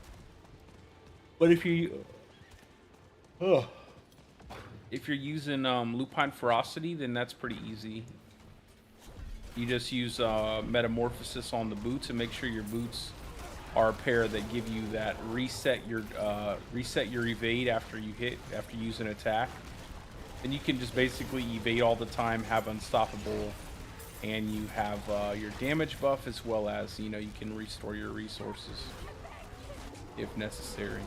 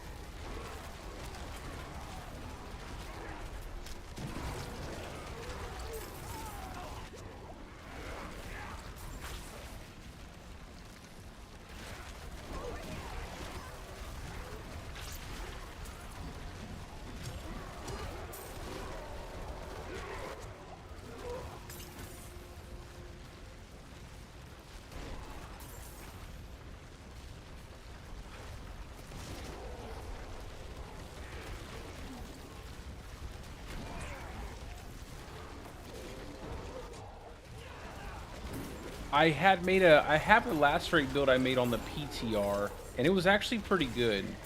They did do several changes. You know, they made several nerfs to the same aspects, you know, that Cataclysm uses, so it affected lacerate as well. But it worked pretty well. Like, I'd have to dig up the planner, look through some of my content, and see if I have anything on with lacerate in there. I think I do, in one of my lives from the PTR.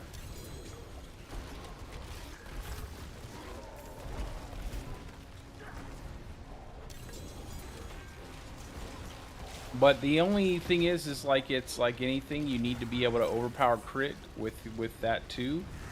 And it's a little bit harder to achieve that overpower crit constantly. It's still really good, but it's a little bit harder to play than, say, something like Cataclysm. Just because Cataclysm, once you get that one overpower crit, you can just keep going and going and going.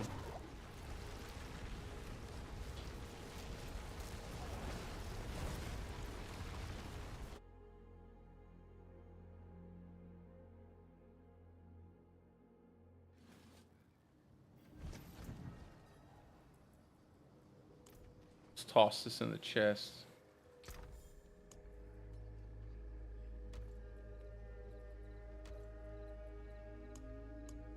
That should be enough for my second character.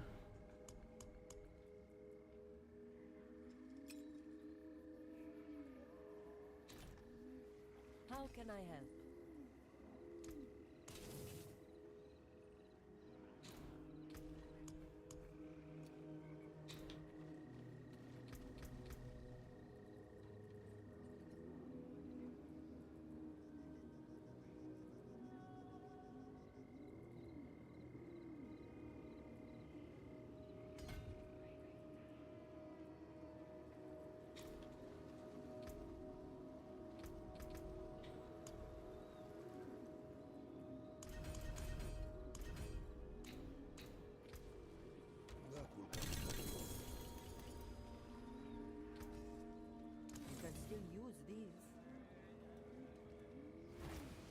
All right. I think I will do this and then then we'll run a couple root holds.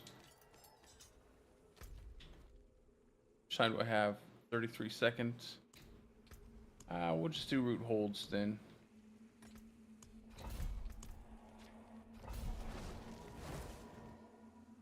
See if we can get lucky and find hex or specialization.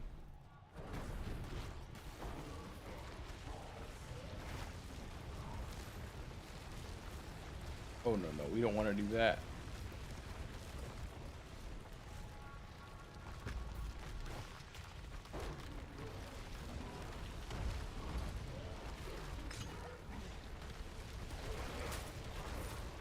Losing 20% resistances don't sound good to me.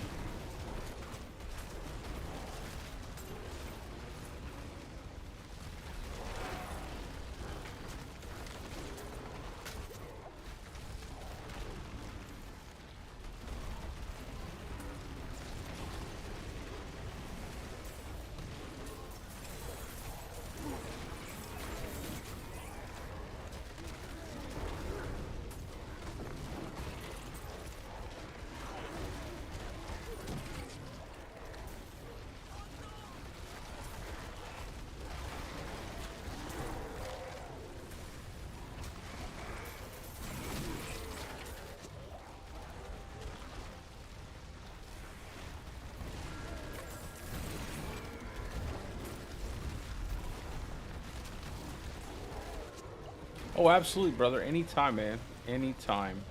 I'm about to head to bed myself. Have a great night.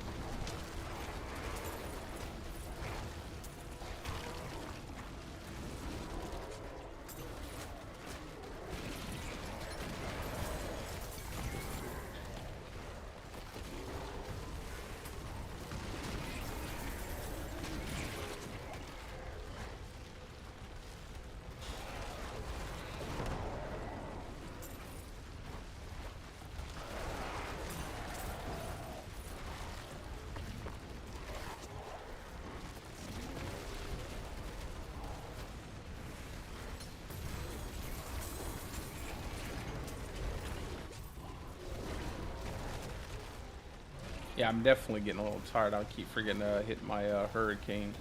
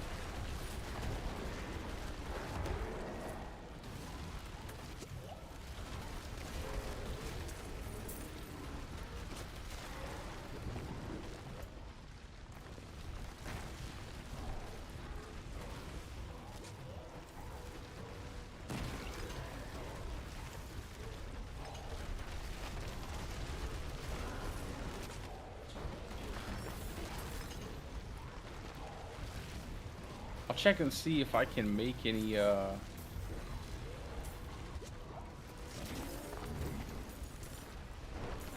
gems after this.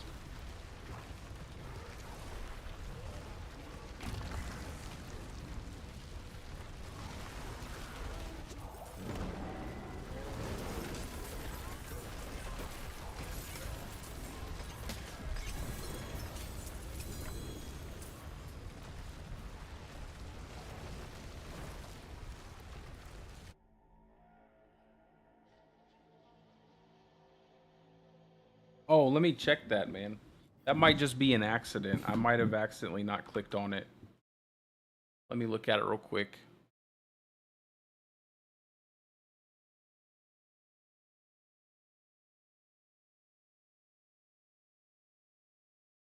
Oh, yeah, that's just an accident, bro. Hold on. Yeah, that's just a mistake.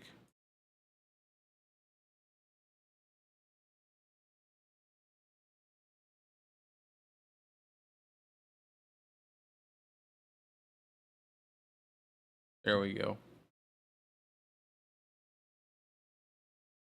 That's just a mistake. Hmm? What'd you say? Okay. Yeah, that's just a mistake. That's all that was. Part of making these is like copying the stuff. So what happens is like every season, you want to keep the same planner.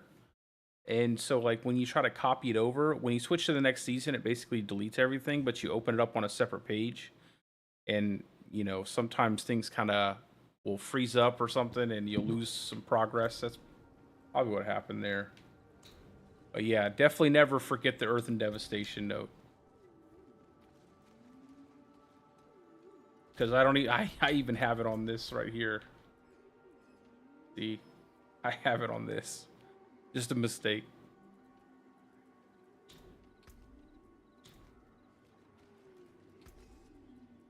There's that.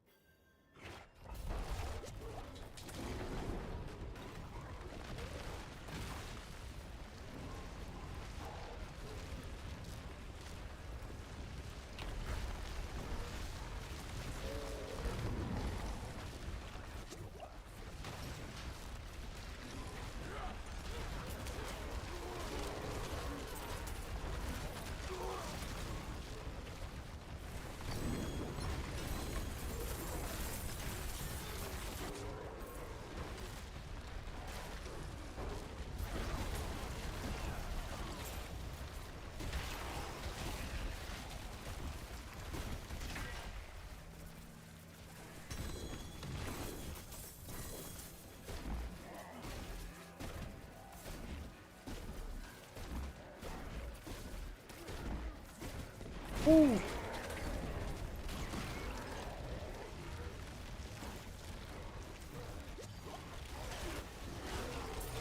Yeah, and also for prioritization, I usually just prioritize glyph slots, unlocking glyph slots, unlocking the glyph slots, getting the 20, getting whatever the requirement is to get the first buff off the glyph, and then getting the legendary nodes of whatever Paragon boards that I'm using, and then I move on.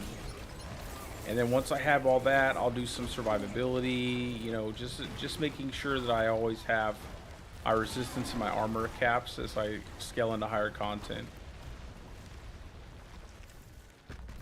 But yeah, typically for prioritization, glyphs, unlocking the glyph slots, getting the required stats to open up the bonus, and then legendary nodes, and then survivability. And then once you have everything situated for survivability and all that, then you just pump out more damage. Go for more damage nodes.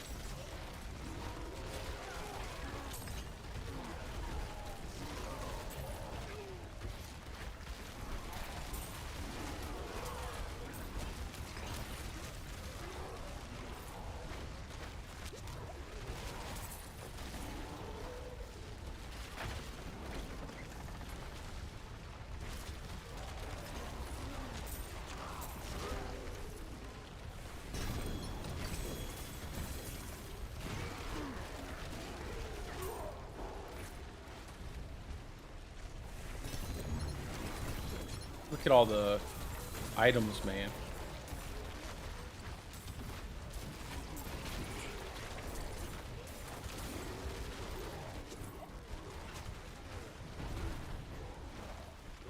I'll show you in just a second. So my variation does have I'm doing a little bit of something different early on just to make sure I don't have issues with spirit. I'll show you that in just a second.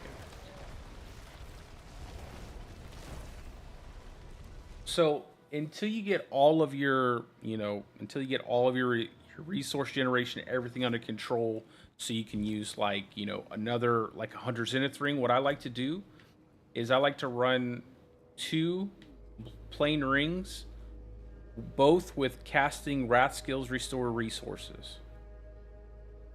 Right? That's pretty much it. Like just having that and maybe a masterwork crit in each one. Ideally, I'd like to have 1 ring with a really high roll of the wrath skills restore resources and 2 masterwork crits in it. And that usually holds me over where I don't need to worry about having 2 rings. And then if you still have issues, you can always run like resource cost reduction on your weapon. But ultimately, you want to have like overpower damage on your weapon instead of resource cost reduction. So this is mainly the key here. Getting yourself 2 normal rings, get yourself some wrath skills restore resources as your tempers. And if you have both of those and you're still having a little bit of an issue with resources, instead of running something like Edge Masters, like what I'm running, run something like Starlight or Umbral Aspect, and you'll never have issues with resources. And you can pretty much carry that through until you find the perfect pieces of gear that you're looking for, and you'll never have any issue after that. Like, I actually prefer having 1 ring with a double crit into Rascals Restore Resources for farming, general farming, than I do having a Ring of Starless Skies. I like to have a Zenith ring and a Rascals Restore Resources ring. Holds me over the entire time once I have all of my other things set up perfectly. I only really use like Ring of Starless Skies and Quas Rune for pit pushing. But that takes a lot of practice and isn't quite fun. It's just more punishing. It's like you have to really practice the rotation a lot to make sure you're nailing your overpower double damage crits on your boulder. It's kind of frustrating, actually. I mean, once you get the hang of it, it's not so bad, but it can be a bit frustrating. You can still use these.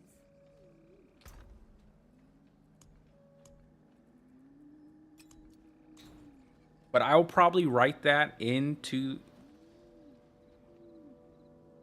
Yeah, give it a shot with 2 rings, and I'll probably write that into the build planner, just so that way people know. But yeah, once you have everything squared away, you shouldn't have any issue with resources. Yeah, no problem. Absolutely. Anytime.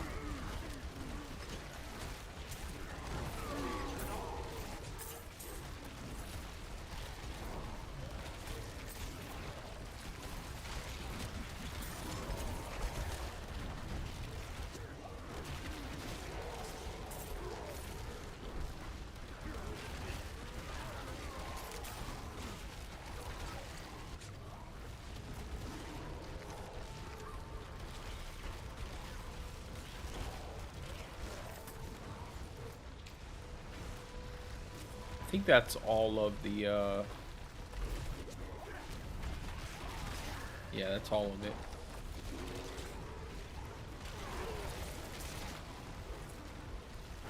Time to kill the boss.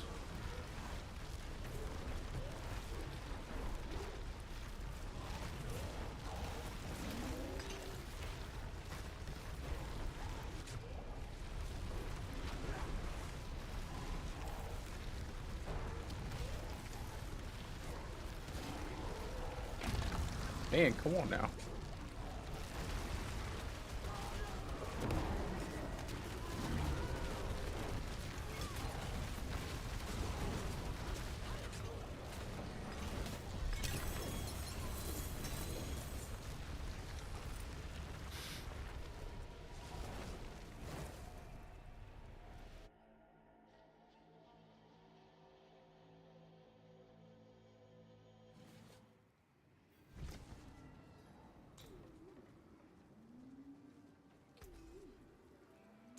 Don't ruin all that work. Let's see, can we craft? You have been busy. What is this? No, we don't need reputation.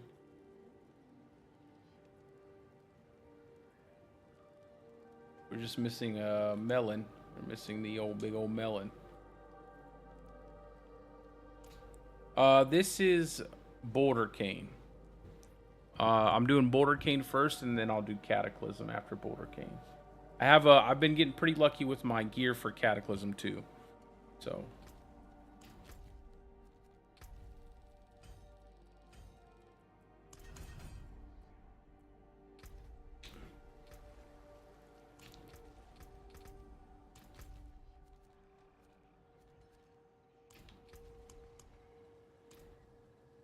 Ugh.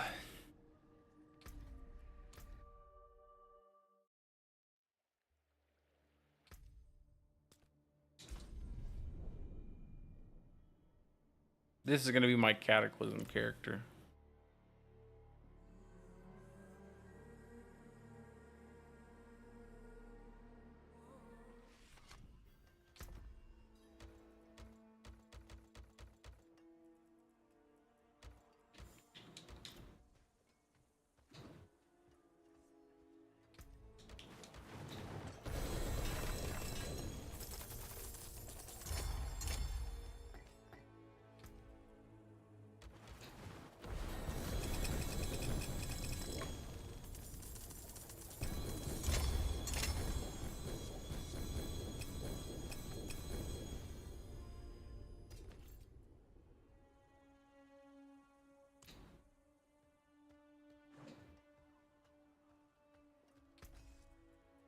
There's that.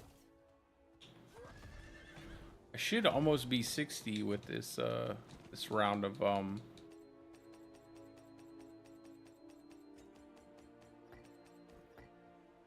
Tree Whispers caches. Let's see. Well, we got +2 to border, but that's not really looking for +3. 2 really good pair of boots.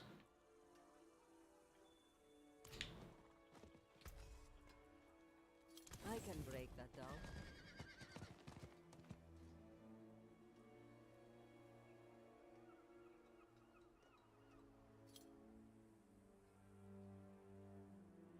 Oh no, you're fine. Which build are you talking about? Cataclysm, or are you talking about Bouldercane?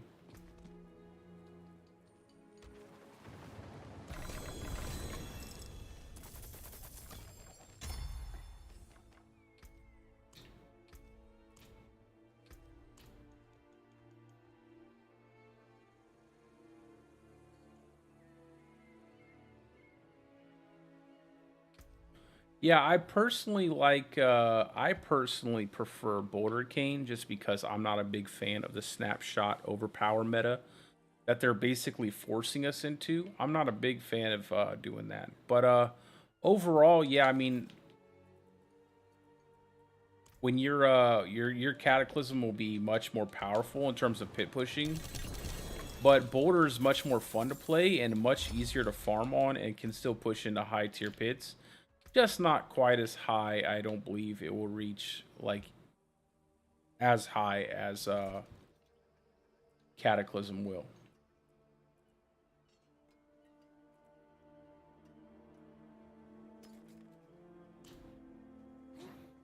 But both builds you can honestly use in T3, T4.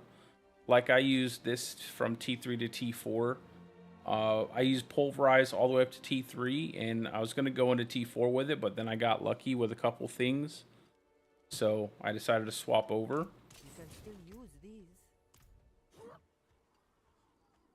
You just have to get lucky with some of your items, that's all.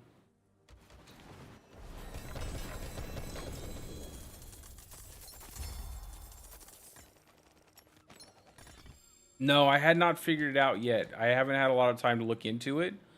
But they're supposed to be fixing it anyway. That's what I hear. That's what everybody's telling me. They're supposed to be fixing it this weekend, I guess, with a hot fix or something like that.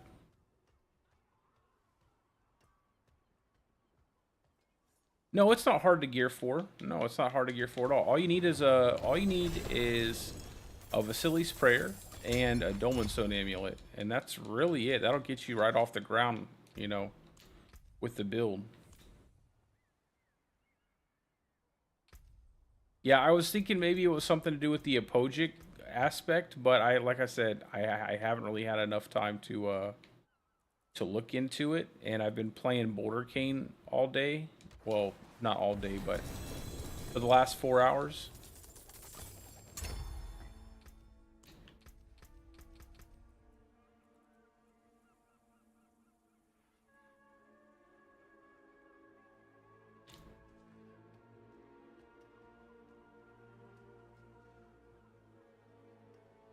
I mean, yeah, generally the whole Cataclysm thing is more of a bug than it is anything, because the snapshot overpower crit persists even after you refresh it, and that's clearly not meant to be the case. Like, it's clearly not meant to work like that. But top builds in Diablo 4 being nothing but broken, buggy messes is not uncommon.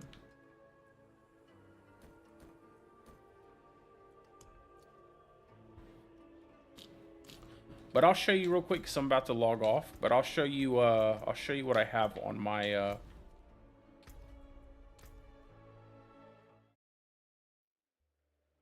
Dolmen Stone build real quick, and I'll show you what I had too, so that way you know that you don't have to have like crazy gear or anything.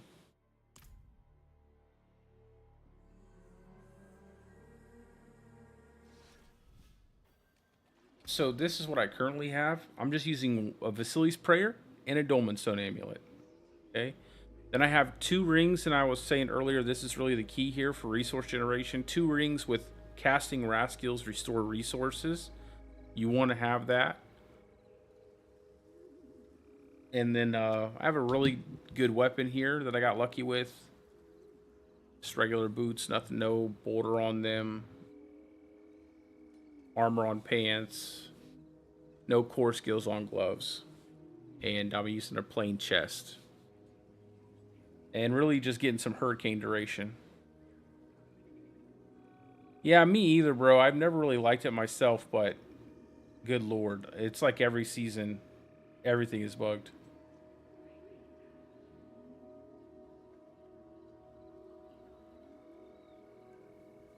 Yeah, just remember, like, if you're having issues with resources, and I'll probably write this down in my guide when I make the video, but if you're having issues with resources and you don't want to use, and you're with the 100 Zenith ring, you can just use a second ring with Raskills Restore Resources, and even use something like Starlight Aspect or Umbral Aspect until you start to get your resource cost management under control.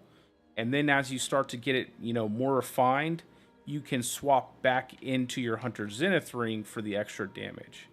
So you really don't need the extra damage. I mean, I can show you really fast, like how easy, just with this setup, how easy it is to farm tier 4. It really isn't, you don't need to have max damage. Just in this stream alone, I've killed all the tormented bosses. I killed Duriel a bunch of times. I killed Varshan. I killed Galvanic Sate a bunch of times. So, and that was with less gear. So just so you can see, like, my resources are never going down, and you just farm right through these enemies like it's nothing. And this goes for any boss, anything that you're doing, really. Like, it's And I'm playing on hardcore too, so you can obviously have more damage than I do by not using so many defensive things. So.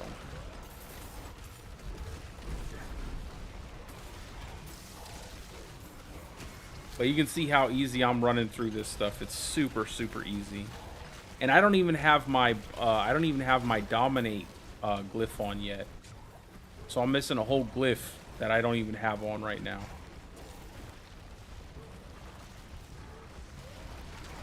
Yeah, it's just super easy. Build out your resources to make sure that the build feels comfortable first. And then as you start to refine everything and improve everything, then you can start taking pieces off that maybe you don't need and adding in more damage. But I always recommend, even though I can't write out every single thing, well, I could write out every single thing in a guide, but most people wouldn't read it, that you just, you start off trying to, play it safe a little bit with your resources, with your survivability, and then as you start to refine everything, strip it down little by little and add more damage, more damage, more damage. But eventually, you'll basically have your resources under control, your Zenith ring on, and it's up to you if you want to use a Ring of Starless Skies or maintain a ring with Raskill's Restore Resources. I personally prefer the Raskill's Restore Resources over a Ring of Starless Skies. And that is unless you're pushing high tier pits, and then obviously, like I said, Boss and Ring of Starless Skies is the way to go for maximum damage, but it takes a ton of practice to get comfortable with. But anyway, I am going to get off here because I'm a bit tired, and I probably shouldn't have streamed this long, but I wanted to get a good stream in. I'm going to get off here and get some rest, but I will be back on today to do some more streaming, and on Saturday, and I will have the time written out on my YouTube. I'll put that out for the community, and I'll also post it out on X. On Saturday, I'll be doing my very first giveaway for my channel, and I'll be giving away 2 accelerated battle pass keys to anybody. I'm probably going to do like a trivia style, like friendly competition, and we're just going to end up giving out 2 accelerated battle pass keys. You don't have to sub to my channel. You don't have to follow me on Twitch. You don't have to do anything special for me. Just something to give away to you guys. But anyway, guys, like I said, I'm really tired. So with that being said, I hope you're having a great day or a great night, depending on wherever you're from. And peace out, guys. I will see you in the next one.